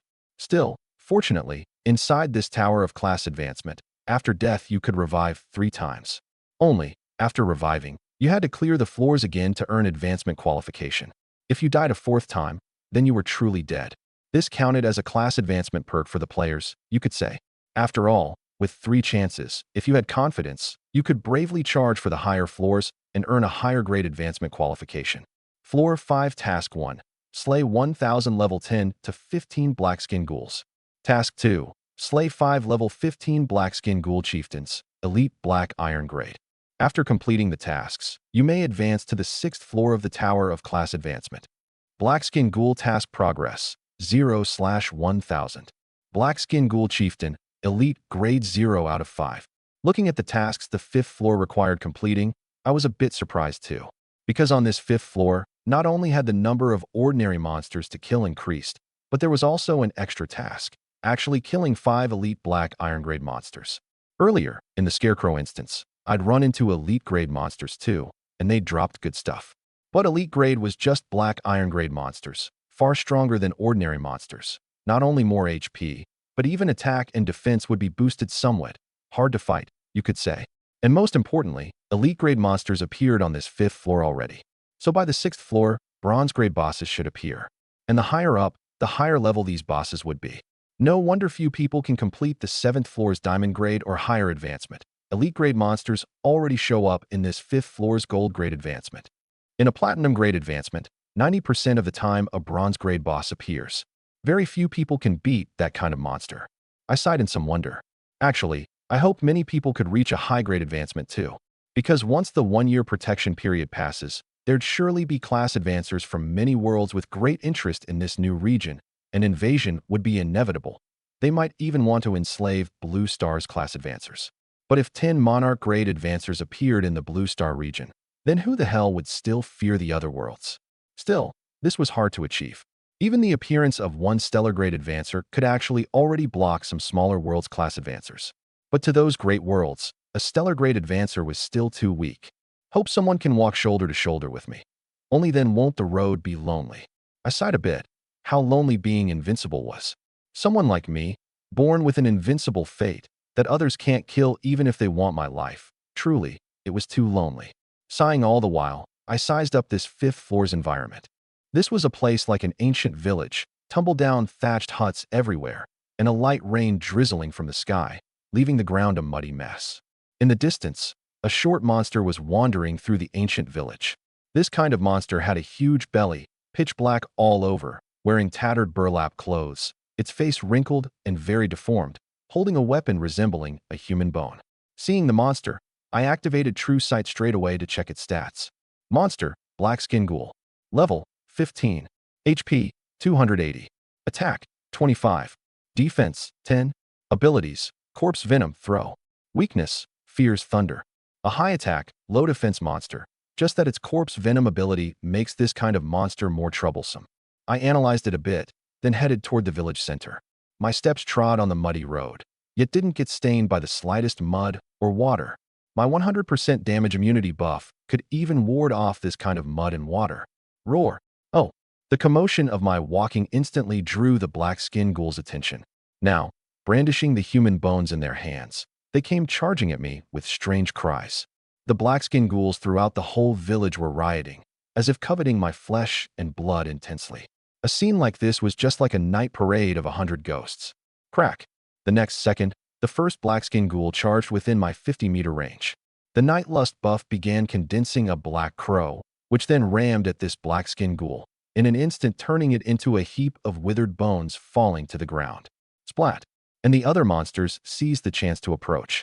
When they were a dozen-plus meters from me, the black-skinned ghouls spat clumps of green, viscous fluid from their mouths, hurling it at me. Damn, this disgusting. I even instinctively dodged. But the next second, I realized these things couldn't harm me and couldn't touch my body at all. So I stopped dodging and charged straight into the black-skinned ghoul swarm. In an instant, Dread buff took effect. Deadly Venom buff took effect. Bone Spike buff took effect. Nightlust buff took effect. The stacked damage from all the buffs was simply absurdly high. In my true sight, these black-skinned ghouls' HP dropped rapidly. And under the Bone Spike buff's effect, bone spikes grew from the bones of one black-skinned ghoul after another, making their speed flat out half of normal. In under 2 seconds, the black-skinned ghouls within 20 meters of me flat out toppled to the ground, dead as dead could be. This wave alone had a full 30-some black-skinned ghouls die under my buffs. Then I moved forward again, black crows condensing beside me non-stop, rushing into the rainy night and ramming black-skinned ghouls to death. Ding! Congratulations, player Yi Bei has slain a level 12 black-skinned ghoul. 22 energy acquired. Ding! Congratulations, player Yi Bei has slain a level 15 black-skinned ghoul. 30 energy acquired. Ding! Congratulations, player Yi Bei has slain a level 14 black-skinned ghoul. 26 energy acquired. The energy really did double. Hearing the game's chimes, a look of joy crossed my face. The double energy buff really was satisfying, able to constantly boost the amount of energy I gained. Down the road, it'd be great if I could get another item like this that doubles energy. My mind was daydreaming. If I could stack the double energy buff into a 100x energy buff, wouldn't that be blissful beyond the heavens? A straight 100-fold leveling speed, how about that? Lost in thought, I killed black-skinned ghouls with my buffs all the while. A full hour later, I came before a broken ancestral shrine, used true sight, and looked inside. Black-skinned ghoul chieftain. Monster, black-skinned ghoul chieftain, elite grade. Level, 15. HP, 1200. Attack, 35. Defense, 20. Abilities, Corpse Venom, Throw, Ghost Whale. Weakness, Fears Thunder. Approaching the shrine, I saw that the black-skinned ghoul chieftain was gnawing on a fresh corpse. From the looks of it, a child-shaped humanoid creature. Its entire wrinkled face was smeared with fresh blood and filth. Crunch, crunch. The sound of bones being chewed came from inside, enough to make even my hackles rise. A monster indeed. I couldn't stand to watch any longer and raised the staff in my hand. Then a lightning impact was cast. Though the lightning impact skill wouldn't get an amplification on single target attacks, against ghosts like the black-skinned ghoul that feared thunder, it had great lethality. The lightning impact's level wasn't high right now. Its damage only 150. But when this lightning impact struck the black-skinned ghoul chieftain gorging on its blood feast, the power of the lightning instantly made it howl in agony. Roar! At this moment, its whole body was covered in lightning, being eroded by it. In my true sight, this black-skinned ghoul chieftain's HP dropped straight by half. The lightning impact, originally only 150 damage, used against this thunder-fearing black-skinned ghoul chieftain, actually dealt a full 4 times the damage. This kind of counter-stat was a bit too absurd. And the Deadly Venom buff and Lightning Blade Aura buff took effect at the same time. In an instant, the black-skinned ghoul chieftain had only a small fraction of HP left. At this point, the black-skinned ghoul chieftain sensed the enormous threat. It knew that if it didn't kill the person before it, it itself would die. So it tried to endure the searing pain and charge over to kill me. But the next second, the paralysis buff took effect. In an instant, its whole body stiffened. What awaited it was a black crow, this being the Nightlust buff. The black aura of night completely devoured this black-skinned ghoul chieftain, turning it into a heap of ash. Onward. Seeing the black-skinned ghoul chieftain die, I didn't linger either, but headed to other parts of the instance. 1, 2, 100, 1,000. Time flew by like a white colt flashing past a gap. In a blink, 3 hours had passed. 3 hours later, after I split a black-skinned ghoul chieftain apart with a lightning impact, the 5th floor's task of the Tower of Class Advancement was finally complete.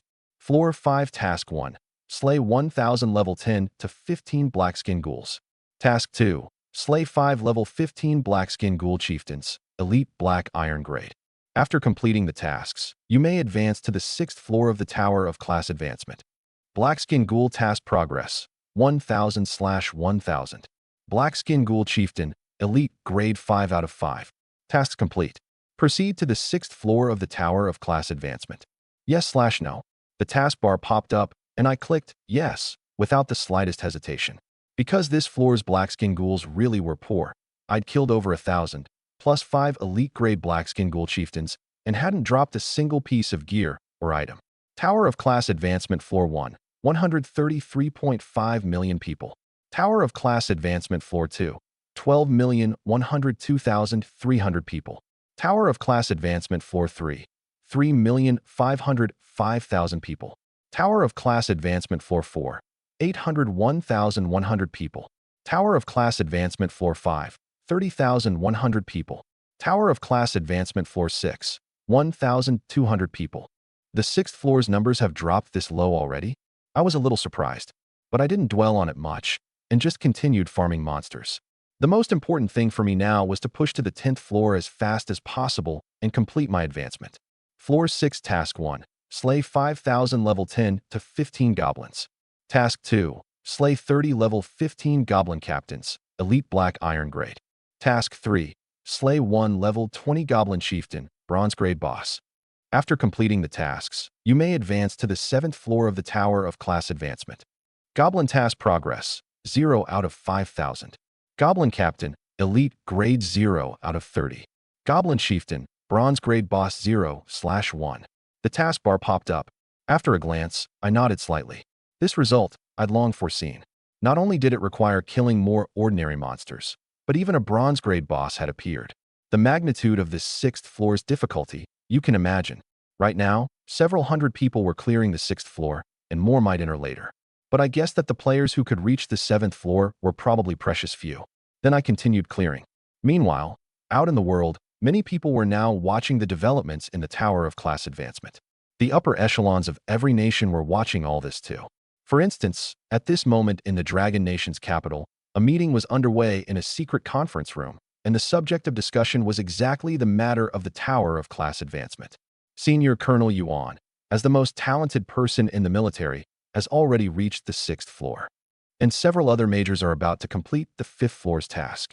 If Senior Colonel Yuan can reach a stellar grade advancement, then this time our Dragon Nation will walk at the very front of Blue Star. The old general watched the images on the big screen before him, and even his cloudy eyes turned sharp and bright. When it came to news of class advancement, they knew far, far more than ordinary people. They knew that as long as one reached a stellar grade advancement, they could later advance further through special means, even possibly reaching a monarch grade advancement. And by then, a monarch grade advancer had a 10% chance of achieving godhood. That was a god, the immortal, undying god of legend, with a divine kingdom hanging high above. As long as the Dragon Nation had such a figure, then it would come to prominence on this divine path continent that fused countless worlds and wouldn't be bullied by foreign races.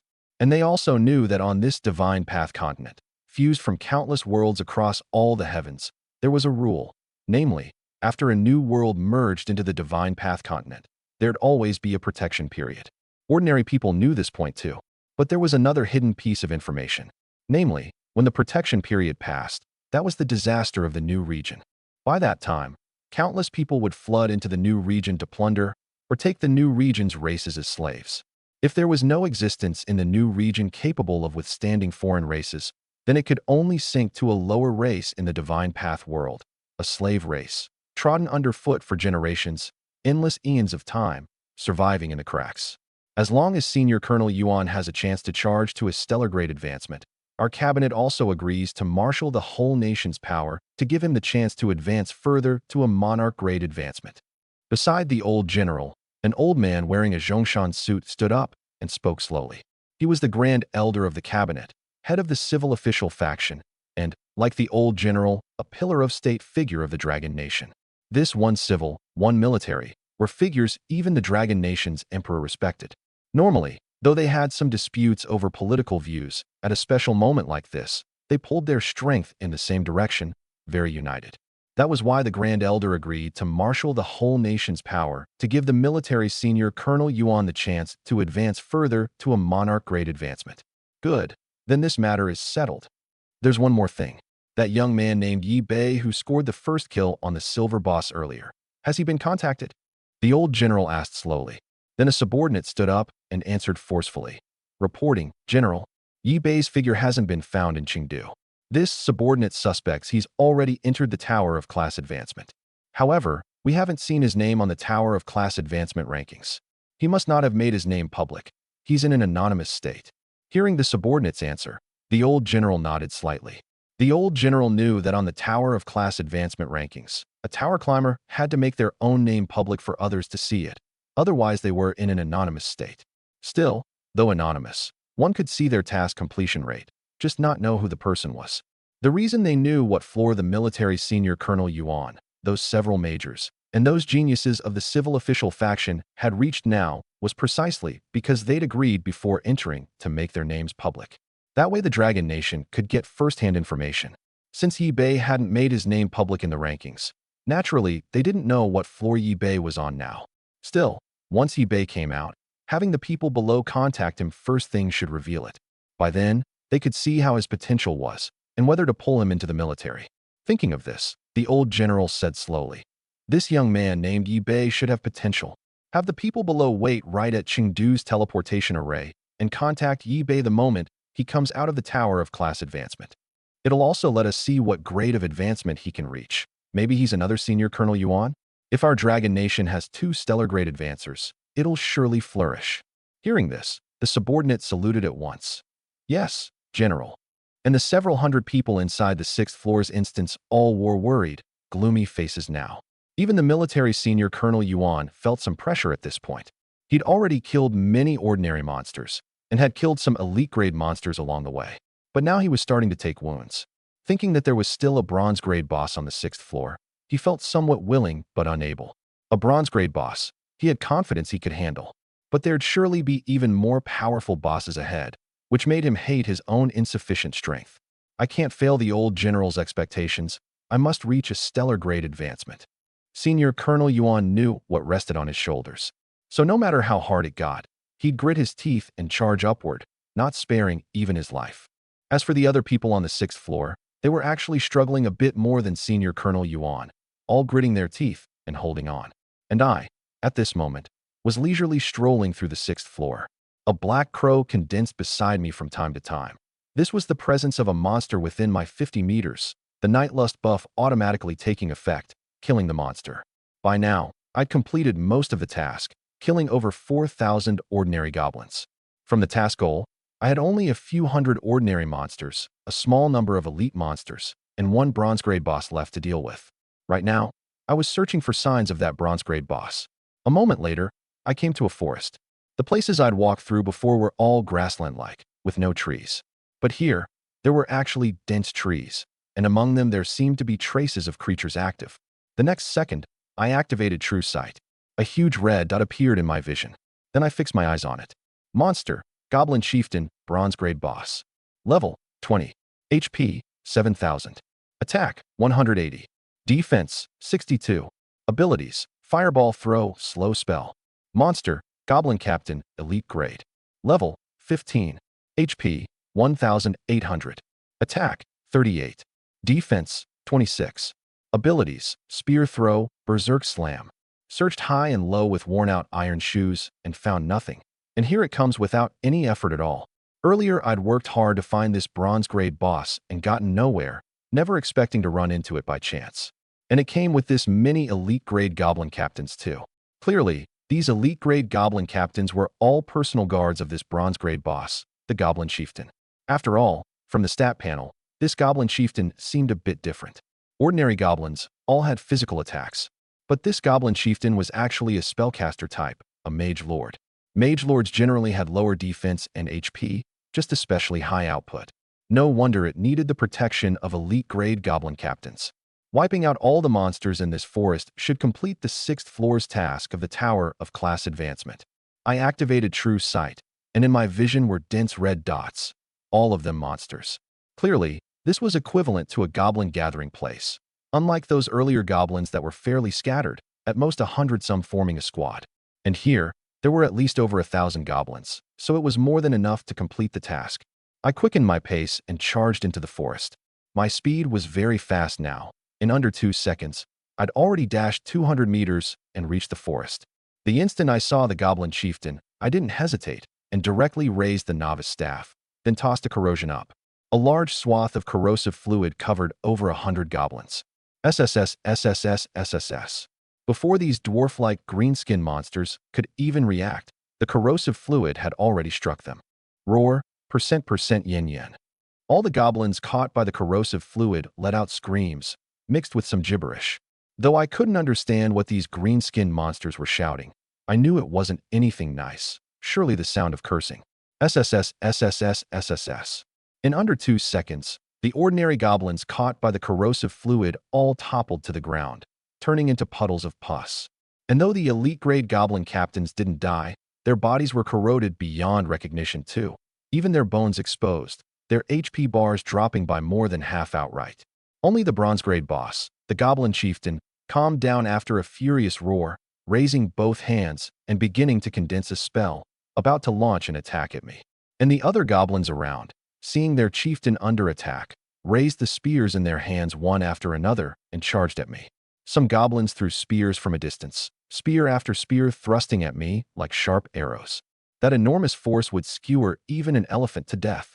And that goblin chieftain had now condensed a huge fireball. Then its huge pair of palms cradled the fireball, which looked like a little sun, and hurled it at me. It looked considerably more powerful than my fireball. In this situation, if a normal player were struck, they surely wouldn't survive. A normal player in this situation would generally do their utmost to dodge, trying their best to evade the massive attacks. But I stood in place, my expression without the slightest change, with no thought of dodging at all. I just kept raising the staff in my hand and began casting skills. Fireball, lightning impact, corrosion. Skill after skill cast repeatedly at the goblin chieftain. As for the other goblins, I paid them no attention at all, because the buffs on me would naturally handle them. Bone Spike buff, Reflect buff, Nightlust buff, Dread buff, Bleed buff, Deadly Venom buff, all took effect. There was no need for me to lift a finger. These ordinary goblins couldn't get close to me at all. Even the elite-grade goblin captains standing at a distance throwing spears were reflected by the Reflect buff at this point, their HP dropping straight by a lot. And the Reflect buff could stack with the Deadly Venom buff and other buffs too, and with them all coordinating, the damage was off the charts. Ding! Congratulations, player Yi Bei has slain a level 15 goblin. 30 energy acquired. Ding! Congratulations, player Yi Bei has slain a level 15 goblin captain, elite grade. 100 energy acquired. Ding! Congratulations, player Yi Bei has slain a level 10 goblin. 19 energy acquired. In under 10 seconds, a huge swath of the goblins around me had died, all toppling to the ground. Only the goblin chieftain was still holding on. Still, seeing its own kin die this fast, and with its own HP already dropped by more than half, it instantly chose to flee. A huge fireball was hurled out by it, flying at me. Then it turned without looking back, wanting to escape. But how could I let this bronze-grade boss escape? If it fled, how would I clear the floor? I hurriedly charged at the fleeing goblin chieftain, and the fireball the goblin chieftain had released to block my movement was simply ignored by me. The huge fireball struck me and burst into flames, with the might of a rocket launcher. But it didn't harm a single hair of mine, nor slow my speed in the slightest. Swish! The next second, lightning impact. I cast a bolt of lightning at the goblin chieftain's retreating figure. Rumble! Like a bolt from the blue, it struck the goblin chieftain's back. Then its figure instantly halted, unable to move. The skill had triggered the paralysis buff, leaving it completely unable to move. In the next second, when it recovered its mobility and was about to flee, bone spikes grew out of its bones, even piercing through its green flesh, growing to the surface of its body, with drops of green blood flowing out. This was the bone spike buff taking effect. The goblin chieftain's speed was instantly reduced by 50%, and it couldn't escape my other skills at all. Over the next under 10 seconds, the goblin chieftain passively endured the frenzied bombardment of my skills. Roar! After a wail came out of the goblin chieftain's mouth, its body crashed heavily to the ground, green blood flowing out, merging with the green grass on the ground. Ding! Congratulations, player Yi Bei has slain a goblin chieftain, bronze-grade boss. 800 energy acquired. The goblin chieftain was completely dead. Then I looked at the 3 orbs of light beside its corpse, walking slowly over to pick them up. The orbs slowly faded, revealing the gear's true form, startling me straight into a curse. Holy crap! Diamond grade gear. And a full set. Radiant staff, diamond grade. Level 10. Spirit, plus 100, extractable. Effect 1. When equipped, when casting a spell, reduces spell cooldown by 20%. Extractable. Effect 2. When equipped, restores 50 mana within an hour. Extractable. Effect 3. When equipped, when energy is full, you may use Radiant Force 10 times, dealing 500 damage. Recharge takes 24 hours. Extractable. Equipable class, Apprentice Mage, Apprentice Priest. Requirement, Spirit 50 plus to equip. Durability, 1000/1000. Radiance Ring, Diamond Grade. Level, 10. Spirit, plus 80, extractable. Effect 1. When equipped, when casting a spell, reduces spell cooldown by 10%. Extractable. Effect 2. When equipped, restores 40 mana within an hour. Extractable. Equipable class, Apprentice Mage, Apprentice Priest. Requirement, Spirit 50 plus to equip. Durability, 1000/1000. Radiance Robe, Diamond Grade. Level, 10. Spirit, plus 90, extractable. Effect 1. When equipped, when casting a spell, reduces spell cooldown by 15%. Extractable. Effect 2. When equipped, restores 50 mana within an hour. Extractable. Effect 3. When equipped, boosts your own stamina by 50 points. Equipable class, Apprentice Mage, Apprentice Priest. Requirement, Spirit 50 plus to equip. Durability, 1000/1000. 3 pieces of gear, all prefixed with Radiance, clearly a set, and Diamond Grade gear at that. This kind of gear, I'd never seen or even heard of. Extract this gear or not? I was a bit conflicted, but a moment later, I stopped being conflicted. Because after extracting these things, it'd be the same as equipping them myself, no difference. So I might as well just equip them. After all, this Radiant set was far more dashing than a novice staff. When I got better gear later, I could just swap this set out and extract it. It wouldn't go to waste anyway. Thinking of this, I didn't hesitate and instantly equipped all 3 white pieces of the Radiant set. Clothes make the man, a saddle makes the horse. In an instant, my good looks increased a bit more. If it were out of 100, it'd definitely reach 99, just 1 point short of you honored readers. But looks like this were already near perfection. Not bad, not bad. Far more dashing than my previous clothes, and comfortable to wear. I nodded with great satisfaction. Then I extracted the novice staff straight away. After all, no matter how small a mosquito, it's still meat. Can't throw it away. Still, though I only booked 1 novice staff's worth of stat extraction buff at this point, the gear on my body wasn't fake.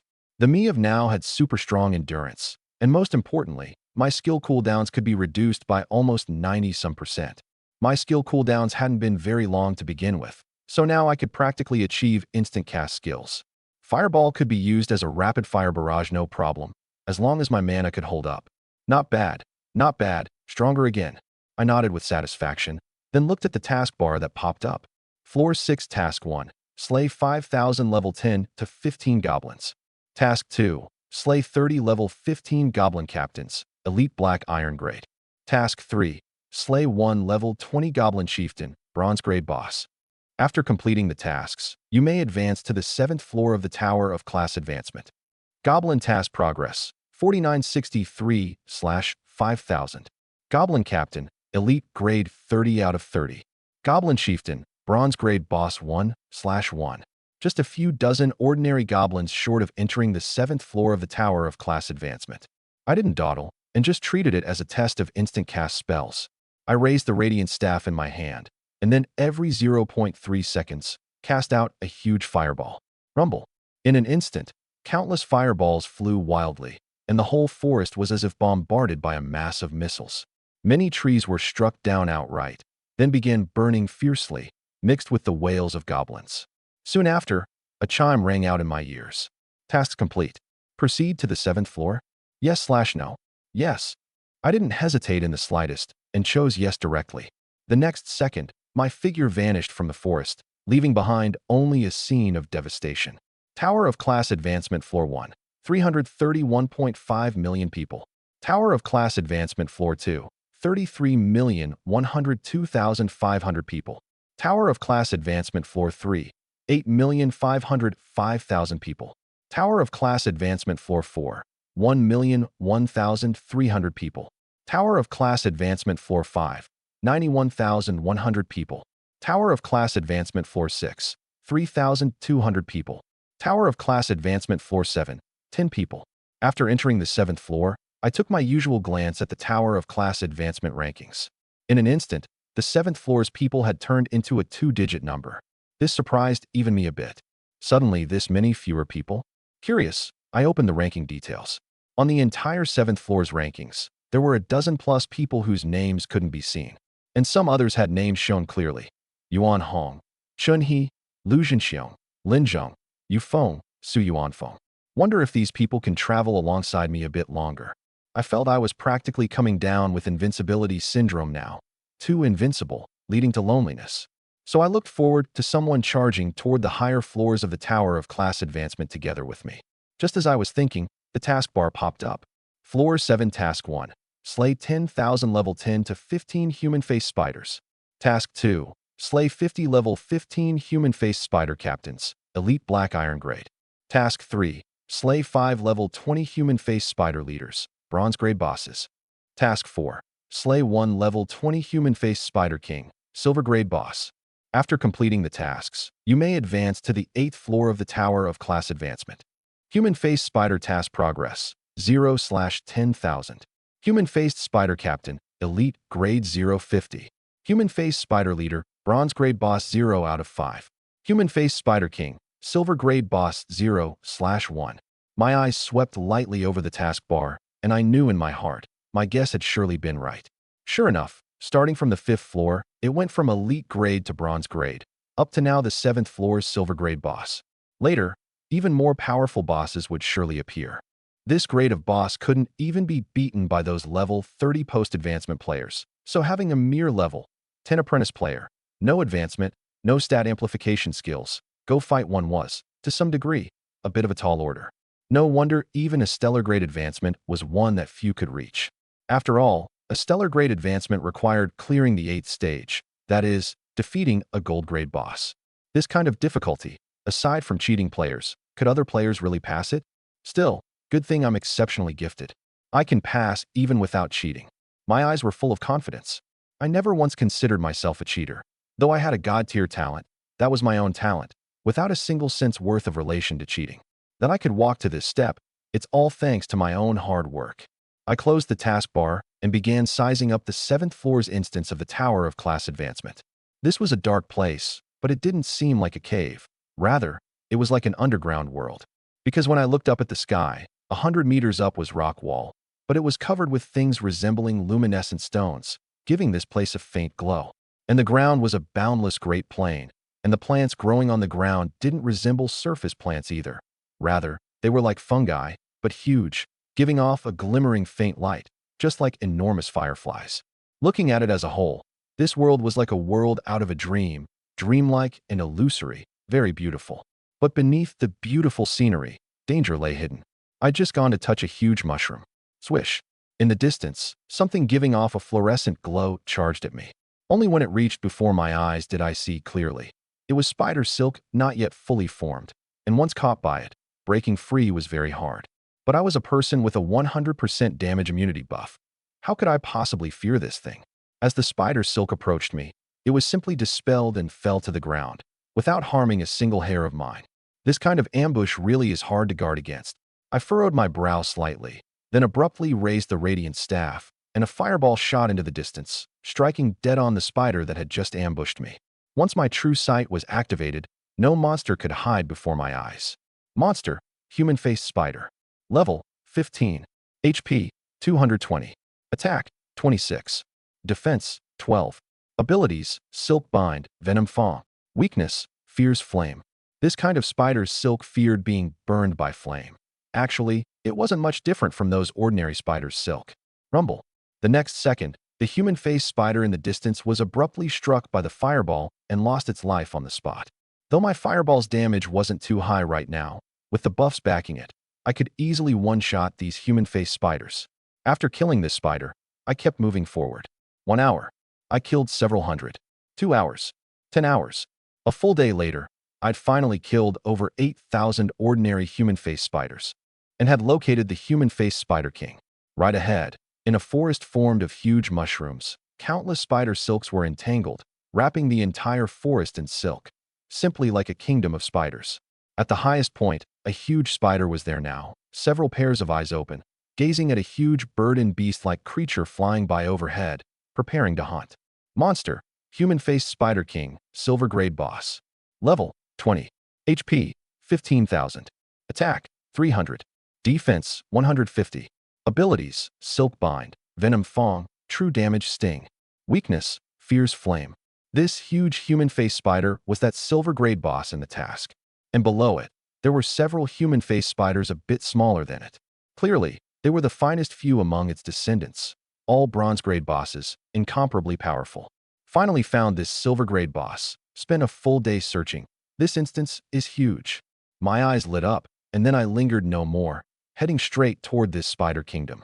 When I reached the edge, a whim suddenly struck me. If I bring on a great fire, wouldn't I have an easier time? Torch the silk web cave. Thinking of this, a sly smile crossed my face.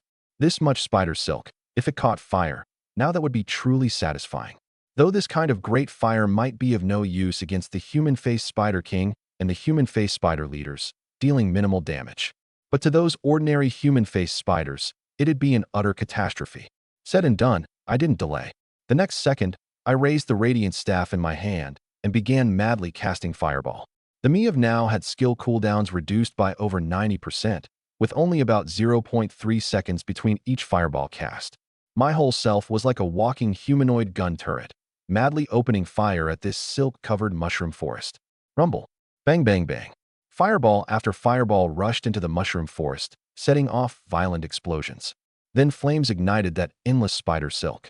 Throughout the vast, dim underground space, fire instantly shot to the sky, lighting up everything within a several dozen li radius.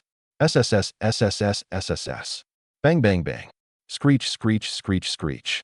Countless human-faced spiders let out screams amid the firelight, then were devoured by the flames, burning until they burst.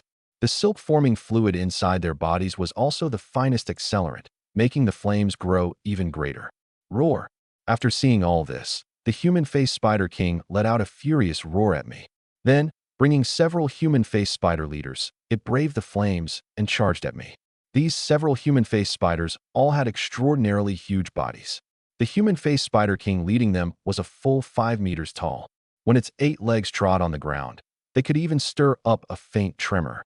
If a normal player saw this kind of monster charging at them, they'd be scared witless. But I stood calmly and lightly in place, my right hand gently lifting, raising the radiant staff in my hand. Swish. Skill after skill was cast out by me.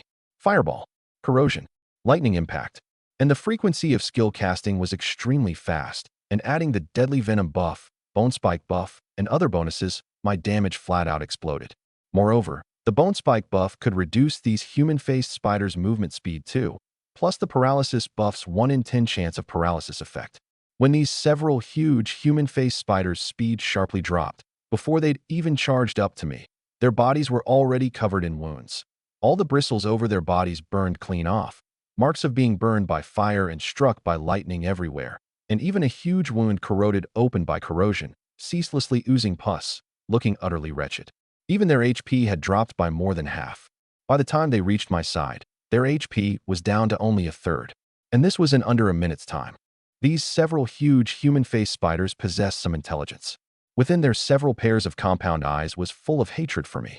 The moment they charged up beside me, they spat out venom, then followed with silk, wanting to trap me and then torment me slowly. But their idea fell through. Neither the silk nor the venom touched a single hair of mine.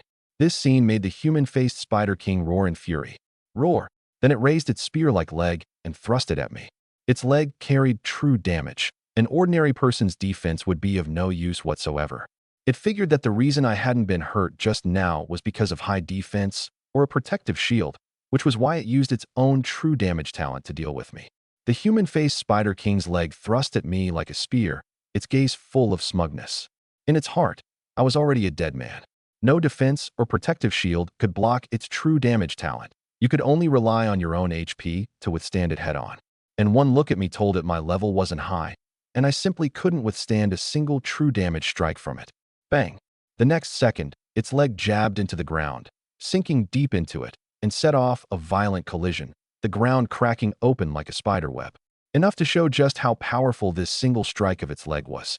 But it froze. That thrust just now had clearly aimed deep at the human before it. So why had it missed? That thrust of its was forced true damage.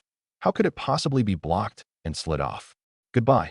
Seeing the human-faced spider king before me frozen, naturally I wouldn't go soft either, and directly began a new round of skill attacks at ultra-fast frequency. In under 30 seconds, the human-faced Spider King toppled to the ground unwillingly, and the several other human-faced spider leaders toppled dead one after another too. Ding! Congratulations! Player Yi Bei has slain a level 15 human-faced spider leader, bronze grade boss. 900 energy acquired. Ding! Congratulations! Player Yi Bei has slain a level 20 human-faced spider leader, bronze grade boss. 1000 energy acquired. Ding! Congratulations! Player Yi Bei has slain a level 20 human-faced spider king, silver grade boss. 5000 energy acquired. Kill chimes gradually rang out, and a smile crossed my face. Finally killed them. This had wasted quite a lot of my time. On the ground, beside the corpses of these several giant human-faced spiders, 2 orbs of light appeared. This dropped gear again. My eyes lit up, and then I picked them up. But I didn't extract them right away. Instead, I put them into my game pack. Then I headed toward the still-burning mushroom forest. By now, a huge swath of the human-faced spiders in the mushroom forest had died. And there were many orbs of light there too, clearly gear that had dropped. When I walked into the mushroom forest, huge flames surrounded me. But I didn't feel the slightest discomfort. Braving the flames, it took me a full 10-some minutes to gather up all the things dropped by the human-faced spiders in the mushroom forest. And only then did I begin looking them over. True Damage Blade, Gold Grade. Level 10. Strength, plus 50, extractable. Effect 1. When equipped, each instance of damage dealt to an enemy ignores defense and shields, producing a true damage effect. Extractable. Effect 2. When equipped, restores 30 stamina per minute. Extractable. Equipable class, Apprentice Swordsman, Apprentice Shield Warrior. Requirement, Stamina 30 plus to equip. Durability, 100/100. Human Face Ring, Bronze Grade. Level 10. Strength, plus 20. 8 pieces of gear in all. The others weren't anything special, but the first, the True Damage Blade, was one I attached great importance to. Though this gear's other stats weren't too great, the True Damage stat was quite impressive. It could amplify my damage by a lot. No matter how high an enemy's defense, it'd be of no use against me. You have to know, before, my skill damage would be offset somewhat by monster's defense. The higher a monster's defense, the lower the damage I could deal. But now, with True Damage, it was completely different. It flat out ignored defense. Extract. All the gear in my hands turned to light and shot into my brow. Then I gained many more buffs. This added a bit more of a smile to my face. A very strong True Damage buff. With this buff, I wonder how long the next floor's boss can withstand me. I chuckled softly and opened the taskbar. Then I clicked to complete the task and entered the 8th floor of the Tower of Class Advancement. The instant I entered the 8th floor, I was a bit stunned. This floor, there's actually only me? Tower of Class Advancement Floor 1, 1.0915 billion people. Tower of Class Advancement Floor 2, 153,102,500 people. Tower of Class Advancement Floor 3, 38,505,000 people. Tower of Class Advancement Floor 4, 11,001,300 people. Tower of Class Advancement Floor 5, 1,001,100 people. Tower of Class Advancement Floor 6, 19,200 people. Tower of Class Advancement Floor 7, 380 people. Tower of Class Advancement Floor 8, 1 person. On the Tower of Class Advancement rankings, a bizarre phenomenon appeared. The 8th floor actually had only a single person. This was simply absurd. Whoa. Brothers, come look, a big shot has actually reached the 8th floor. This fast. Only a day since entering the 7th floor, and already at the 8th floor. I heard others reveal that Otherworld class advancers say the 7th floor is already extremely hard, requiring wiping out a full 10,000 ordinary monsters, plus dozens of elite monsters, and even several bronze grade bosses, and finally a silver boss. Only then can you clear the 7th floor of the Tower of Class Advancement. Whoa, it's that hard. There's even a silver grade boss. What kind of person could pass that? Way too strong. Whoa, who is this person? Why can't we see the name? Probably didn't make it public, right? Wonder if it's a Dragon Nation big shot, or someone from another country. It's definitely a Dragon Nation big shot. Look at the one leading in 7th floor task completion. That's our Dragon Nation's big shot. Yuan Hong. Second place is actually someone from the beautiful nation, and right on big shot Yuan Hong's heels. No telling how many of the 7th floor are our Dragon Nation big shots. No telling. Aside from a few people, most others are in an anonymous state. Sigh. Hope that 8th floor big shot is one of our Dragon Nations. In the Divine Path online chat box, everyone was discussing the single person who'd made it to the 8th floor of the Tower of Class Advancement. And on the other side, in the secret conference room within the Dragon Nation's capital, the old general and the Grand Elder were watching this matter now too. There was no telling who this person actually was. If it's a class advancer from another country, then for our Dragon Nation, it's not a good thing. Right now, Senior Colonel Yuan has only just killed 3 bronze bosses, with more than half the ordinary monsters and the silver boss still not killed. Yet this person can actually lead Senior Colonel Yuan by this much to enter the 8th floor. This kind of strength is truly too terrifying. There was some worry in the Grand Elder's eyes. Though he knew that in this current situation of Divine Path online descending, most of all the nations across Blue Star were willing to cooperate. After all, only by uniting against outsiders could their world's people survive better. But if another country's people had better talent than the Dragon Nations, then the Dragon Nation would have to bow and scrape in the future. Reaching a balance of power was the most important thing. The Dragon Nation's Yuan Hong originally had talent about equal to those two from the Beautiful Nation and the Bear Nation. Now, Yuan Hong and those two were all on the 7th floor, with about equal task completion rates. In this situation, they could originally have formed a 3-way standoff. But now there was an anonymous person who'd surpassed all 3, Yuan Hong included, entering the 8th floor of the Tower of Class Advancement. This left both the Grand Elder and the old general somewhat worried. If this person was the Dragon Nations, then fine, but if they were from another country, then things had gone bad. Down the road, with this person's talent, they'd surely be able to press everyone so hard they couldn't raise their heads. Have both the military and the cabinet make preparations, assemble a suicide squad. If, after this person is investigated, they turn out not to belong to the Dragon Nation, then send the suicide squad into action. This person must be eliminated. If this person is of the Dragon Nation, then step up the manpower to protect them. A glint flashed through the old general's eyes as he spoke slowly. In this kind of special period, one absolutely could not be soft-hearted. Once this person turned out to be from another country, they must not be allowed to grow. He knew that not only would he do this, people from other countries were surely doing the same thing right now too. So there wasn't a shred of guilt in his heart. A variable capable of affecting him was not permitted to appear. And just as the old general anticipated, at this moment, on the other side, in a conference room within the Beautiful Nation's Black Palace, the Beautiful Nation's General Mike had issued an order to. Someone actually entered the 8th floor of the Tower of Class Advancement ahead of Tom, Yuan Hong, and Cam. Investigate for me. Who is this person on the 8th floor of the Tower of Class Advancement? Once found, if they're not one of my Beautiful Nations, then we must use every possible means to kill them. General Mike had earlier reached an agreement with the Dragon Nation and the Bear Nation. They tacitly accepted the existence of the geniuses among the 3 countries and pledged not to harm each other's geniuses. But this was actually an agreement that could only be reached under the condition that all 3 sides' geniuses were about equal in strength. Now, a variable surpassing these 3 geniuses had appeared. If this person belonged to the Beautiful Nation, then naturally General Mike would be delighted. But this person was an anonymous existence, clearly quite possibly someone from a small country, not daring to show their head for now. This was General Mike's guess. He would not allow anyone to be able to tread on the Beautiful Nation's head, not in the past, not now, not in the future. Being equal with the Dragon Nation and the Bear Nation, he could barely accept, but he absolutely would not allow anyone to surpass them. So he would not let this single person on the 8th floor of the Tower of Class Advancement live. And on yet another side, the Bear Nation was holding the same kind of meeting too. The Bear Nation, the Dragon Nation, and the Beautiful Nation actually all had the same mindset. In the past, the Bear Nation, the Dragon Nation, and the Beautiful Nation had all been hegemon-tier countries of Blue Star, able to grasp the world's lifeline. And now, the 3 countries' geniuses had about equal talent, so they could leave each other undisturbed. But a variable had to be uprooted. This was a matter with no room for discussion whatsoever. The commotion in the outside world I didn't know about. At this moment, I was looking at the taskbar before my eyes. Floor 8, Task 1. Slay 20,000 level 10 to 15 gnomes. Task 2. Slay 200 level 15 gnome captains, elite grade. Task 3.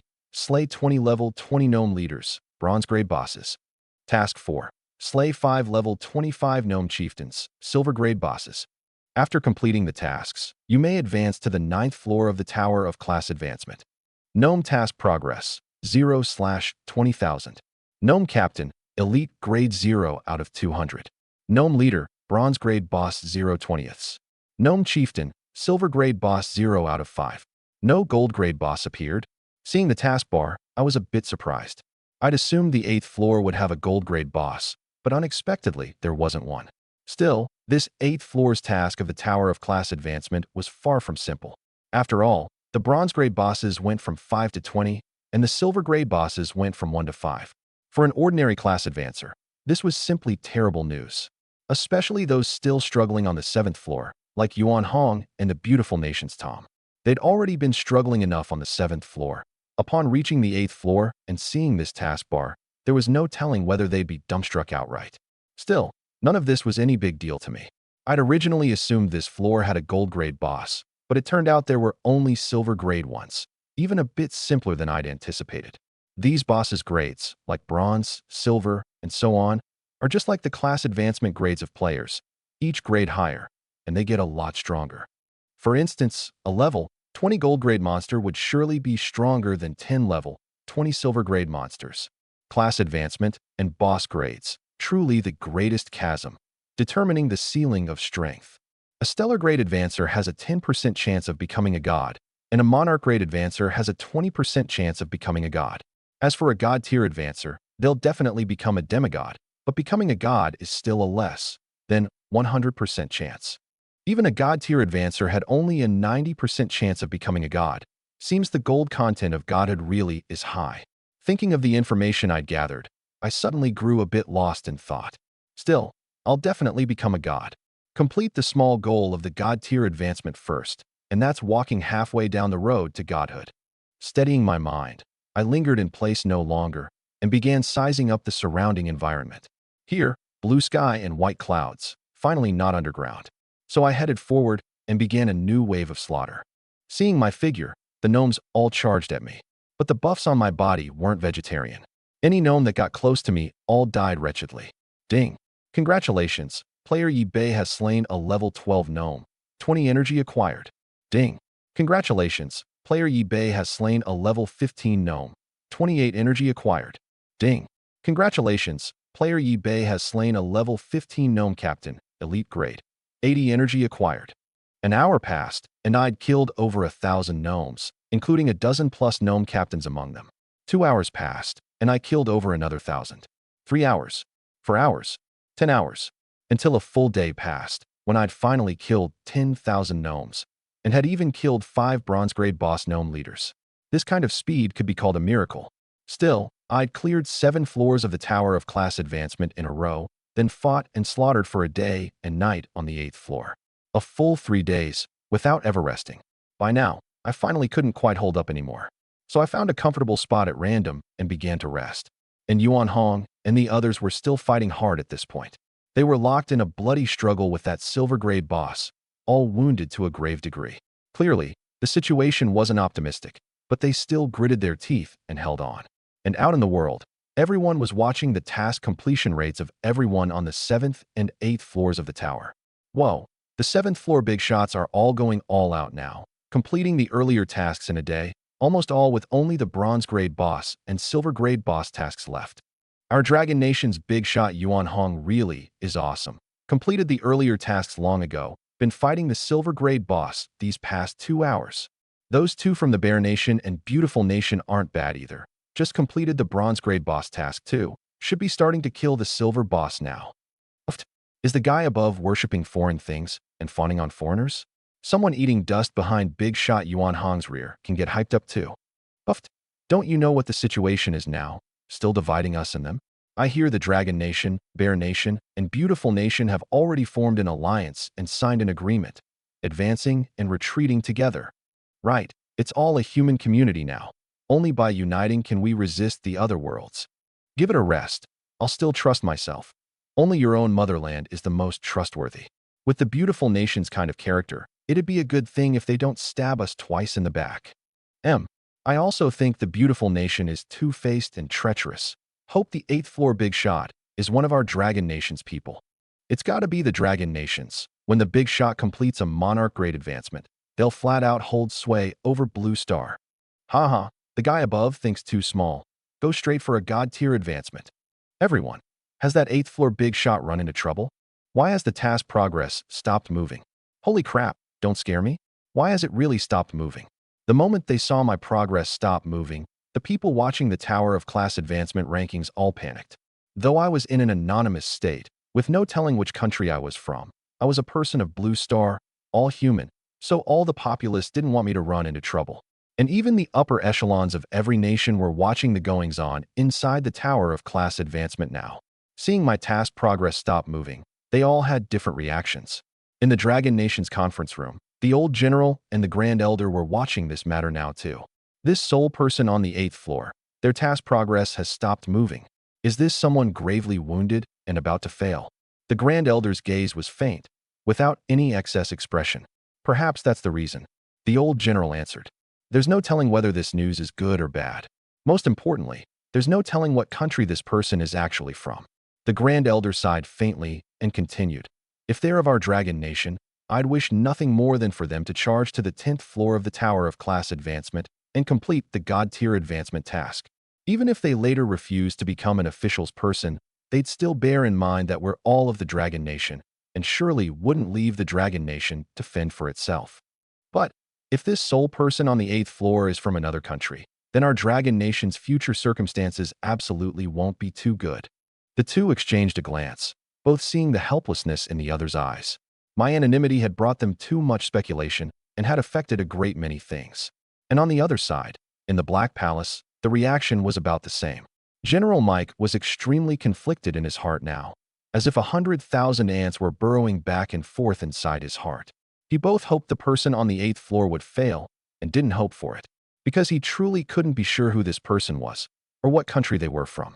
Still, even if there was a 1% chance this person was of the beautiful nation, he wouldn't want them to fail.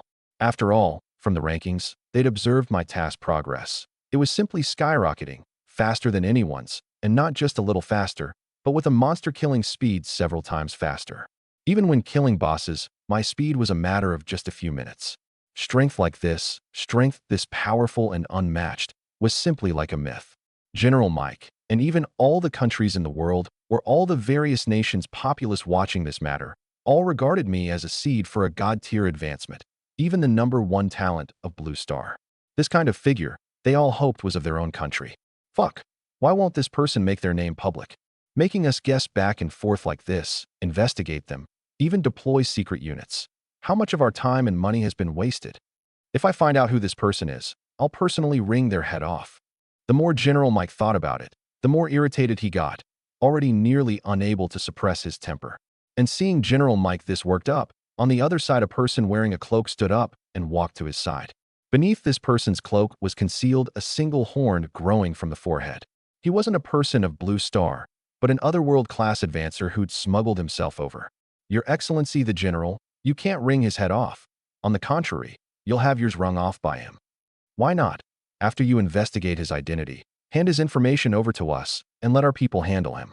How about it? This one-horned person bowed slightly to Mike, but a light of unfathomable mystery flickered in his eyes. One-horned person, you needn't use provocation on me. I'll handle this matter myself. Blue Star's affairs are naturally to be resolved by Blue Star's own people. Though we have some dealings in business, it doesn't mean my beautiful nation would betray Blue Star. If this person can truly reach a god-tier advancement, I'll have the beautiful nation support him, revere him like God, until he grows into a great deity.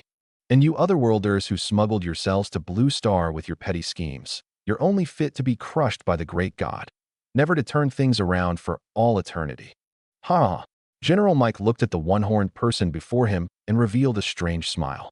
He and the other countries, especially the upper echelons of the Dragon Nation and the Bear Nation, had reached an agreement long ago. If this sole person on the 8th floor of the Tower of Class Advancement could only reach a monarch-grade advancement, then as long as this person didn't belong to their countries, they'd rise up and attack together. After all, a monarch-grade advancement wouldn't make them concede. They too could use special means. As long as their country had a stellar-grade advancer, they'd have a 10% chance of promoting them to a monarch-grade advancer. Though the cost was great, it was worth a try.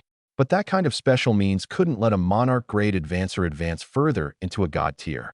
After all, the gap between a god tier advancer and those preceding grades of advancers was too great.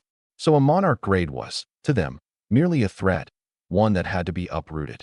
But if this person became a god-tier advancer, then all the people of Blue Star would render them aid. After all, Blue Star would face an enormous disaster before long. With a god-tier advancer, the disaster might turn into opportunity, letting the entire human race of Blue Star soar, becoming from then on an upper race among the hundreds of millions of races on the Divine Path continent. The general may be celebrating too early. Whether he can become a god-tier advancer, none of us knows. And after becoming a god-tier advancer, we have means too. The one-horned person looked at Mike, wisps of sharp light bursting from his eyes.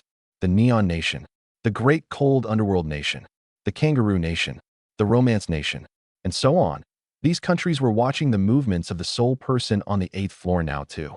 And just like the Dragon Nation and the Beautiful Nation, they'd readied hunting squads, only awaiting the advancement result of the Soul Person on the 8th floor. If the Soul Person on the 8th floor could only complete the 8th floor's task, becoming a stellar advancer, they'd none of them act. Because that couldn't threaten the three great nations, the Beautiful Nation, the Dragon Nation, and the Bear Nation. Become a god-tier advancer, and all of Blue Star's nations would extend an olive branch. And if they refused to accept, then they'd unconditionally render some aid too. After all, a god-tier advancer was humanity's hope. And if the Soul Person on the 8th floor became a monarch-grade advancer, then they'd become the target of public attack, assailed by all. This was the current world's landscape. Same as everyone else. Become a stellar-grade advancer, and that was a relationship of equals, at peace with one another. If you merely edged out the stellar grade by a hair, becoming a monarch grade, then you couldn't win everyone over. And becoming a god-tier advancer, that meant you could truly establish the human community, holding down Blue Star, suppressing countless other worlds. And of the situation in the outside world, I knew nothing at all. I didn't know that merely by stopping killing monsters, and then taking a sleep, I'd stirred up such a huge fuss across the whole world. The me of now was yawning, stretching, having just awoken from sleep. I'd slept here for nearly 10-some hours. These 10-some hours had let my energy fully recover, flat out revived at full health, brimming with energy, feeling like I could battle 3 days and 3 nights again without rest. The weather really is nice. The sun on my face feels great. I went to the side of a little stream and washed my face with the exceptionally clear stream water, and only then began heading toward the gnome's village, just like a stroll through the streets. This posture of mine, if Yuan Hong and the others knew of it, they'd probably be angered to death. We're fighting madly on the edge of life and death, while you're over here sleeping in and farming monsters like a stroll through the streets at that. The most absurd of all is that you're actually farming faster than us. Tell me, isn't that infuriating as hell? Not long after, I entered the gnomes' village again. Gnomes as a species clearly already had no small intelligence. They could actually build villages, though these gnomes' villages weren't quite the same as humans. Their villages were built beneath the ground, the entrance being a burrow-like thing, looking from a distance like a grave, though there was furniture inside. Gnomes could even smelt steel on a small scale. The weapons in their hands were already steel weapons, not stone or wooden spears. Gnomes could even brew wine. After wiping out a village earlier, I tried the wine the gnomes brewed. It had a natural fruity fragrance, more fragrant, sweet, and mellow than the industrial liquor I'd drunk before. And most importantly, drinking this wine could actually boost strength.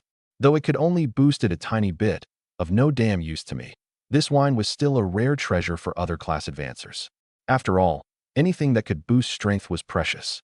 Roar, jibber-gabber, hula-hoogie.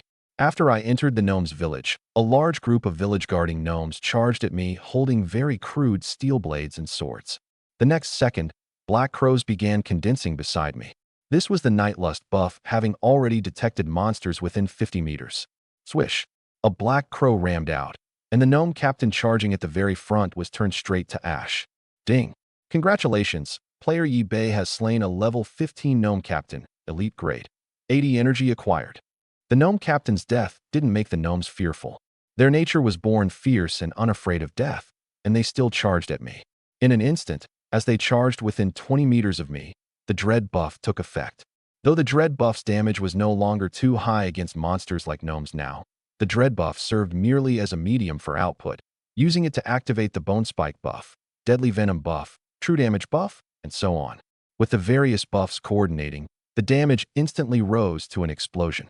In an instant, bone spikes grew from all the gnomes who charged up to me, their movements turning slow, and some were even directly paralyzed by the paralysis buff, unable to move. Then came the enormous damage, evaporating their HP in an instant. I walked slowly forward, while the gnomes charged at me fiercely, unafraid of death. In the whole village, there wasn't a single cowardly gnome, all utterly crazed, wanting to kill me, this invader. But I was calm and unhurried. I was just like a walking natural disaster. Without even needing to lift a finger, I could slaughter the whole village's lives to the last. Ding!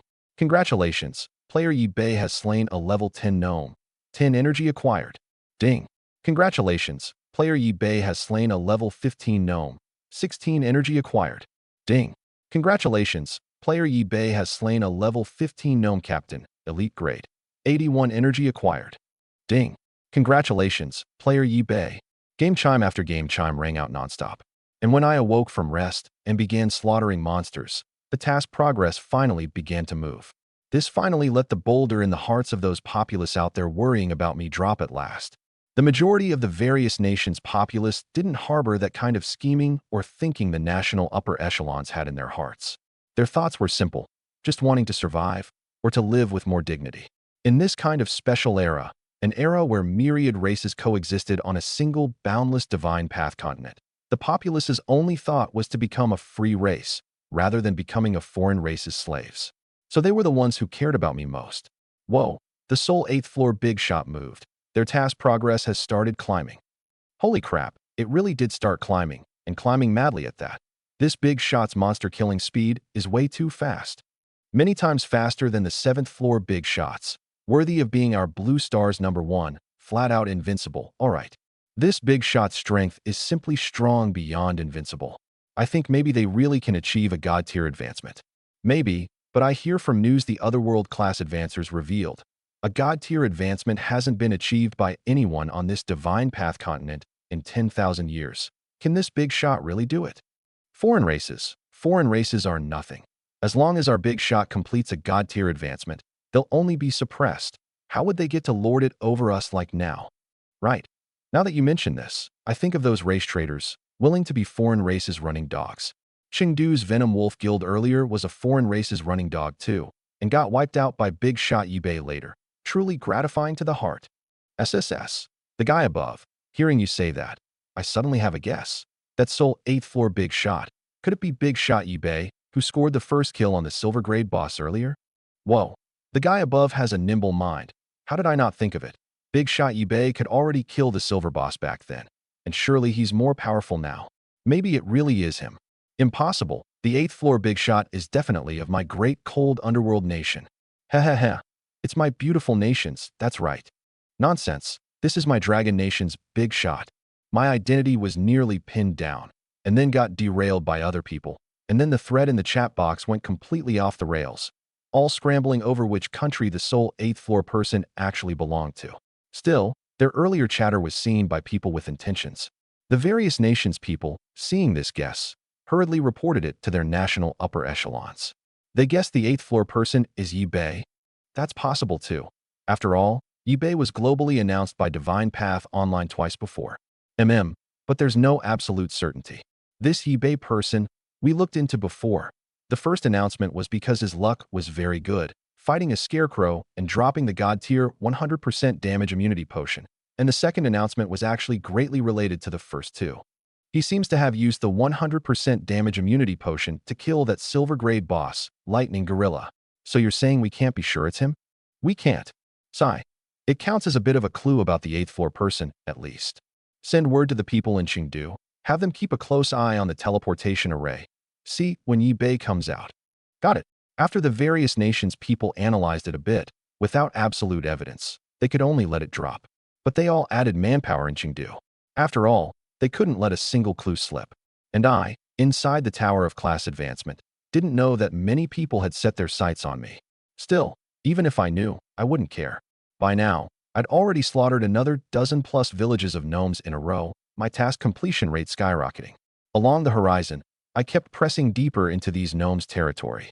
Any gnome village I ran into couldn't escape calamity. Each time after entering a village, not even chickens and dogs were spared, all of them killed. Still, for the stretch of time afterward, I didn't see any more gnome villages. After traveling for another hour, a city built of stacked stone blocks appeared instead. It had even used huge stone blocks stacked into towering city walls one after another. Of course, they were towering to a short creature like a gnome, but to me, they were just SOSO, only about 5 or 6 meters tall, only as high as a two-story building. But to gnomes only half a meter tall, this kind of city wall was already very grand. This is equivalent to an ancient city? There should be a silver-grade boss inside, right? Seeing this city, a smile crossed the corner of my mouth. Among this kind of intelligent race, clearly, the bigger the city, the more experts inside. Just like those gnome villages I'd conquered earlier. The bigger the village, the stronger the gnomes it'd have. In one village, I'd even run into a bronze-grade boss. And inside this huge city, there was surely a silver-grade boss. Thinking of this, I didn't hesitate and headed straight for the city gate.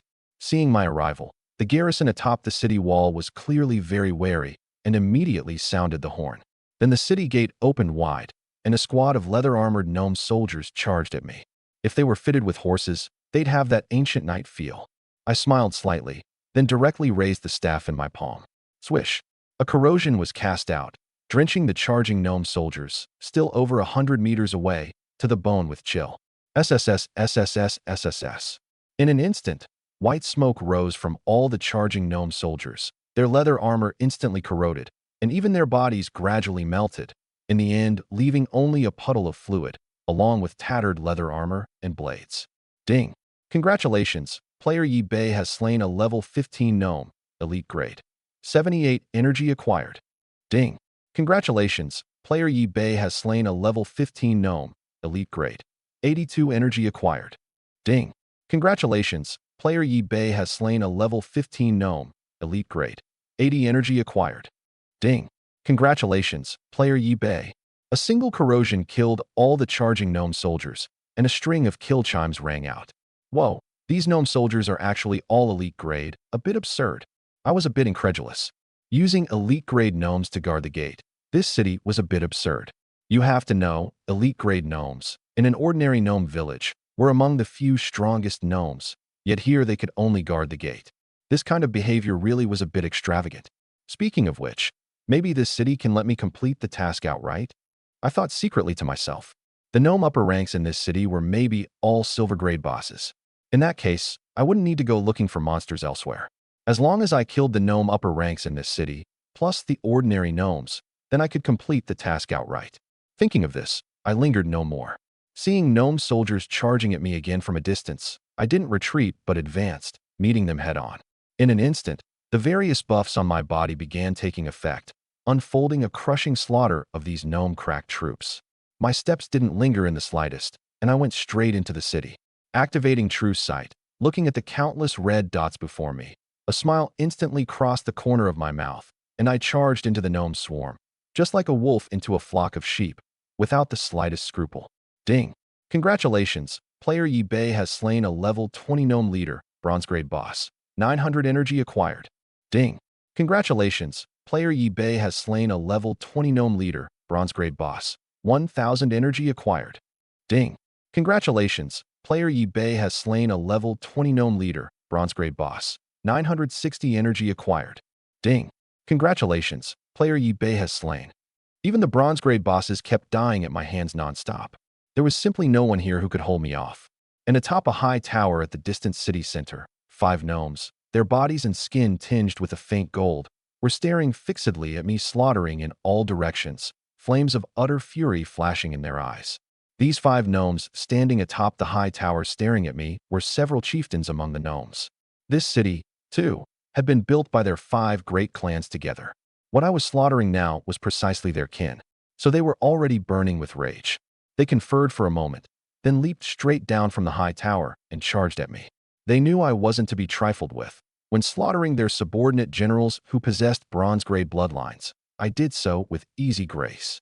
So though they were all silver-grade bloodlines, they wouldn't be careless, deciding to join forces to kill me, only that way ensuring nothing went wrong. Rumble. I was strolling calmly and lightly under these gnome soldiers' encirclement. There were buffs auto-killing enemies, and very swiftly at that.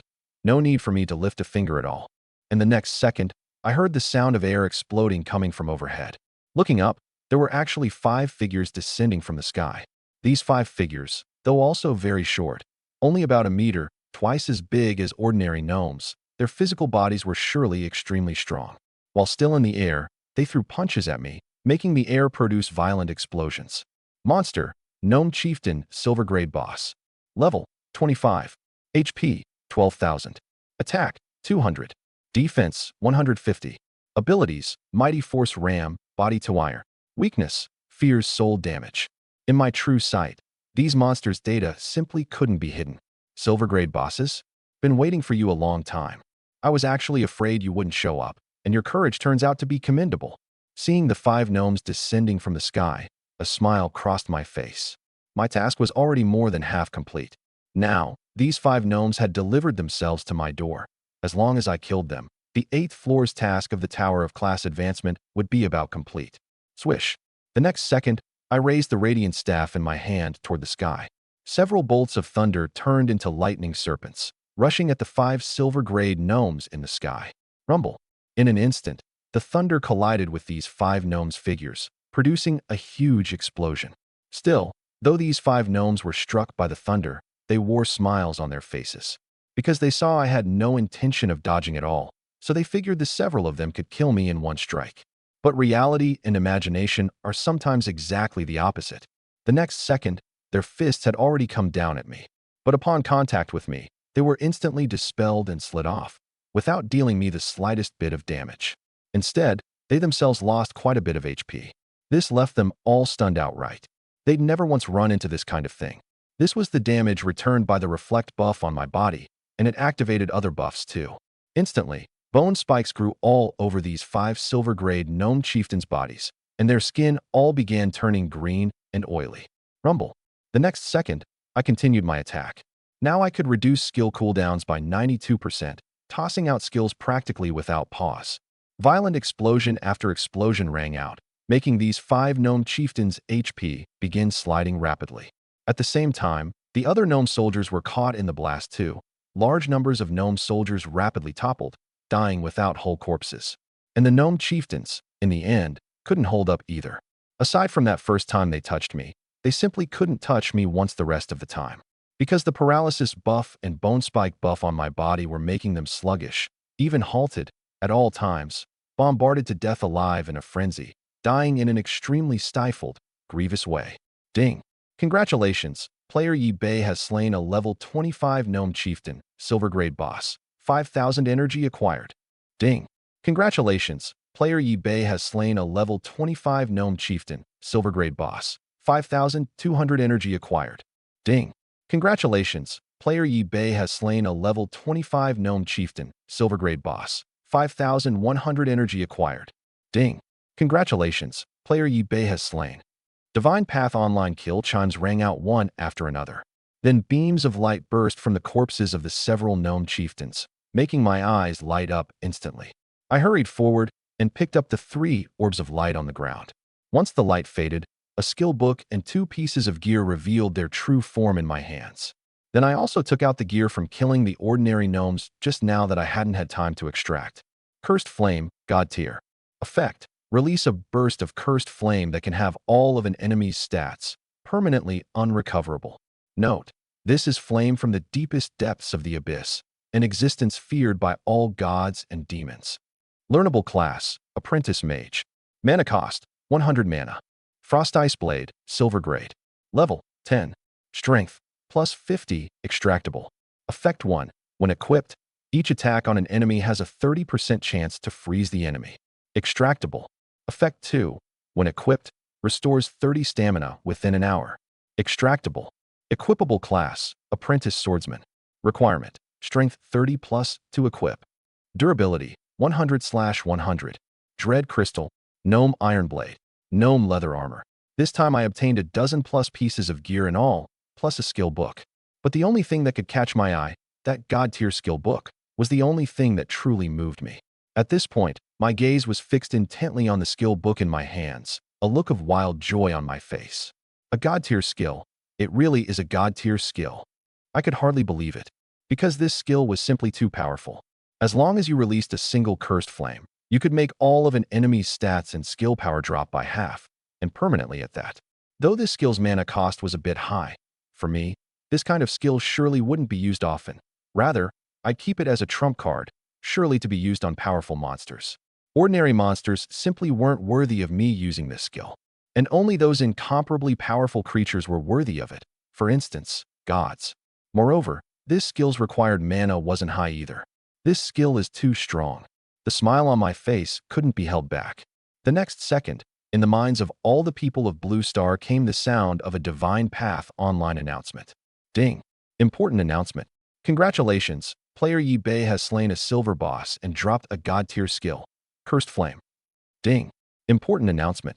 Congratulations, player Yi Bei has slain a silver boss and dropped a god-tier skill. Cursed Flame. Ding! Important announcement. Congratulations, player Yi Bei has slain a silver boss and dropped a god-tier skill. Cursed Flame. 3 announcements rang out in the minds of all the people of Blue Star, like a huge boulder stirring up 1,000 waves, instantly making the whole world's people seethe. Damn, what's going on? A god-tier skill. My god, the god-tier skill Cursed Flame, way too powerful. SSS, simply too terrifying. My best skill right now is still only a black iron skill. Damn it. How does someone else have a god-tier skill? I won't take this.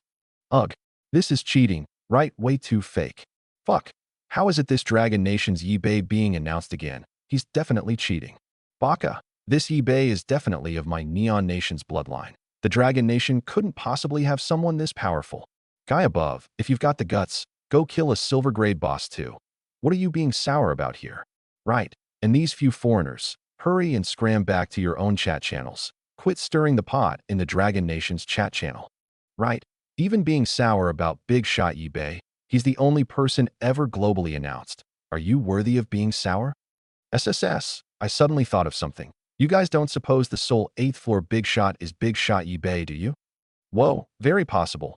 Big Shot Yi Bei is the only Big Shot ever announced. First dropping a god-tier potion, second completing the first kill on a silver grade boss, and now dropping god-tier gear again. Whoa, is this hard confirmation? The 8th floor one is Big Shot Yi Bei. Hearing the announcements, everyone was incomparably surprised. Especially after hearing the name Yi Bei, some suspected he was cheating. Some people from other countries even refused to admit Yi Bei was of the Dragon Nation, and even many people guessed that the sole person on the 8th floor was Yi Bei. This left the various nations' upper echelons very suspicious too. In the Dragon Nation's capital, in the secret conference room, after hearing the announcement, the old general and the Grand Elder immediately launched a meeting. Do you think the sole 8th floor person is Yi Bei? Or rather, how many parts in 10 of certainty is it Yi Bei? The old general looked around and asked slowly. Still, there was a trace of excitement in his voice. He understood that if this person really was Yi Bei, then the Dragon Nation had truly risen.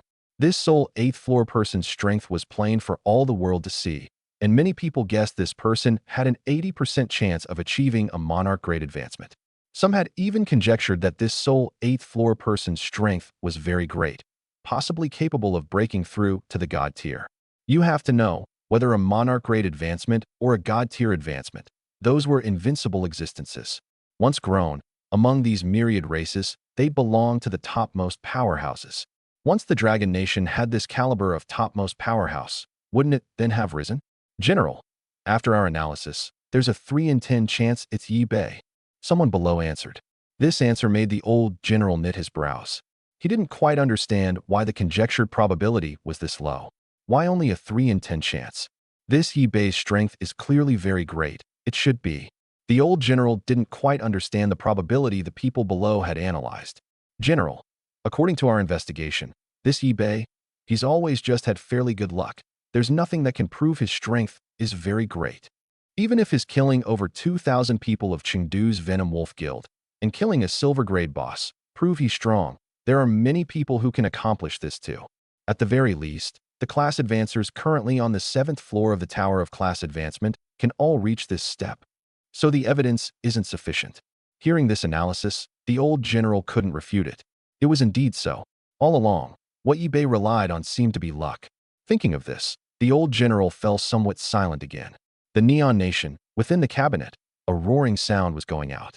Baka, how is it this Yi Bei again? Global announcement. 3 full global announcements, all him. How is it that no one of my Neon Nation can earn the qualification for a global announcement? The beautiful nation, within the Black Palace, General Mike's eyes carried a trace of bloodshot red as he glared at the various ministers, yet his heart held some sense of powerlessness too. Fuck. How is this Yi-Bei's luck this good? Could it really be like those novels of the Dragon Nation say, that this Yi-Bei is a child of fortune? Is even the goddess of fate favoring him? That said, he sat back down in his chair somewhat helplessly. He knew that roaring at these ministers now would be of no use. And in the distance, that one-horned person, wholly concealed within his cloak, after hearing all this, had a flicker in his eyes. He wasn't a person of Blue Star, so he hadn't heard this announcement. But he'd inquired what had happened from these people's mouths too. By now, he'd begun contacting the other smuggled otherworlders, seemingly preparing to scheme something. And the class advancers climbing floors inside the Tower of Class Advancement heard this announcement too, and all turned into a pool of sourness. Even powerhouses like Yuan Hong and Tom were sour beyond bearing at this point. And then, turning grief and indignation into strength, they began killing monsters with all their might. But I knew none of this. Right now I had only endless excitement. Learn Cursed Flame, I said without the slightest hesitation. The next second, learning succeeded. I glanced casually at a cutlass-armed mantis in the distance. This mantis charged at me. At this point there was only this one within a several hundred-meter radius. Wait, let me correct that. It was a gnome. Actually, I was still on the 8th floor when I tested this. I looked at it, then raised the radiant staff in my hand. The next instant, a black flame condensed out of thin air. After this flame appeared, the space within several hundred meters nearby was as if frozen, the temperature instantly dropping by 10-some degrees. And that ordinary gnome charging at me, upon seeing this black flame, instantly began trembling. I activated True Sight, then tossed out the cursed flame, striking that gnome, wrapping it entirely, and then burning for a moment. In an instant, that gnome stopped trembling and froze in place, as if something inside its body had been drained away. Monster Gnome. Level 15. HP 100 max HP burned away by Cursed Flame. Attack 12 10 max attack burned away by Cursed Flame. Defense 8 max defense burned away by Cursed Flame. Abilities: Body Toughness, Blade Proficiency. Weakness: Fears Soul Damage. All the stats dropped.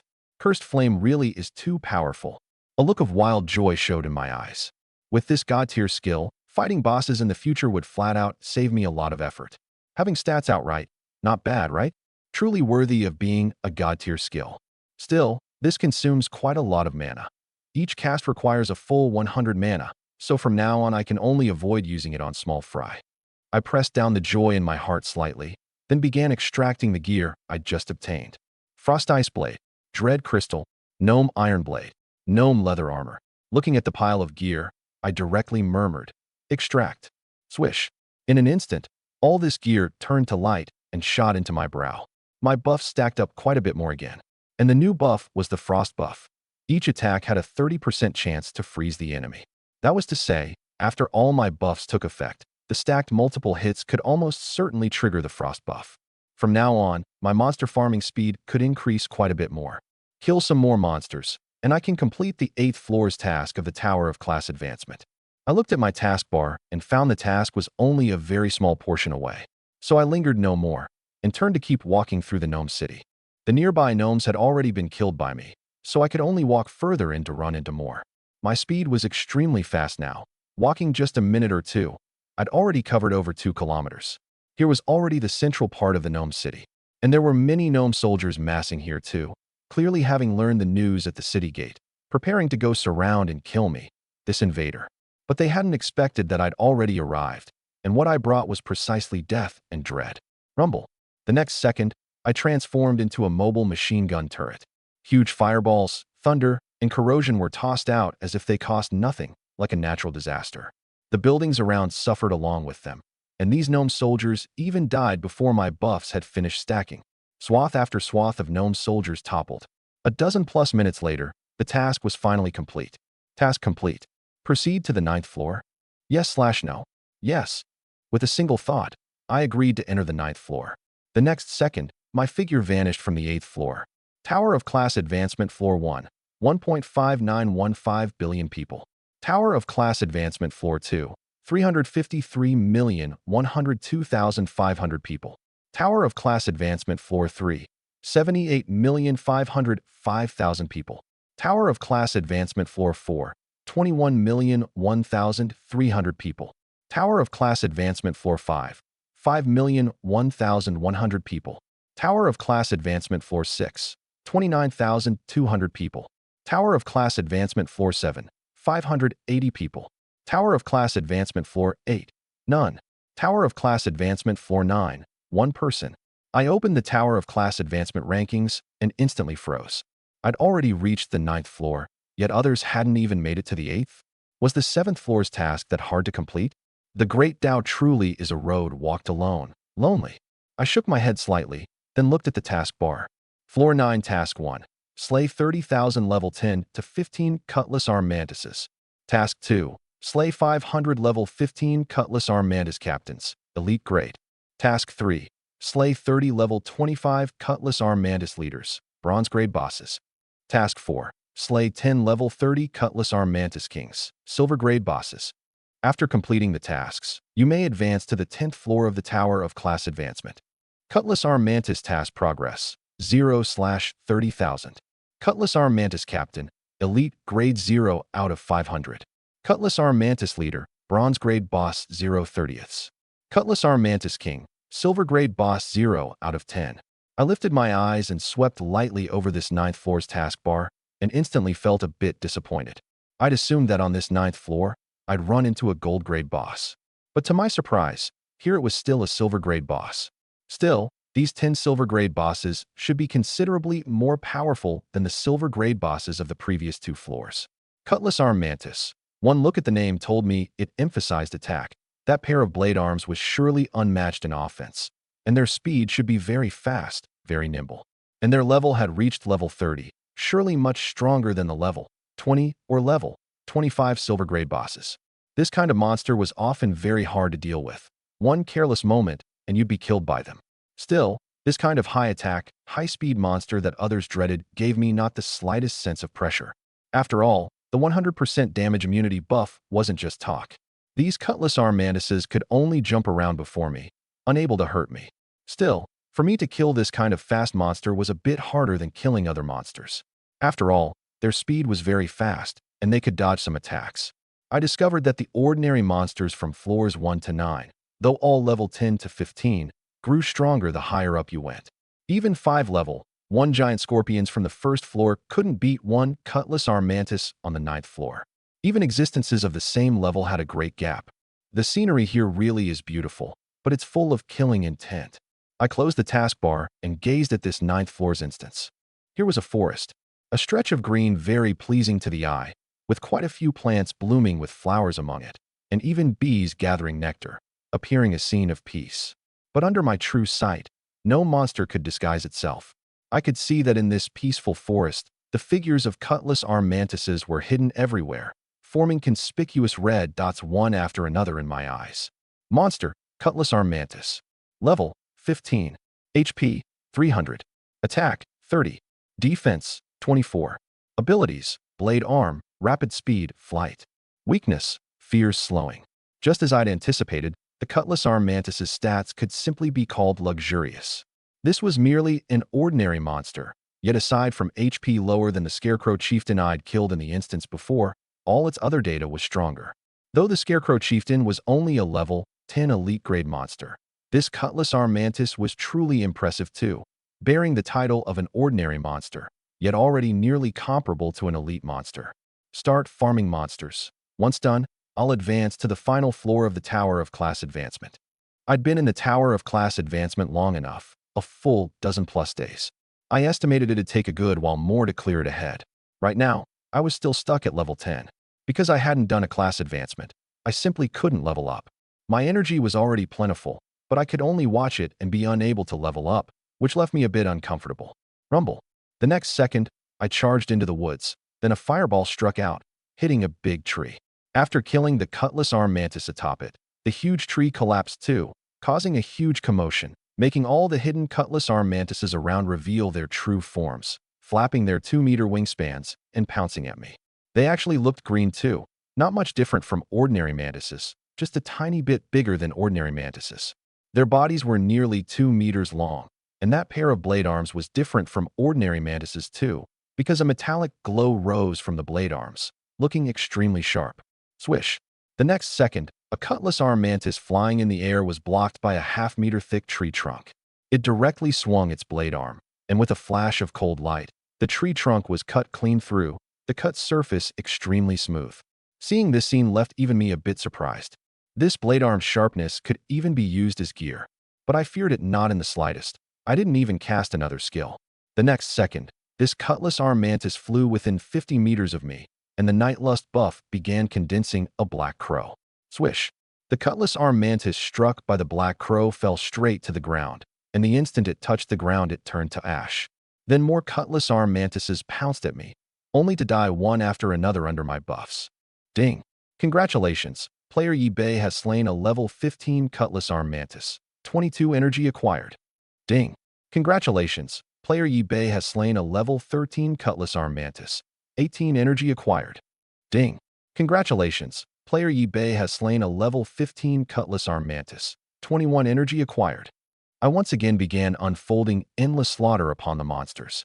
And out in the world, the people watching the Tower of Class Advancement rankings were puzzled, because the sole person on the 8th floor had actually vanished all at once. Whoa, what's this situation?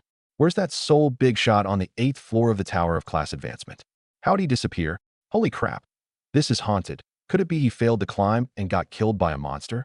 Ugh, a big shot that strong died just like that? I don't believe it. This big shot couldn't die that easily, right? Has our Blue Star region lost a peerless genius just like that? Brothers, don't be sad. The Tower of Class Advancement has 3 climbing chances. You can revive after dying the first 2 times. Whoa, I nearly forgot. This big shot can start over. SSS, scared this baby to death. Hearing this person's reminder, the hearts everyone had hanging finally settled down.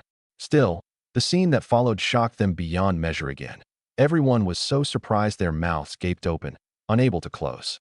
Holy crap, come quick and look, the Tower of Class Advancement rankings have changed. On the Tower of Class Advancement rankings, the 9th floor's number had gone from 0 to 1, which meant someone had already reached the 9th floor of the Tower of Class Advancement. Holy crap! Holy crap! He actually reached the 9th floor, worthy of being Blue Star's #1 big shot. Ugh, the guy who just said the cursed big shot died. Hurry up and come take your beating. Whoa, I said the big shot was that strong. How could he possibly die? Way too strong. Holy crap, this big shot is already 2 floors ahead of everyone else. This is simply absurd. Ahem ahem. Big shot Yuan Hong, hurry and get to the 8th floor. Otherwise the 8th floor being this empty is a bit weird and unsightly. Fuck, what Yuan Hong? It's definitely my beautiful nation's big shot Tom who'll reach the 8th floor first. Haha. Is Tom even worthy of comparing with big shot Yuan Hong? Everyone, at this point, the boulder in their hearts finally settled down. It had just been a false alarm. Blue Star's #1 big shot had nothing wrong, and had even directly stepped up to the 9th floor. Still, when the many smuggled otherworld class advancers saw all this, their eyes all went red, and they straight up panicked. In a 5-star hotel of the Neon Nation, intact and undamaged, a great many otherworld class advancers had gathered here. They weren't all people of one race. Rather, people of a dozen-plus races had gathered here. But in smuggling themselves into the Blue Star region, they all harbored one purpose. That was to suppress Blue Star's geniuses and plunder the Blue Star region's resources. Just received news. In Blue Star's Tower of Class Advancement, someone has already climbed to the 9th floor of the tower. A one-horned otherworlder said, his eyes carrying wisps of gloom. And hearing this, the other otherworlders were greatly shocked. What? A place as small as this measly Blue Star, a measly few billion population, someone can actually climb to the 9th floor of the Tower of Class Advancement. Then that means he's already completed a stellar grade advancement. No telling how his task progress on the 9th floor is, whether he can clear it smoothly. He absolutely must not be allowed to clear the 9th floor of the Tower of Class Advancement. If he's allowed to complete a Monarch grade advancement, then won't we suffer heavy losses when we come to plunder resources a year from now? So, we must strangle him in the cradle before he's grown. Then let those Blue Star people who've defected to us keep investigating. We must figure out who this person is. He can't be allowed to grow, otherwise our interests are gone. The otherworld class advancers all wanted nothing more than to kill this 9th floor person of the Tower of Class Advancement. Because if he completed the 9th floor's task and achieved a Monarch grade advancement, Then he'd have a great chance of attaining godhood later. Then people like them who wanted to plunder Blue Star's resources could only be suppressed. Even their own regions would be implicated. Moreover, even without attaining godhood, merely becoming a demigod could suppress the world they were in. Once, class advancers from several worlds had oppressed a small world, plundering its resources. Later, a diamond-grade class advancer in the small world had, breaking all precedent, become a demigod-grade powerhouse. Then he'd slaughtered all those who plundered the resources to the last, not sparing even the worlds behind them, all suppressed, becoming slaves generation after generation. This was the law of Divine Path Online. The strong live, the weak die, and the people inside the Tower of Class Advancement, especially Yuan Hong and the others, were staring at the tower rankings with no will to live at this point. I just rested a little while. This person actually climbed another floor, to the 9th floor? Yuan Hong gazed blankly at the sky. He'd once been hailed as the Dragon Nation's #1 genius, but before this person, he felt he was truly too weak. And the beautiful nation's Tom was looking at the rankings too at this point. Fuck, I was still wanting to catch up to him, never expecting he's already reached the 9th floor. And the 8th floor is actually empty of anyone. Is this mocking us as all being trash? He slammed at the boulder beside him in a fury, straight up smashing it to pieces. Then, with no mood to rest, he charged into the monster swarm once again. And I, at this point, was slaughtering wildly in the forest. Though the cutlass arm mantises were all masters of concealing their forms, that ordinary animals or class advancers simply couldn't discover them, I was different. I possessed true sight. As long as I saw a red dot, I directly tossed a skill over. Then it'd rouse a big batch of cutlass arm mantises to pounce at me. Just like that, I kept killing.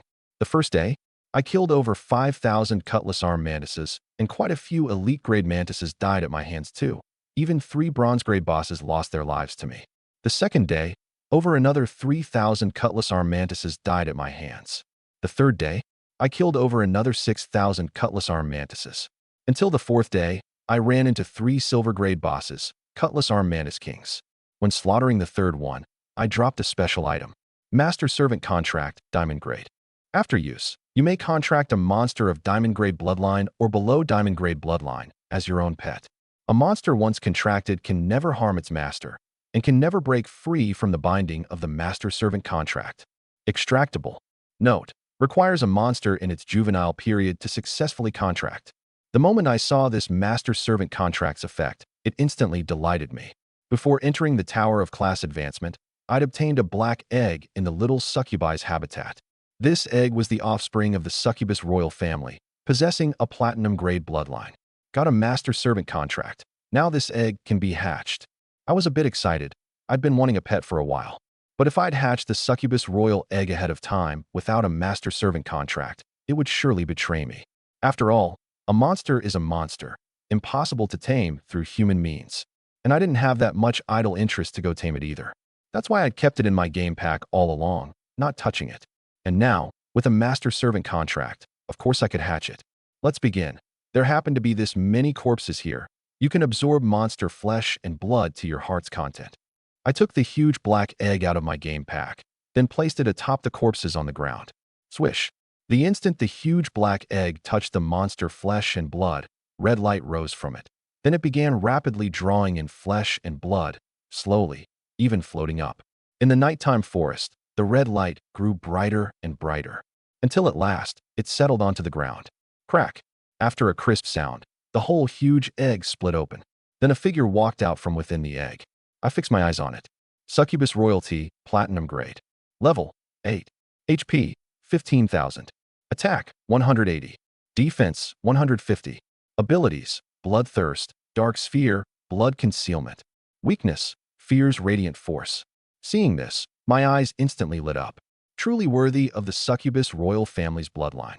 Only level 8, yet already comparable to a level 15 silver grade boss, and with higher HP too. Seeing this, I hesitated no more.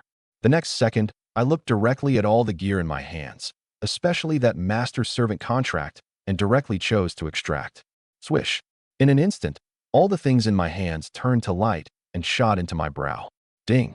Congratulations. Player Yi Bei has stacked 8 buffs and gained 1 new buff. To view details, please go to the stat panel. Hearing the chime, I then looked at the stat panel, at that buff I valued most. Master Servant Contract Buff. After use, you may infinitely contract monsters of Diamond Grade Bloodline or below Diamond Grade Bloodline as your own pets. A monster once contracted can never harm its master and can never break free from the binding of the Master Servant Contract. Note: requires a monster in its juvenile period to successfully contract. Hiss. The next second, I sucked in a cold breath. I can actually contract Diamond Grade Bloodlines infinitely. Though there's this limit of a juvenile period, it's still very strong. My eyes lit up. I realized that maybe my battles in the future could be a bit easier. After all, I could infinitely contract pets from now on. As long as it was a monster in its juvenile period, I could contract it. Then in the future, seeing a suitable monster, I'd contract it into my pet. Wouldn't that be forming a legion? Thinking of this, my heart grew a bit excited. Only after a long while did I press down the emotions in my heart, my gaze turning to this succubus beside me, and then with a single thought. Contract. Swish. A magic formation like a hexagram surfaced beside me, then abruptly rushed at the succubus. The next second, the succubus opened her eyes, and the gaze she looked at me with was just like looking at her own kin. Master. A voice like the sound of heaven rang out in my ears, leaving me feeling very tingly. Still, when I came back to my senses and looked at the succubus, I instantly felt a bit unable to bear it. And then I hurriedly took out 2 clothing-type pieces of gear from my game pack that I hadn't had time to extract and handed them to the succubus. Put these on first before anything else. After taking them, she obeyed my instructions well and put the gear on. Master, I'm done. Ahem ahem. You don't have a name yet, so from now on you'll be called Mayor. Thank you, Master. After teaching Mayor some common knowledge, I brought her along to keep advancing, continuing to complete the 9th floor's task. The 5th day, I killed over another 5,000 Cutlass Arm Mantises, plus 2 silver-grade Cutlass Arm Mantis Kings. Mayor's level was rising too, and she didn't need a class advancement either. Following me for a single day, she'd already grown several levels, her figure ever closer to an adult succubus. Her figure was even more voluptuous. That pair of pointed beast ears and that tail full of wildness were all top grade. Moreover, most importantly, she wouldn't split off my energy and could even amplify the energy I gained by 20%, worthy of being called a mobile energy-amplifying treasure baby. Until the 6th day's night, I finally trod the last Cutlass Arm Mantis King underfoot, and then I finally heard the long-unheard chime. Task complete. Proceed to the next floor? Yes/no. Yes, I said without the slightest hesitation. The next second, both my and Mayor's figures vanished from this forest. Tower of Class Advancement Floor 1. 2.0932 billion people. Tower of Class Advancement Floor 2. 553,102,500 people. Tower of Class Advancement Floor 3. 128,505,000 people. Tower of Class Advancement Floor 4. 41,001,100 people. Tower of Class Advancement Floor 5. 8,001,300 people. Tower of Class Advancement Floor 6. 109,500 people. Tower of Class Advancement Floor 7. 1,080 people. Tower of Class Advancement Floor 8. 2 people. Tower of Class Advancement Floor 9. None. Tower of Class Advancement Floor 10. 1 person. The 8th floor actually has 2 people now. At a glance, I was a bit surprised. Still, after seeing it was Yuan Hong and Tom, I didn't find it strange either. After all, these two's strength was pretty good, having led the other people on the 7th floor by a big margin all along. And what I didn't know was that news of my reaching the 10th floor had already stirred up a huge uproar outside. Damn, that big shot charged up to the 10th floor. My God, a monarch grade advancement is already achieved. Is he about to challenge a god-tier advancement? Way too powerful. This big shot is already invincible. It's just that no one knows who this big shot actually is. The 10th floor, a god-tier advancement. I hear a god-tier advancement hasn't been succeeded at by anyone in Divine Path Online in 10,000 years. Can this big shot succeed? He definitely can. As long as this big shot becomes a god-tier advancer, then we people of Blue Star can become an upper race among the myriad races. All the people of Blue Star, no matter what country they were from, seeing the news of the sole person charging up to the 10th floor, were all incomparably delighted.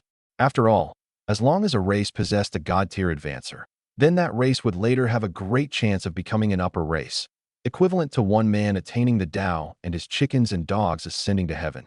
They could ride to victory along with him too. And the otherworlders, at this point, had received the news relayed from the race traders too. How is it possible? This blue star is just a small world, yet someone can actually reach the 10th floor. Should we withdraw from Blue Star? Withdraw? We spent such an enormous price just to enter the Blue Star region. We can't withdraw. We must eliminate this person. But he's already achieved the Monarch grade advancement task. And next, if he achieves the God tier, can we kill him? There's nothing that can't be done. We can apply to the clan for powerful items, and we absolutely must slay him to eliminate future troubles. That said, at this point, all the otherworlders' faces carried a trace of dread. If this Blue Star person really achieved a God tier advancement, could they really kill him? A God tier advancers